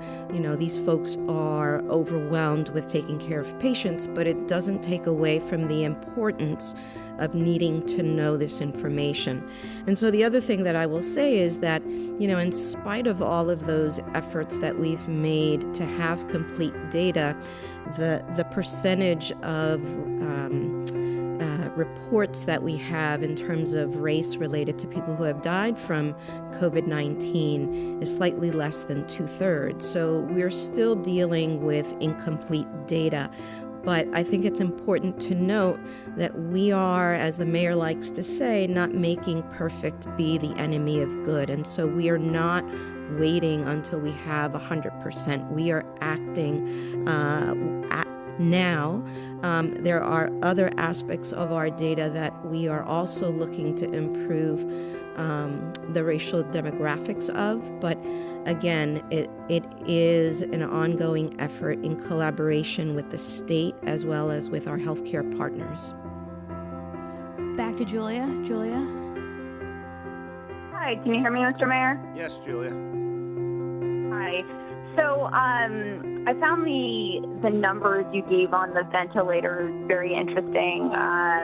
That we were projecting we need 300 more, but we're only needing about 100 more. Could you give us kind of similar numbers to show how hospitalizations are, either leveling off or down? And then I'm just wondering if you could follow up on what you said on TV this morning, that you think that the statistics for folks dying at home, which are overwhelmingly being driven by coronavirus, should be included in the official death toll. Do you expect that to happen soon? So on that one, look, it's a very, very painful reality. I just want to say, imagine what a family goes through, struggling to help a loved one, and obviously hoping and praying it's something will pass, and then suddenly someone's gone. It's just horrendous. But the numbers speak for themselves. I've been over this with our health colleagues, that this used to be a very, very rare thing in New York City, and suddenly it's jumped up. And obviously the only thing that's changed is COVID-19. So the health department knows what they're doing, but what I would say as a layman is, let's just assume that with this kind of increase, the vast majority of these are related to COVID-19, directly, indirectly, and start counting them. And I'm sure the health department, can figure out what's the right way to do that. But I think it would be more accurate to just acknowledge what is, to me, a growing truth. On the question of the hospitals, I'm saying stabilization because I think it's fair to say that the hospital admissions numbers and people going in and out of ICU, there's still a lot of variability there, meaning we get data, but again, what we're finding from a lot of hospitals is there's a lag in their data because they are first and foremost focused on saving lives, and the data is a little bit uneven for that reason. Also, the improvement we've seen is only over a few days. So I think the word stabilization is right to say that for a period of time, we were seeing a constant increase. We're not seeing that now. I'm not clear yet if we're in the territory of any kind of sustained reduction. The ventilator piece is actually, in some ways, much clearer because it's a real finite number. It is specifically about people who are intubated, people in those ICUs. We can literally know how many ventilators are out there, and we can get very quickly updated on how many are in use. So that one, where we thought it would be 300 more each day, and it's looking like 100 more each day or less, that's striking because that moved rapidly in a matter of days. Again, I want to see a lot more days and weeks before we draw any firmer conclusions. Dave Evans from ABC7 is up next. Dave? Hey, Mayor, this is Dave Evans. Can you hear me okay? Yes, Dave. I just had a question about antibody testing, and I know it's a state function, but I wanted to ask you because we are the epicenter of this crisis, and the governor talked about it yesterday. Dr. Birx talked about it this morning. And they call it a game changer. I just wanted to see if you see it the same way. And my other question about this is, since we are the epicenter, has the FDA, the CDC, has anyone in the federal government contacted the city to see if we can start moving in that direction? I mean, how in the world are we going to do all these tests? And do you see it as a possible game changer? Yeah, it's a great question, Dave. I'll start, and Mitch, who's obviously thinking about this from the perspective of the frontline hospitals and their heroic employees, and of course, Oxira is thinking about this in terms of the whole city.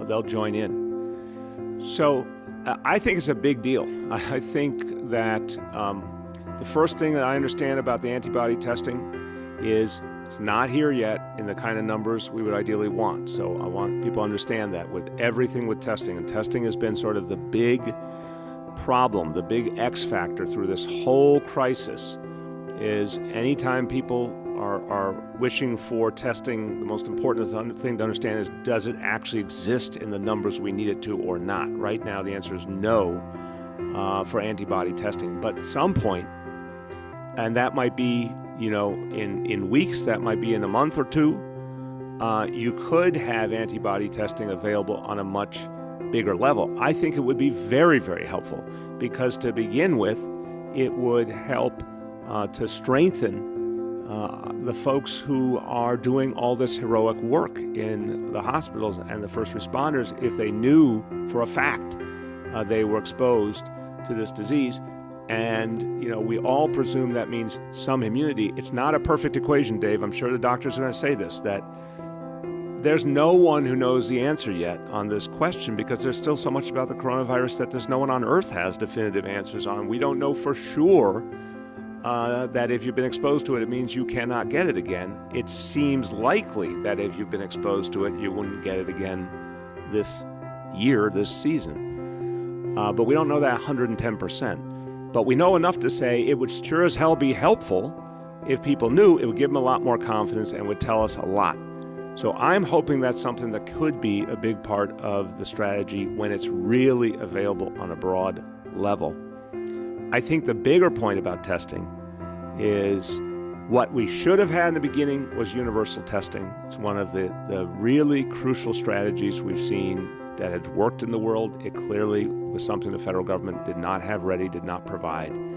Somewhere in the future, universal testing could be part of the way out of this crisis, but it's still clearly, again, the numbers aren't there yet, and they won't be there for a while.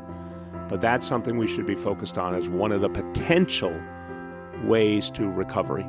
Mitch, you want to start with anything you want to add?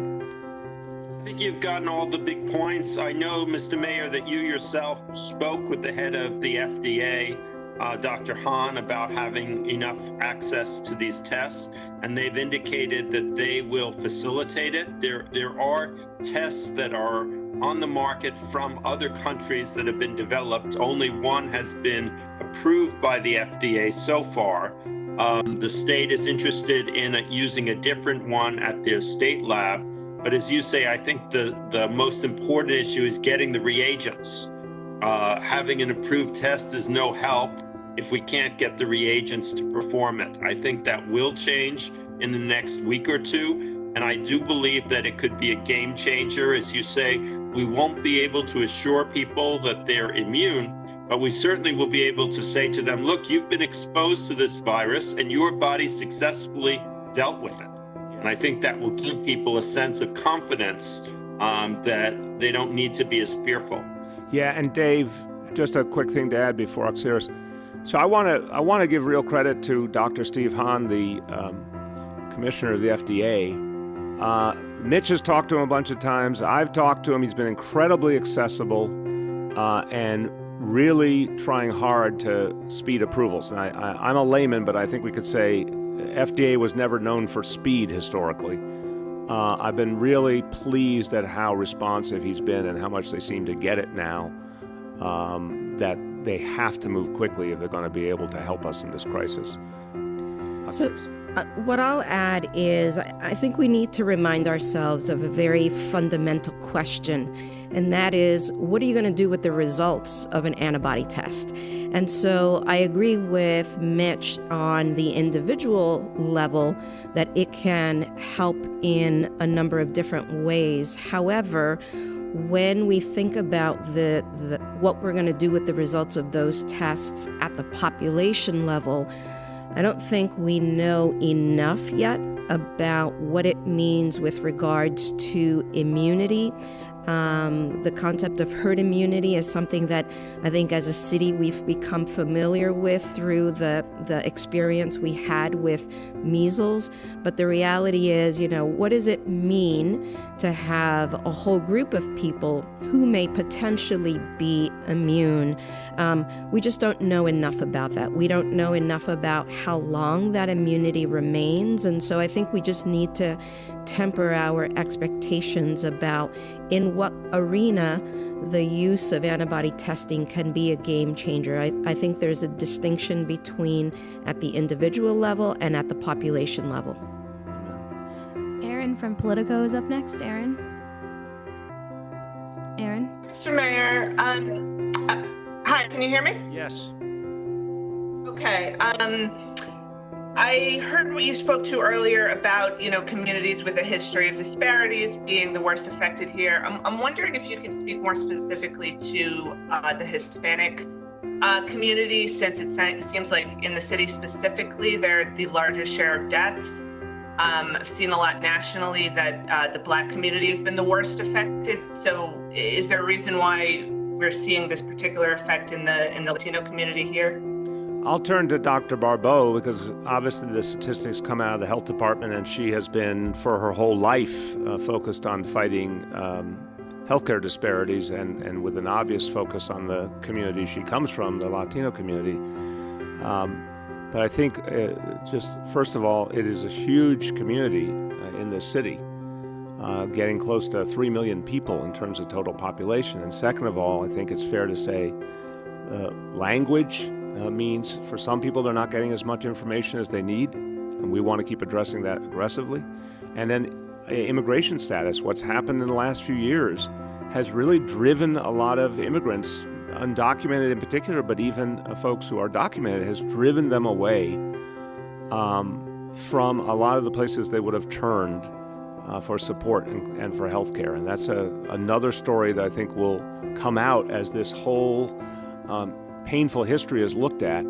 I think that's another one of the reasons here, Doctor. And so to add to what the mayor laid out, I think fundamentally what we're seeing across the country relates to the additional burden that poor people have in terms of dealing with underlying chronic illnesses, either because of their insurance status and the additional burden of copays, a whole host of reasons that we typically talk about with regards to what we call the social determinants of health, but that in reality translate into the impact of where we live, work, learn, and play has on our ability to address and manage underlying chronic illnesses. And so I think what we may be seeing here played out, which is also being seen in Chicago, LA, and other places, is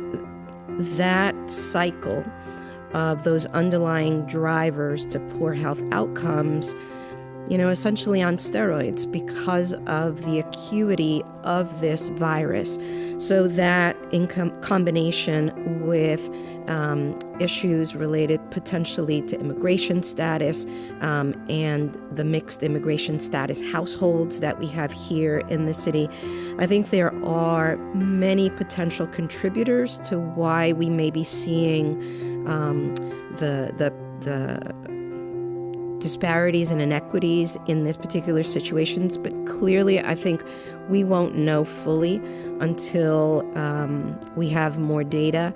And, as I've said before, and the mayor has said before, we're not waiting until we have perfect data. We need to act now in urgency.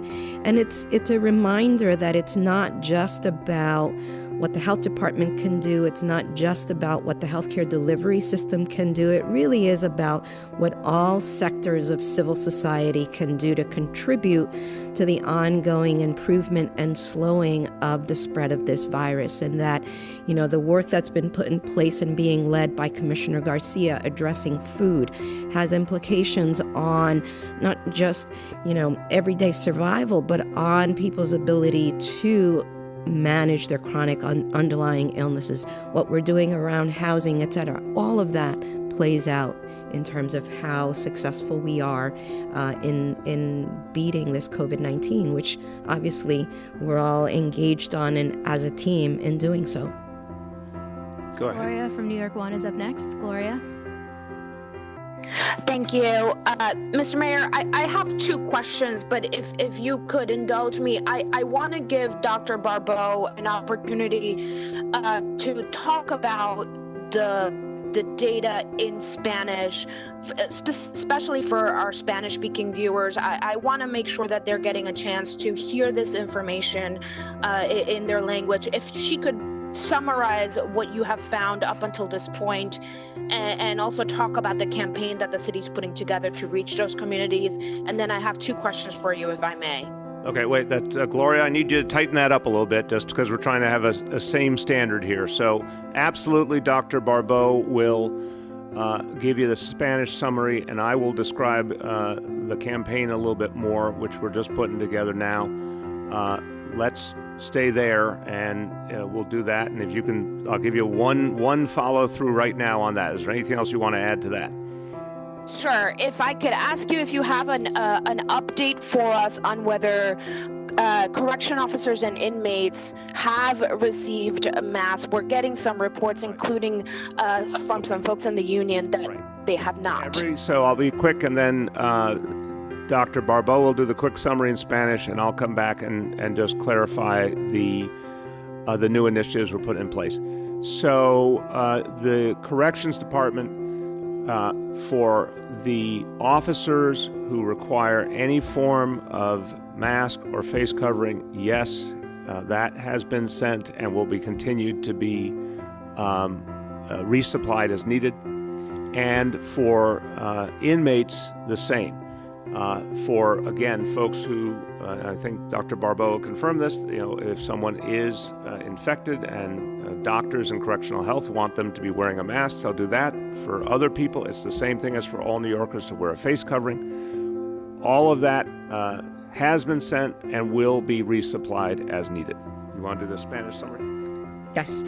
En términos de lo que estamos observando ahora, en términos de las cifras de personas que han fallecido por causa del COVID-19, lo que estamos notando es que los latinos están falleciendo más que cualquier otro grupo en la ciudad, y esta información nos preocupa y estamos lanzando una campaña de información para asegurarnos que la información de cómo lidiar con el COVID-19 llegue a nuestra comunidad. Esta campaña va a estar lanzando esta semana, y también vamos a estar colaborando con nuestros colegas en otras partes de la ciudad para asegurar que los servicios y la atención médica le llegue a personas que estén en necesidad.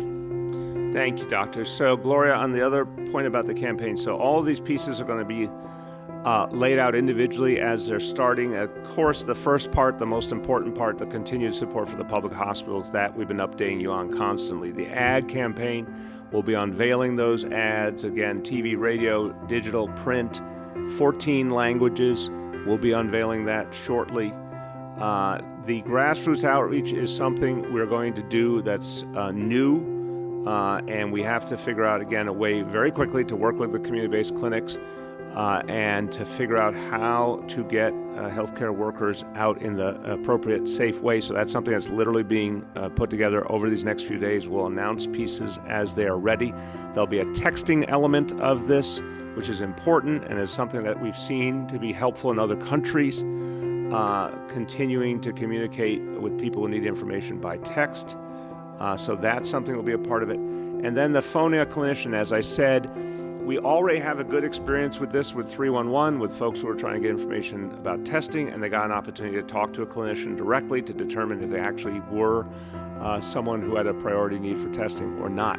We have definitely found that people can talk to an actual human being with medical training. It makes a big difference.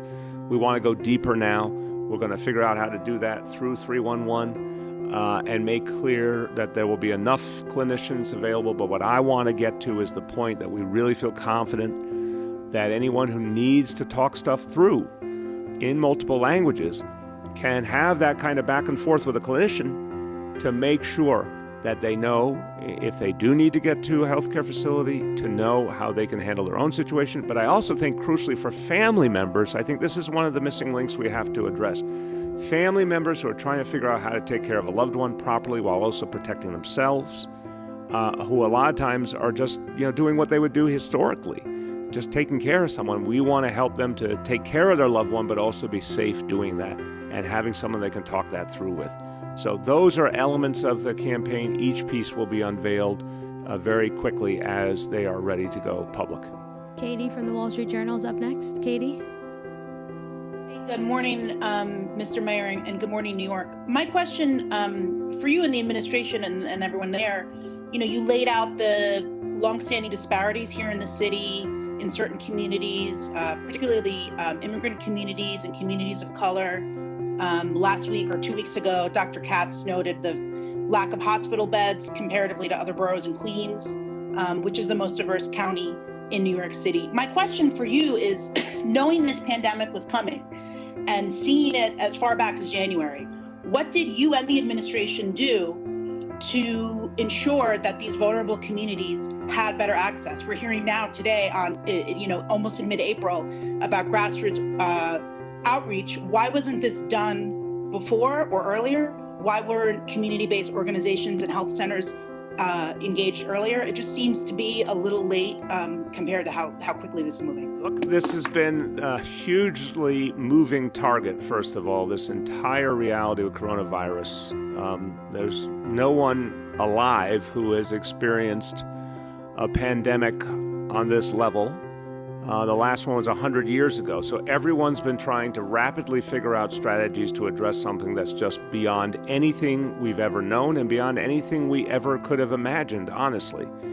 The fact is, from the first time we started talking about it, Dr. Barbeau, Dr. Katz and I, our folks at Emergency Management, our deputy mayor, everyone was saying, one, to start warning people was coming and that we were putting in place the strategies to protect ourselves, which meant reinforcing our public hospitals and getting them supplies, getting them ready for what was coming. It meant a lot of public education, which we were doing constantly, and Dr. Barbeau has led the way on in multiple languages. A lot of the foundation was laid, but the notion of the kinds of strategies it was going to take, we didn't have I don't think anyone had a perfect plan of when you were going to go to each piece and how to prepare people in advance for each piece, because we have never been here before. What we do know is the kinds of outreach we used to do, which we would have done immediately, couldn't be done in the first instance, meaning sending healthcare workers out door to door, having a deep grassroots effort. You couldn't do it. One, you had the challenge, of course, of shelter in place and social distancing, but two, everyone was needed in the hospitals. In a few weeks ago, we were projecting that not only would today be as bad as it is, but it would be much, much worse. And every healthcare worker was going to be needed in the hospitals and then some. All the PPEs would be taken up there. Again, we're not out of the woods, but we are seeing an improvement in our PPE supplies. We are seeing more and more medical professionals come in. The notion that we actually could get people out into the communities that the need is greatest is not impossible now, as I think it would have been even a week ago. So it's a very dynamic situation. We're learning from experience what we need to do more of, as in every situation. I understand your question, I really do. but I've also watched everyone trying to stay ahead on the most basic level, and that was protecting the hospitals. I can't say it enough. This has been a conversation over weeks and weeks and weeks. At all cost, protect the hospitals, surge everything we had into them, particularly the public hospitals. And only now are we even able to think about using our personnel in some different ways to try and go at some of the real specific problems, the deep problems that we're seeing emerge. And Mr. Mayor, if I can Please. add to that, I would say that we, from the beginning, have engaged our partners both in the healthcare delivery system, hospitals, ambulatory centers, but also our CBOs to deliver much needed information. We've done a lot of outreach with regards to the ethnic media. I think what we're talking about now is using the data and adjusting our approach to add yet another layer. I think none of us could have anticipated, and we said this from the beginning, not only how the virus behaves, but then how are New Yorkers behaving in terms of what we're asking them to do. And this is an acknowledgement that we then now need to leverage those same partners that we used at the beginning in a different way. Matt Chase from Newsday is up next. Matt. Olivia, thanks a lot. Mr. Mayor, doctors, good morning. I'm wondering, how exactly is your staff calculating the numbers of ventilators needed in New York City? Can you take us through the specifics of the models you're using, the assumptions you're making? I'm not asking for a general or kind of conclusory statement that you use models. I'm asking you specifics.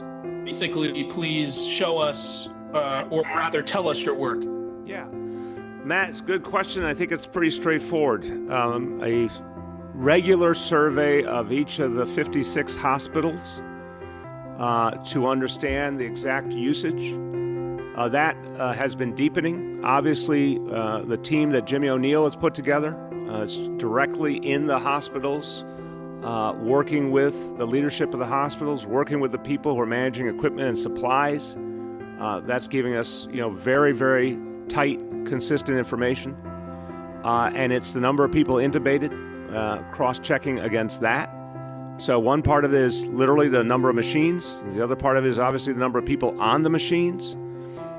And the supply side of the equation is straightforward because the supply comes in to central warehouse and we act from there. So I think it's as straightforward as that. We are asking very specifically, direct into the hospitals, how many people are intubated today, how many ventilators are you using, how many ventilators do you have left, and constantly rechecking that count. That's how we're doing it.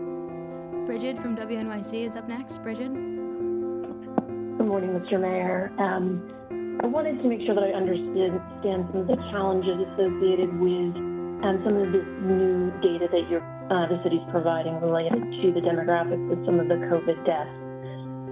I spoke with an emergency care doctor in Brooklyn who had talked to me about how the city has a regional health information exchange and that all of our electronic medical records collect this racial and ethnic demographic data, so that this is information that the city had. So can you or Dr. Bobo explain, is it that the health department needed to start doing something differently, or why was it not possible to publish this information sooner?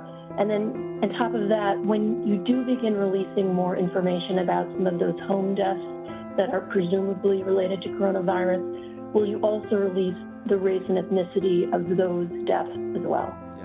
I'll start and pass to Dr. Barbeau. Look, anywhere where we have definitive information, the answer is yes. So the home deaths are, again, a painful, awful reality for those families.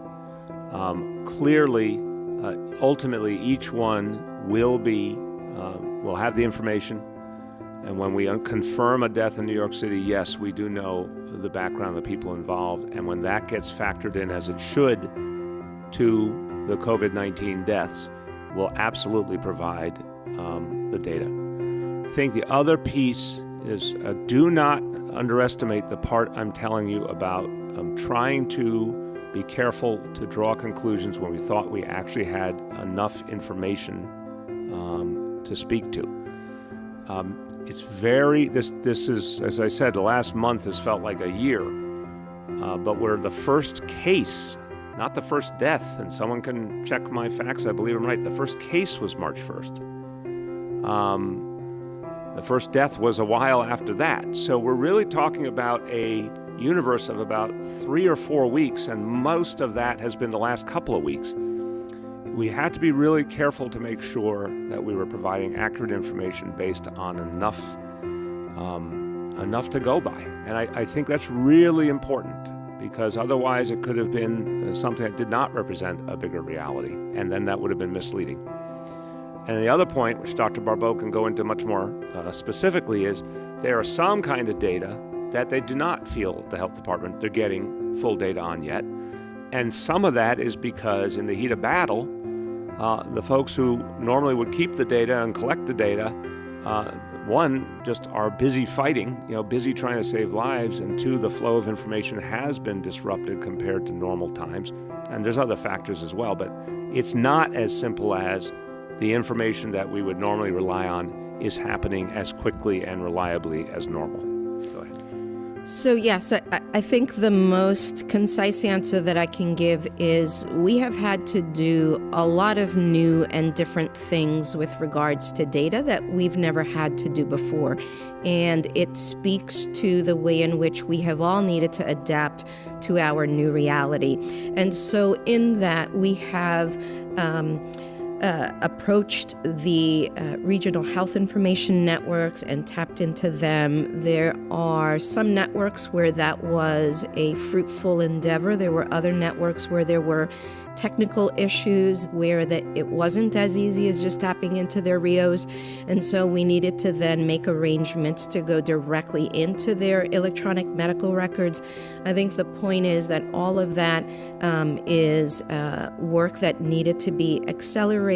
There were technical issues that had to be addressed, as well as legal issues. I think that we are in a much different place now. And my hope is that when we begin reporting on the probable COVID deaths, that we will be able to similarly report on the racial demographics as well.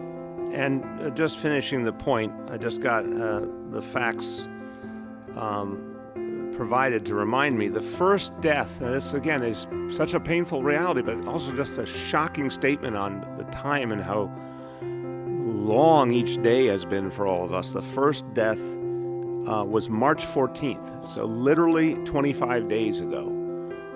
So that's the world in which we're dealing with, that the information we have is based on a very brief period of time. But again, now we believe it is, unfortunately, enough information to say that there's this clear disparity, and that tells us something that we can act on. Jeff Mays from the New York Times is up next. Jeff? Hey, good morning, Mr. Mayor. Just wanted to ask about the preparations regarding the potential disparities. You announced on January 24th that it wasn't a matter of if, but when the virus would arrive in the city. So, what was done in those weeks leading up to March 1st during the first case, especially if the city knows that these disparities are existing? Was there not a plan put together in those beginning weeks to address that potential disparity? And then secondly, you ran on ending a lot of inequality in New York City. I'm wondering if you could talk a little bit about whether your efforts were focused enough in the healthcare area in terms of inequality to help end some of these disparities that are causing these deaths now. The first point, the whole point of going out early and saying that it was not if but when was to try to do the thing and achieve the thing that really could have protected people so much more deeply, which was the testing. And for weeks, this is all very documented, the whole idea was to try and get the federal government to send the testing that would allow us to get ahead of it while there was still a chance. And then it quickly turned into a nonstop effort to get the aid we needed from the federal government to prepare our hospitals, sustain our hospitals, the ventilators, the supplies, now more and more the personnel. The point about education, I don't think it should be missed, and I want to really make clear the health department's been doing this nonstop, that the education about how to handle this virus, how to protect yourself and your family has been nonstop for weeks and weeks and weeks. And it has been focused on all communities. The health department, in fact, by its nature, historically focuses on communities that have gotten less health care and less support. So I think you go back and look at all the messages, all the efforts made to educate and inform people, get them help, to help people know where to turn. There's a huge amount that was done, but it's quite clear now we have to go to another level, and we have to do some things now that we would never have been able to do a few weeks ago. Like I said, the grassroots outreach would have been unthinkable a few weeks ago. It's still going to be tough now. I would have to have enough medical professionals in the hospitals to allow for that. We'd have to find a way to do it safely. But if we could get more in-person activity out there, it would be, in terms of healthcare professionals being out in communities, it would be, I think, profoundly helpful. So I think it's quite clear there's been a huge amount of communication, huge amount of direction given to people, huge amount of guidance in multiple languages to many, many communities. Now it needs even more, and we will do that. On the other question, Jeff, the battle against inequality takes many forms. And I think what Oksira said a few minutes back is really important. There's a deep connection between whether people have affordable housing or not and what happens to their health. There's a deep connection between how much money a family makes, including working people. Do they have decent wages? Do they have things like paid sick leave? Do they have paid family leave? All of these things contribute. Obviously, you're talking about a combination of income, benefits, housing, all of these things that come together, food, to say the least, making sure people have available food and nutritious food. So, and we see all that interconnects with education, all the pieces come together. So from the beginning, what we've tried to do is do, bluntly, a massive amount of redistribution of wealth to help working people and help poorer people, to the tune of tens of billions of dollars. And it's quite clear. All of the things that we did, whether it's massive amount of affordable housing or subsidizing people to stay in their affordable apartment or rent freeze, that kind of thing, straight on through to all the food-oriented programs, all the efforts to increase wages and benefits, $15 minimum wage, paid sick leave, all of those things contributed to try and get people healthier and address the disparities. But then on the pure healthcare front, a lot of the efforts and initiatives that have been supported at the health department, including the fight against tobacco, for example, which clearly is pertinent here, but also what we did a year and a half ago with guaranteed health care, creating for the first time in this city the notion that every single New Yorker would either be given an insurance plan that they could actually afford and use, or given direct health care through NYC Care. That, to me, is a kind of initiative that gets really even deeper to the root of the matter. We worked on that for years. We were finally able to get it to be something that could work in this city about a year and a half ago, and now it's being implemented. And lastly, and crucially important, health in hospitals was nearing collapse a few years ago. It was nearing bankruptcy. And we put a huge amount, billions of dollars, into restoring health in hospitals. And Dr. Katz and his team have done an amazing job turning it around. I had no idea, Jeff, at the time that we were putting those billions of dollars into the turnaround of health in hospitals, that they would be, the vanguard of fighting off a pandemic, that the eyes of the entire world would be on places like Elmhurst Hospital. I couldn't have imagined that in a million years. But that's exactly what happened. So all of those efforts were based at fighting disparity and preparing to have a more fair and equal city, and especially to get at all the pieces, including the healthcare pieces. And we didn't know we would confront this, to say the least. But thank God we invested in health and hospitals, because it's the only reason they're able to hold the line now. Last two, Henry from Bloomberg. Henry? Hello, Mrs. Mayor. How are you? Good, Henry. How you doing?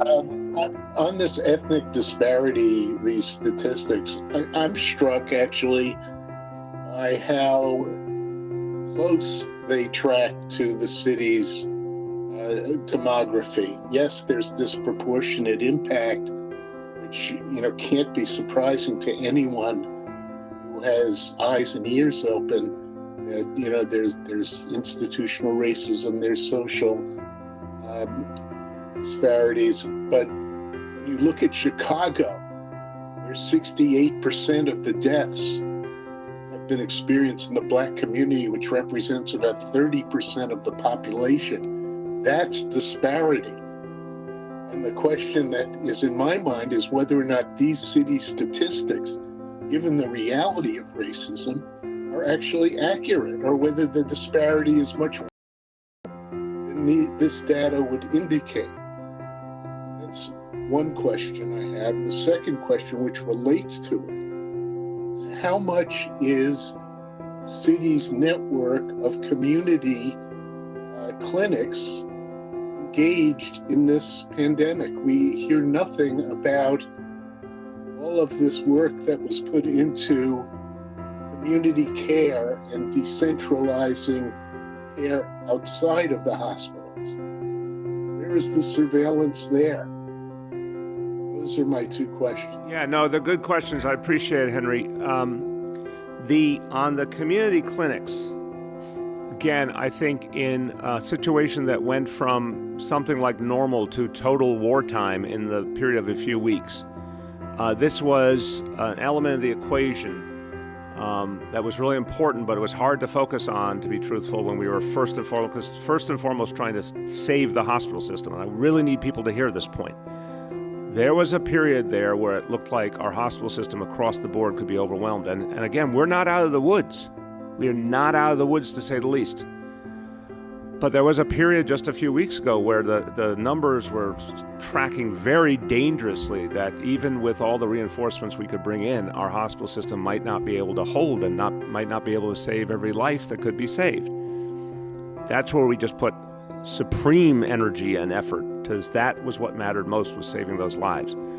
And the local clinics were not in that immediate equation, obviously, and a lot of them were disrupted by shelter in place. They were disrupted. Their economic reality was disrupted. Now we want to go back and try and build out more of a grassroots strategy. Now that, at least, thank God, today, we're in a better position to hold and maintain and strengthen our hospital system. This grassroots piece becomes more powerful. We've got to go back and work with those clinics to see how we can do it.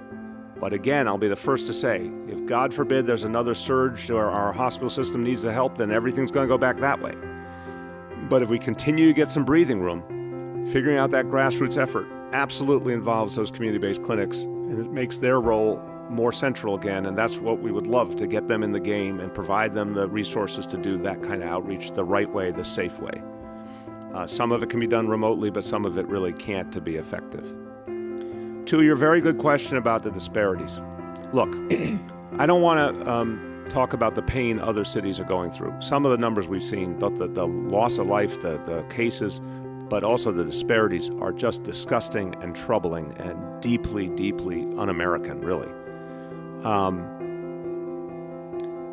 I don't want to talk about their pain and their challenges. I do want to talk about something that's right about New York City. I think here we have the strongest public health system in America by far. We have the strongest health department. We have the strongest public health system with health and hospitals by far.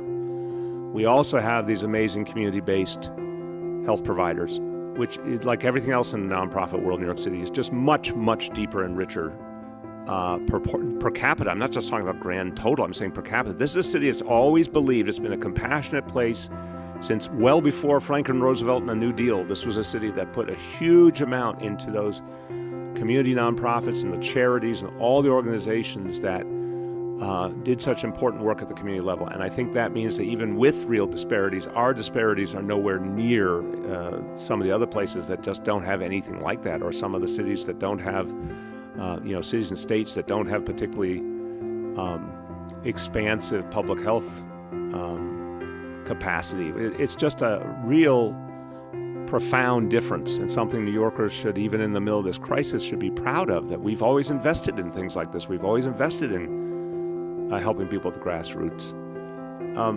I think this information we've given today is today's information, Henry.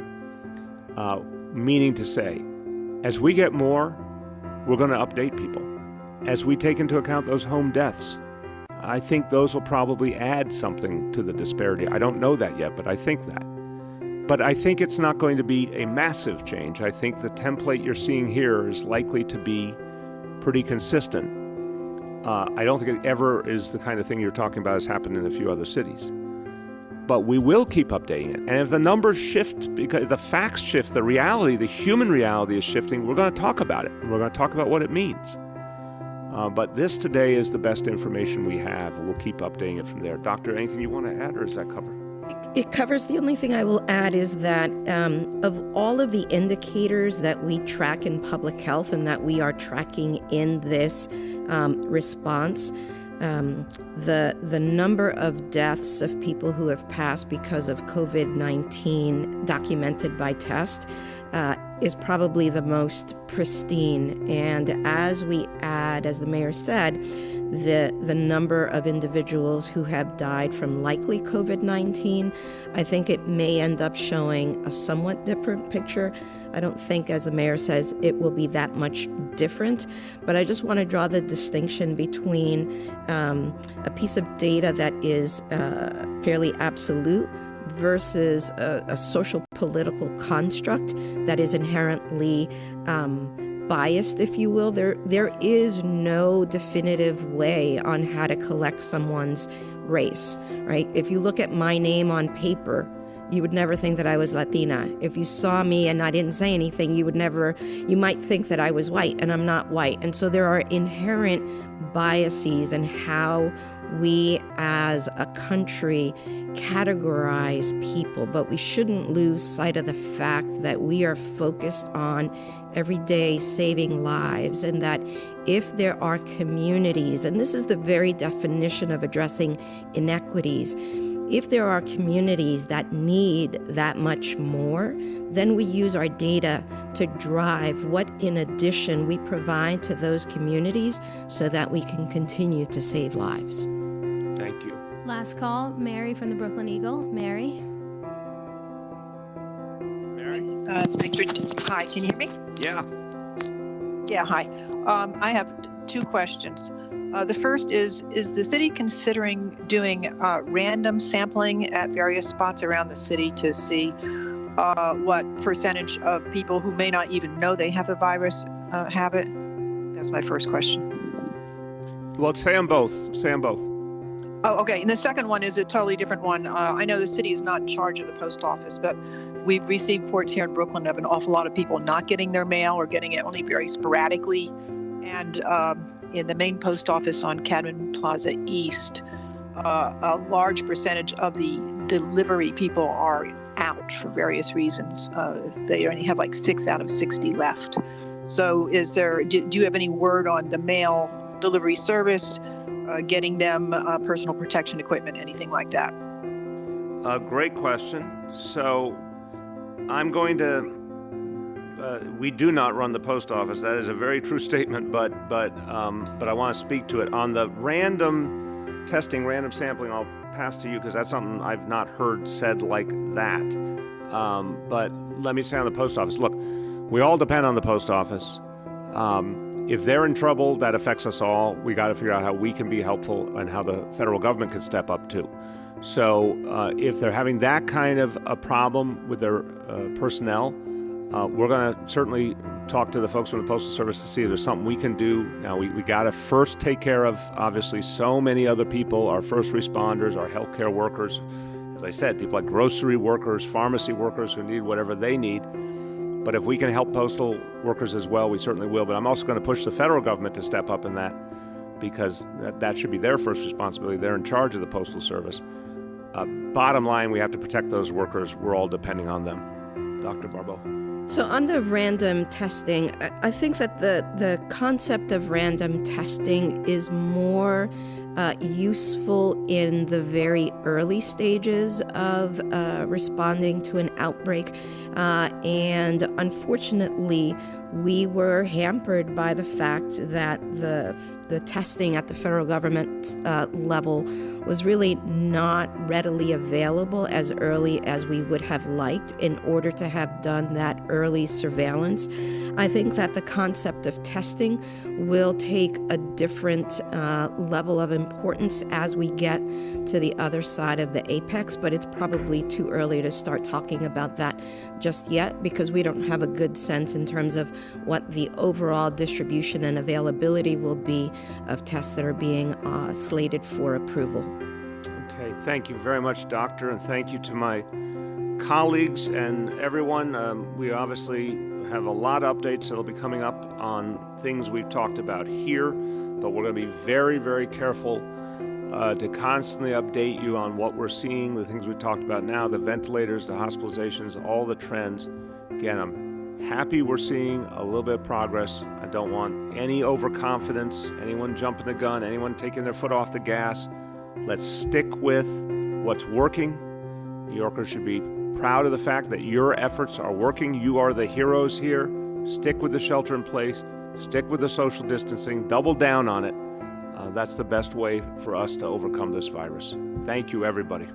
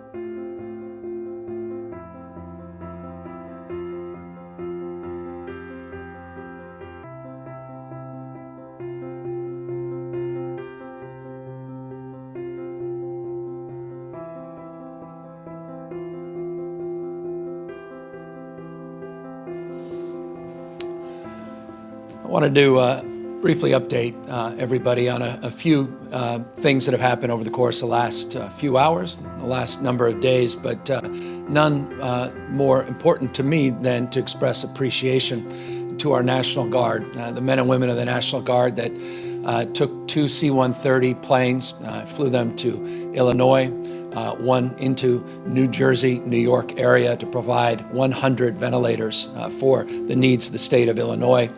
Those in New Jersey, another 100 in the state of New York. Those same men and women, different group within the National Guard ranks now are deploying additional ventilators in Delaware and DC, in Maryland, and driving as we speak, driving into Nevada, 50 ventilators for each of those states. I just want to thank them in particular because the National Guard have provided not only the kind of humanitarian support that's demonstrable in that example, but also continue to do heroic work at our food banks all throughout the state of California. And in addition to that, we've got 100 of them that just went out on the lines to prepare for this this summer's fire season that is close upon us. They're doing vegetation management, forest management, and so I cannot express enough my gratitude, my respect, my appreciation to our National Guard. I also wanted to update all of you on a significant effort that we have advanced on PPE. So much attention, not just on N95 masks, on coveralls and gowns, on shields, on surgical masks, gloves, and the like. We have been doing our part over the course of the last number of weeks to punch above our weight. We've been able to secure over 41.5 million N95 masks and distribute them throughout the state of California. While we've had a little support from the national stockpile, we haven't relied on that.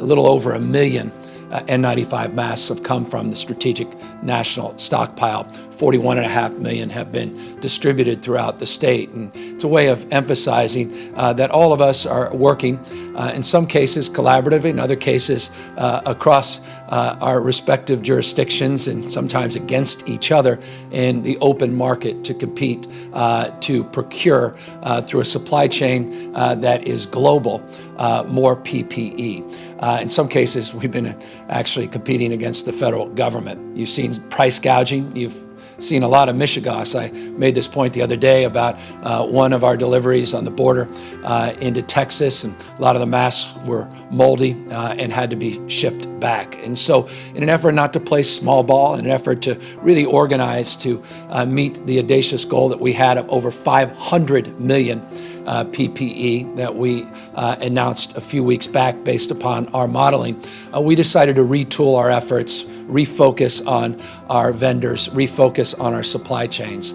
And we're very pleased that we're able to formally submit to the legislature yesterday a request to utilize money from our disaster response emergency operations account that would allow us to invest over $1.4 billion into PPE of all stripes and do so in a way that secure the anxiety that many of us have, not just the healthcare workers in the state of California within the hospital systems, in our community clinics, in our skilled nursing facilities, adult daycare centers, but also our grocery workers, our DMV workers, the frontline employees walking the streets, doing outreach to the homeless, people knocking on your doors to do wellness checks, to basically provide for the amount of personal protective gear that is needed in totality. And so as a consequence, we made a big,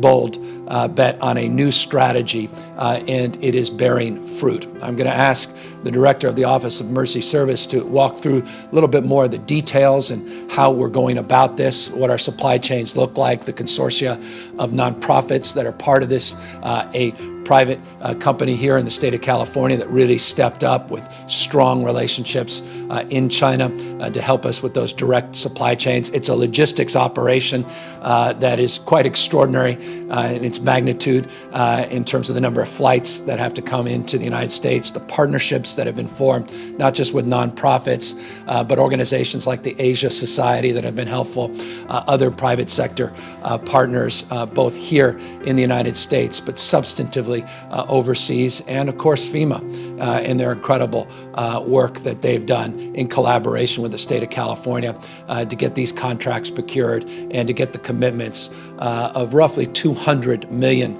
masks alone. And I specifically point to the masks. The PPE is broader than that, but the masks, of course, being so topical, roughly 150 million N95s on a monthly basis and 50 million surgical masks on a monthly basis that we believe with these contracts, multiple contracts and multiple sources, we'll be able to bring into the state of California and procure and begin to distribute at a scale that we haven't been able to date.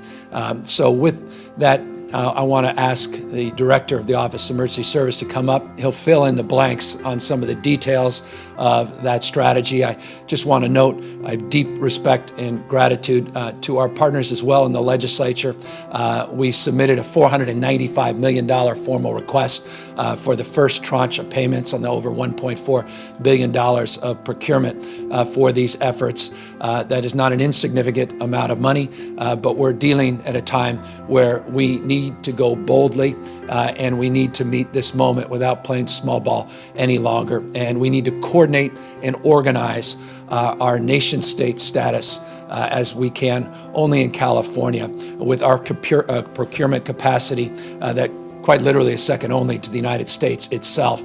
California is in a position not only to leverage those supply chains, leverage our investment, but do so in a way that protects the taxpayers as well. And so with that, let me ask the director to come up, fill in the blanks, and of course we'll have ample opportunity to answer specific questions. But after he speaks, I'll go into a series of other issues that I know are topical and important to everybody that may be watching. Thank you. Great. Thanks, Governor. Good morning, Mark Ghilarducci, the Director of the Governor's Office of Emergency Services. Let me provide some contextualness to this effort. The Governor's mentioned the challenges that we've faced with getting the PPE and the competition that had existed. What we try to do is really step back and look at this in a much more strategic way. And we really leaned on the way we actually manage major events that happen in California, like when we have wildfires or earthquakes, when we've got limited kinds of resources.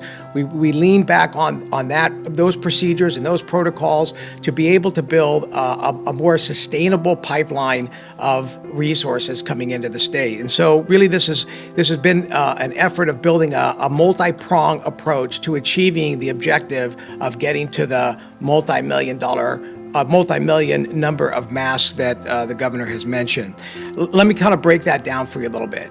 The different prongs, the different approaches. The first is engagement with a number of very, very powerful and very, very helpful non-governmental and community-based organizations. We've really engaged with organizations like Direct Relief, AmeriCares, the Philanthropy California, and the California Endowment, and Frontline. These are NGOs that have reached back. They have relationships in Asia. They've been doing work in different spaces, may not necessarily be exclusively PPE, but for example, in the climate adaptation and resiliency space, or in the public health and space. We've leveraged all of those partnerships and relationships to build into using their pipelines to leverage those to help us. So that has been a source of ongoing PPE, particularly masks, but it's also shields and gowns and other kinds of commodities, both in real time and in our effort to build in the out weeks and the out months additional PPE. The second prong has been through working with direct contracts.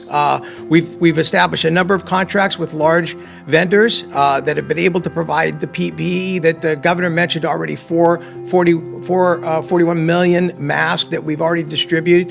We continue to get the commodities from companies like Bear Mountain Development and JR Resources. These are examples of some of the larger firms. We've also been able to get from our national health providers like McKesson and Cardinal some of the kind of commodities we need. And yesterday, we were able to establish a agreement with a company, California-based company called BYD America, which really has a direct reach back into China to be able to build a pipeline, a sustainable amount of monthly masks that will be coming in to assist us here in California. This is an organization that has a manufacturing capability that is specifically designed to meet this need. And this is a great partnership because it is a California-based company, and it's also one that we have been working with, again, in the area, in the climate space.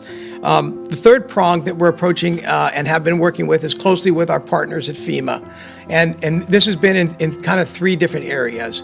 The first is that FEMA has worked hard to establish partnerships with the 6 of the nation's largest medical distributors, including McKesson and Cardinal and United Health and Owens, to be able to go to Asia and procure huge quantities of PPE. And these flights are coming into the United States now regularly. Some of them are coming into California. And as part of that effort and setting up that air bridge, and as part of the national effort to prioritize counties with high probability and or high hotspots that are occurring across the country, in the top national 100 counties, there were a number of counties that have been identified here in California for immediate supply of PPE. And I can tell you, they include Los Angeles County and Santa Clara, San Diego, Orange, Riverside, San Joaquin, San Francisco, Alameda,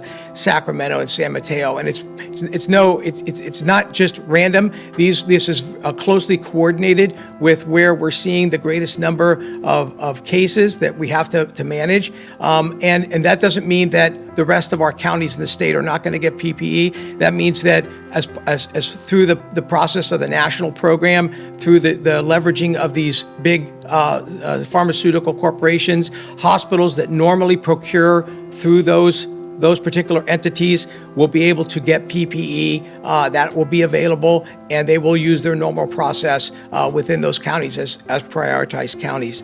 The last piece that we've been working with FEMA on is leveraging a new piece of technology. This is a technology that was manufactured by Patel, a defense contracting company in the United States. It's a technology that is designed to get on the ground and actually bring in used N95 masks and do a sterilization and cleaning process that makes them basically new again. And this is new technology that has been certified by the FDA and CDC, and it will be here in California here within the next week.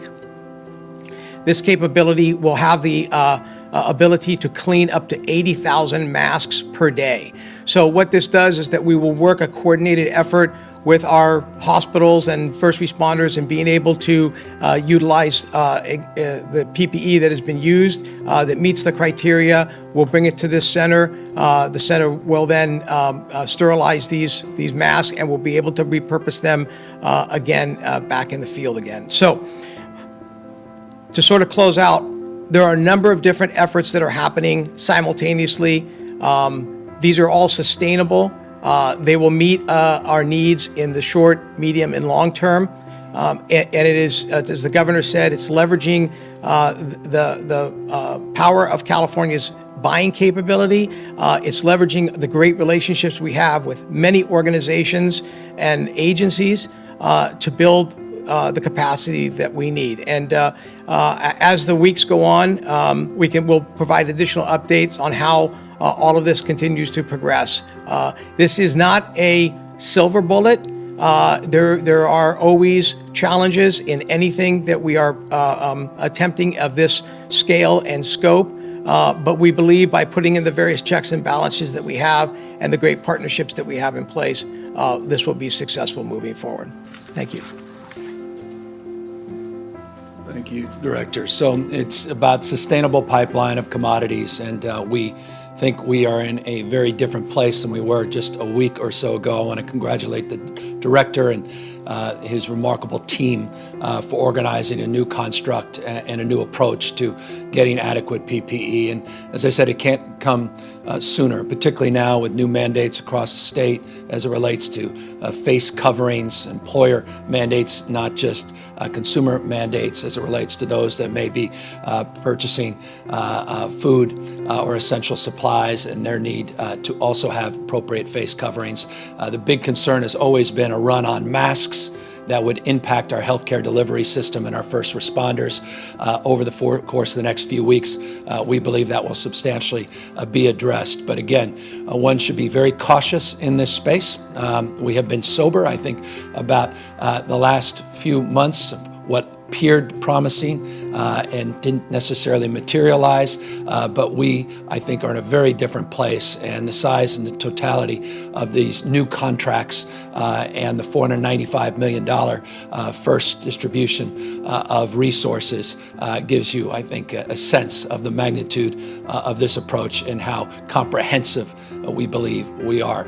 As always, and we made this point from the outset here today, when the state of California has excess capacity, working with our federal partners, working through the SNS, the Strategic National Stockpile, we will avail ourselves to others in need. And that includes not just ventilators, but certainly would include issues related to PPE. So as we scale up, as these supplies arrive, as they become, as we see more certainty, we'll be in a much better position to help support the efforts of others in partnership, again, with FEMA and those doing procurement and appropriately resourcing that procurement on an as-needed basis to parts of this country that are most in need. So that's broad strokes where we are on the PPE side. Very good progress, and it cannot, again, come soon enough. Also wanted to give you an update, a progress report on the total numbers of positive COVID-19 cases in the state of California, the ICU numbers, the hospitalization numbers, update you on the number of deaths, but also to update you on the disaggregation of data that we are finally getting and receiving and organizing as it relates to the issues of race and ethnicity. And I'll give you a progress report on that in just a minute, but let me give you the numbers first in the aggregate. 16,957 individuals that have been tested positive for COVID-19. 1,154 in our ICUs. That represents a 4.2% increase from the previous day. 2,714 individuals that are hospitalized in our system. That represents a 3.9% increase from the previous day. Sadly, we had one of our highest death rates in the state so far, and that was 68 individuals that passed away over the last 24 hours. We now have 442 individuals that have lost their lives tragically, 442 families torn asunder since this virus hit the state of California. Our hearts go out to all of them, particularly on today, Passover. And so I want to just extend our deep sympathies and empathy for all of those struggling and suffering from not only this moment, but then the deep impact losing a loved one is having on families, large and small, all throughout the state of California. Now, as it relates to disaggregation of data, a lot of attention is appropriately being placed, as it always must be placed, on the issue of disparities. It's the cause, again, I said this yesterday, that unites many of the folks that work here in the state of California. They come to public service because of a deep desire to right wrongs and deal with systemic issues. Nothing more frustrating than the systemic challenges, the disparities that manifest in relationship to public health. And those issues preceded this crisis, and they continue to persist even within this crisis. I made the point yesterday as it relates to access to testing.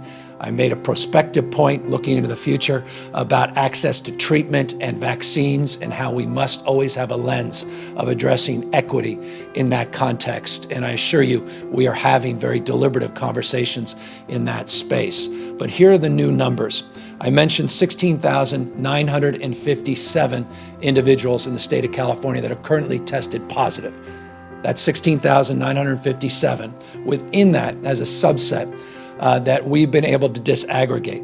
We're only at 37.2% of that number that have reported in. And I can assure you, we have 10 people, no less than 10 people that are calling coroner's offices, calling hospitals, double checking data. Not every city, not every county is providing that data in real time, but we're trying to work with those that have, make sure that we scrub that data.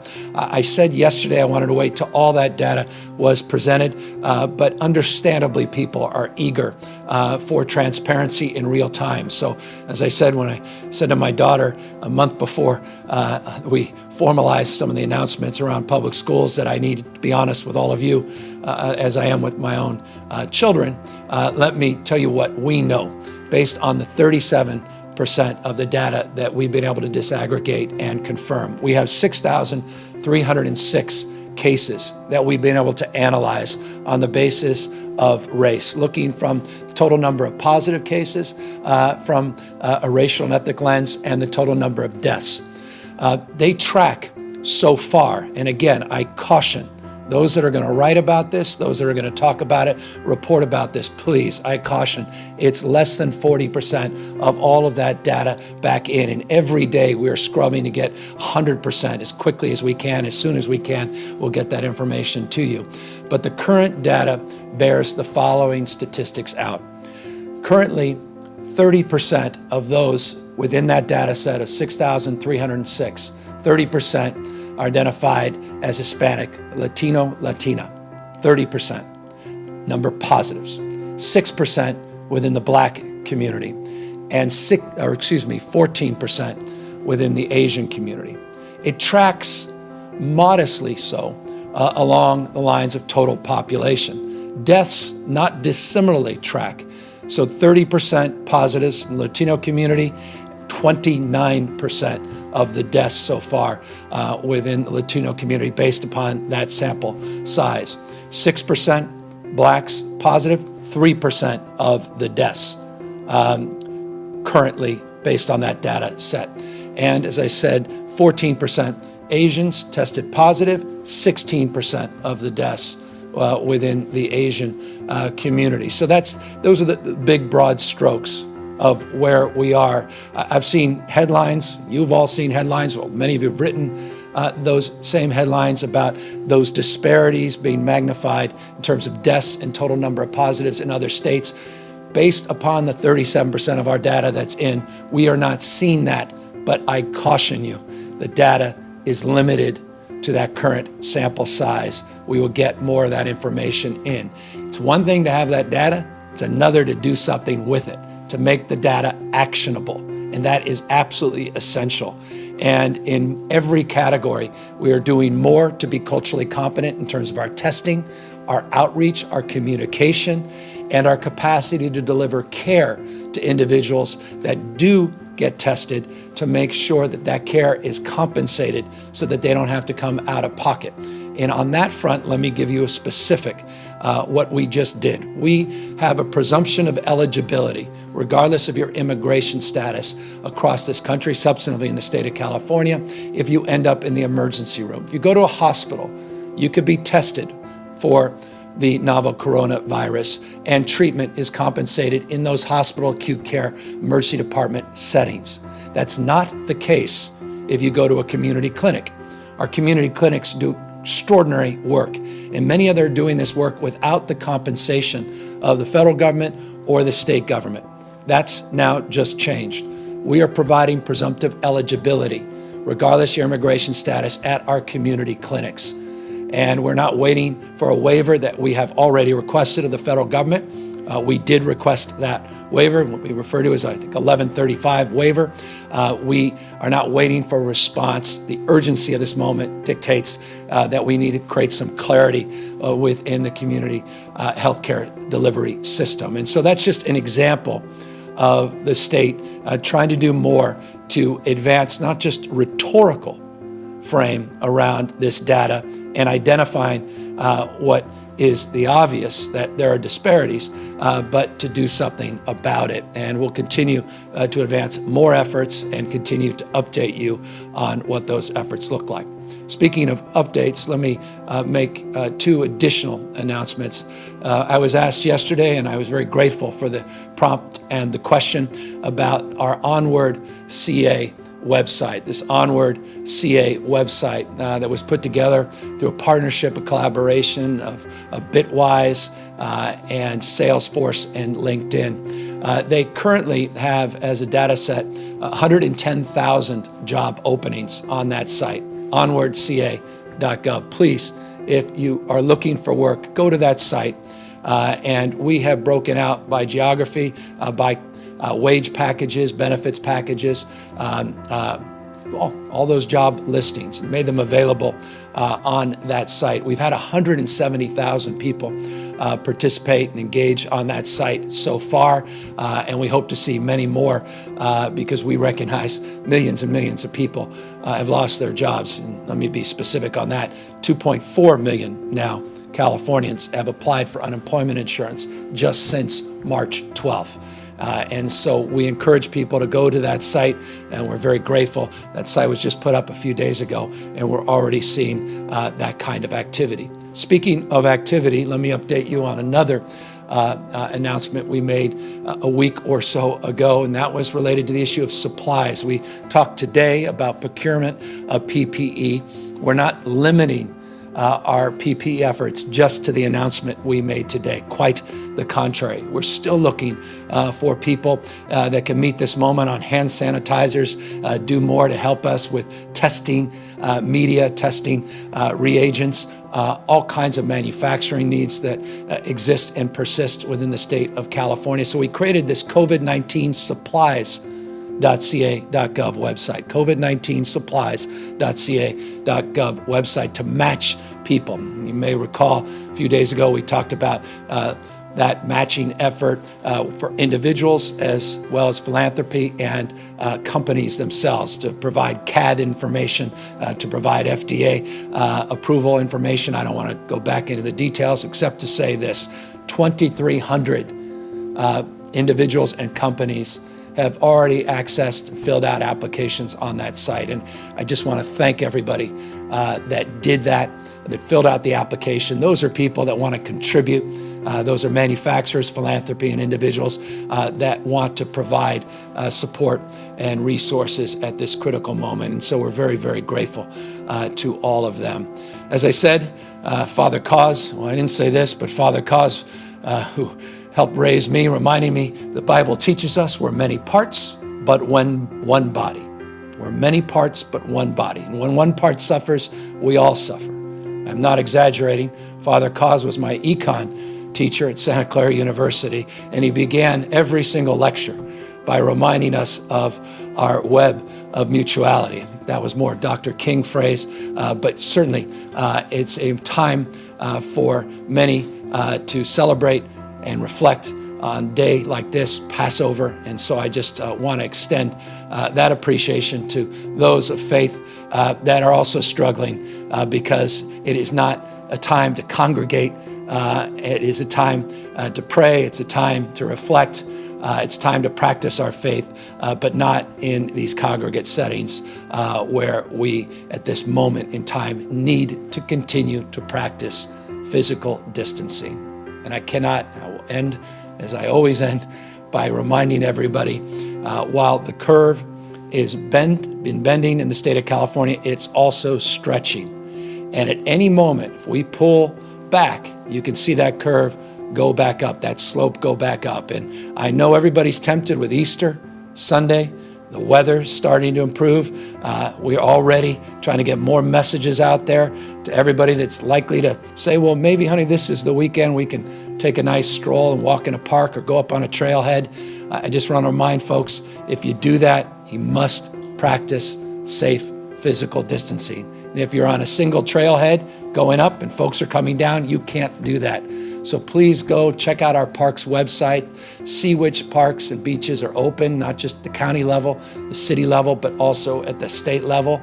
And know that we shut down the parking lots for a reason. There are soft closures in many of these places, but there's also hard closures where you simply cannot go any longer because of our desire to work through this moment and do so in a thoughtful and safe way. And so I just encourage everybody, as you're thinking about your plans this weekend, let's not step back. Let's continue to move forward as we have as a state in ways that should make all of us proud. 40 million strong, meeting this moment, doing more than many thought was possible to bend that curve, keep those ICU numbers down, keep those hospitalization numbers down, and just reflect that the deaths did go up yesterday, but we could continue to bend that statistic by doing more individually as it relates to practicing appropriate physical distancing and appropriate utilization of face coverings if you can't practice that in public.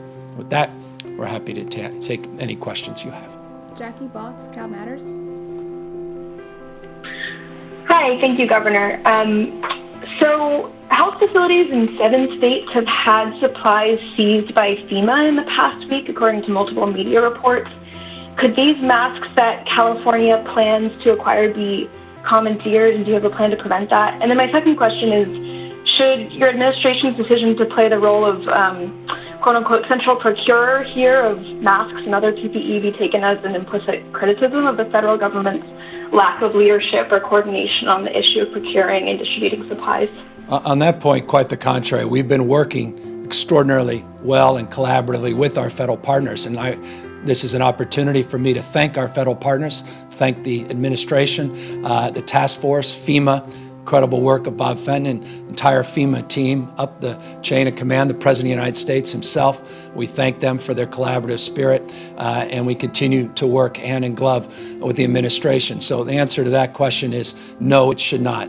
This is not political. This is not any way, shape, or form usurping or undermining. This is all in the spirit of all of us stepping into this moment and doing what we can. And again, California is just uniquely resourced where we're able to utilize the account at the kind of scale that few other states, few other countries can even resource. And so we're pleased to do that, and it's our responsibility to do more than we even imagined as we move forward in this process. As it relates to the issue of commandeering and issue of that, I'll let Director Ghilarducci talk more about that, but we've just simply had a really outstanding relationship with FEMA, and we haven't had those issues. That said, we're always cautious about what we're reading and what we're seeing, and the director can make some comments about that. Great, thanks, Governor. I guess I would just accentuate the governor's point. This has been an all-hands-on-deck approach, and our partnership with FEMA has been in lockstep right from the beginning. This effort of getting PPE it's a collateral effort, and so we don't think there's going to be any commandeering. This is something that we coordinate every step of the way. FEMA's having flights come in to California airports. We're going to be having flights come into California airports. The FEMA's been great with helping us to negotiate through customs and other kinds of regulatory issues. So the bottom line is it is a one team, one fight effort, and we all are on the same page as we continue to move forward. And forgive me for reminding yet again, one team, one fight that goes back to January when we engaged the federal government, CDC, ASPR, through HSS, and we began a partnership of sorts, building trust with the federal government on those repatriation flights, 6 of them that came into the state of California. We furthered those relationships of trust through the repatriation of that Grand Princess cruise line into Northern California, into the Bay Area. And so we have been working in that spirit, and we're going to stay in that space as long as we can. Next question. Jeremy White, Politico. Hi, Governor. Thanks as always. I have a similar question to the prior one. You've spoken a few times, including today, about sort of competition between states.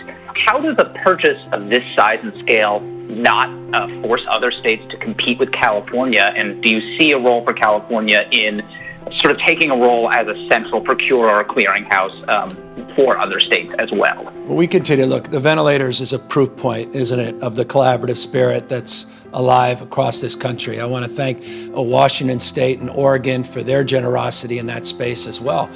So we're all in this together. Again, if Father Cause was right, we're many parts in one body. That extends even beyond the state of California, as it relates to the United States itself. And we want to be there for our fellow governors, and we want to collaborate. I've said this on a number of occasions.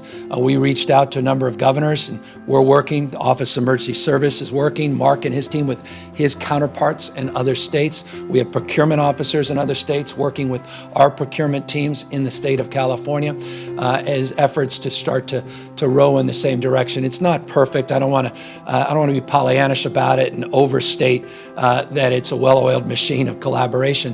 But specifically, Jeremy, to your understandable and appropriate question, we are not just looking at supplies in a scarce marketplace where it's a zero-sum game.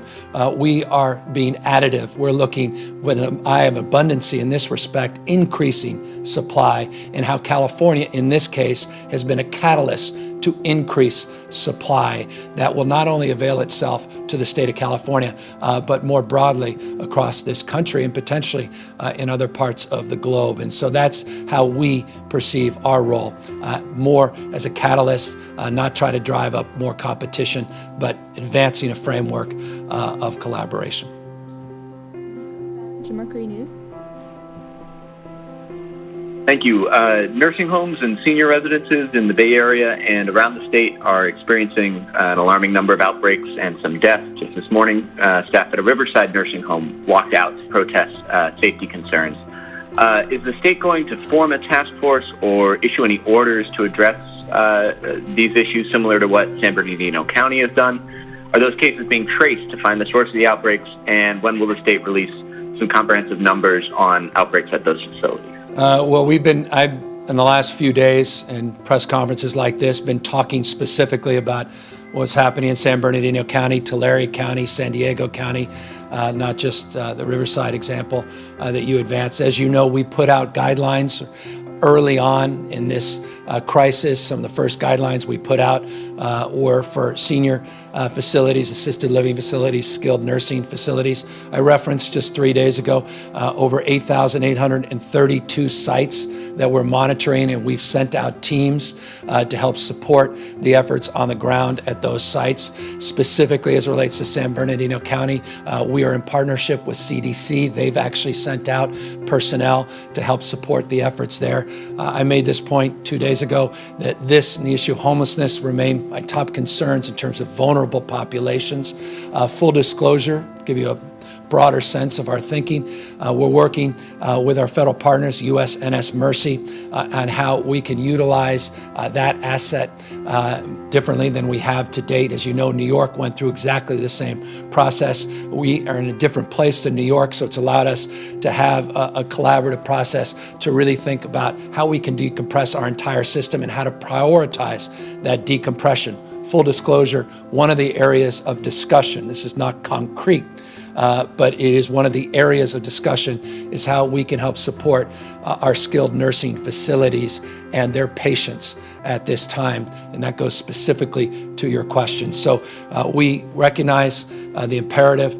We recognize what is reflected in that data, and those deaths disproportionately are exampled in what's happening or not happening at our skilled nursing facilities. And I can assure you, Mark Galley and his team, this is their top priority in this state, to provide as much in terms of support, resources, and alternative facilities so that we can isolate and quarantine individuals and help support the staffing anxiety and staffing needs as staff become infected, and staff obviously extend real anxiety about their lack of personal protective gear and their capacity to continue to do their job safely. Doug Sovereign, KCBS. Yeah, hi, Governor. If you can hear me, I'm wondering about the death count. We believe it's underreported significantly, and we're aware of quite a few cases of people who died at home and were never tested, or people who did go to hospitals, then went home, weren't tested. And I'm wondering if you could talk about what steps the state is taking to count those people, or to go back and test people posthumously, or what the protocol is now to try to get a more accurate count of the true impact and death toll of this disease. Yeah, I appreciate that. Let me ask Dr. Angel, who's responsible for this. She'll come up right now and answer that question. Thank you for this question. It's incredibly important that we understand the impact of COVID-19 on our communities, and that includes understanding and having good data on the health impact. That also relates to the issue that was raised earlier about race, ethnicity, and really understanding the demographics of the populations that are affected. We look at every single case individually and refer and investigate it to understand more. Cases like the ones that you're describing, when they come to our attention, we review them with our team, we reach out to coroners in the community and follow up to get that information. As that becomes available, we'll be sharing more of that with you going forward. And I just should note, Doug, for everybody, I know there's different data that comes out because people update data during the course of the day. We have always been very specific about the data we use. So the 442 individuals, the 68 people lost their lives, was based on a point in time count that we do on a daily basis. So you can attach my announcements based upon the certification at the state Department of Public Health. Counties are doing theirs a little bit differently, but this data tracks day to day in a very consistent way. Tonu Henry, California Black Media. Thank you, Governor, for following up on the disaggregation of the data and outlining a plan of action. I have a two-part question. We've spoken to a lot of business owners, really small business owners, probably the smallest of the small businesses in California. That's under 50 employees, very little money in the bank, well under $25 million in revenue. And a lot of them are worried that they might not be eligible for the federal SBA loans, but they also are concerned that they may not qualify for the iBank loans. Are there any steps being taken to put some criteria around it, or just to make sure that process is inclusive and equitable for those small businesses? So let me answer you in two parts. Number one, Speaker Nancy Pelosi is deeply concerned about the exact issue you just brought up in the accessibility of these loans, particularly on the grant program PPE that has generated so much attention. And she specifically is focusing on businesses in those categories that you just described. So any additional support as it relates to additional money also must come with additional language to provide points of access. So that's on the federal side and the federal advocacy, and we could not ask for more than what we have in our leader, Nancy Pelosi, in terms of pinpointing that concern and orienting a strategy to address it. Number two, as it relates to the $50 million we put up, and thank you for recognizing what we're doing with our iBank. We're in the process of putting that rulemaking together. And so I appreciate people's concerns about what it is and what it isn't, but as we process this, these are exactly the kinds of businesses that we have in mind with these micro loans, people that are falling through the cracks, and we will consider those examples and many others as we process this. Let me just make one final point on this subject. As someone that used to manage small businesses, had the privilege of being involved in the creation of a number of businesses in the state of California, I am well aware from the multitudes of people that are contacting me about the incredible difficulty they're having getting to their banks to get this $249 million that's been appropriated, to get a portion of that into the state and into their bank accounts so that they can rehire people and they can continue to operate essential services. This must be addressed in real time. I cannot press upon the federal government more the urgency of this moment. Every day, the prospect of someone's entire life being torn apart, someone who put everything on the line, who opened up the business, has 100% personal guarantee on that business, their dreams being shattered because of bureaucratic morass and delays. This has to be addressed in real time. And so I just want to extend a deep level of personal appreciation, not just intellectual appreciation, as I'm inspired by entrepreneurs of every stripe and what they do to take risks every day and to create opportunities every day for people all across this state, how we have to have their back at this moment as well. Taryn Luna, LA Times. Governor, Mayor, can you provide more details on the indicators you're watching beyond just generally whether we're bending the curve to determine when you could possibly be able to call off the stay-at-home order? And then along those lines, I'm curious if you have any better sense of an end date than when you were last asked this a couple weeks ago.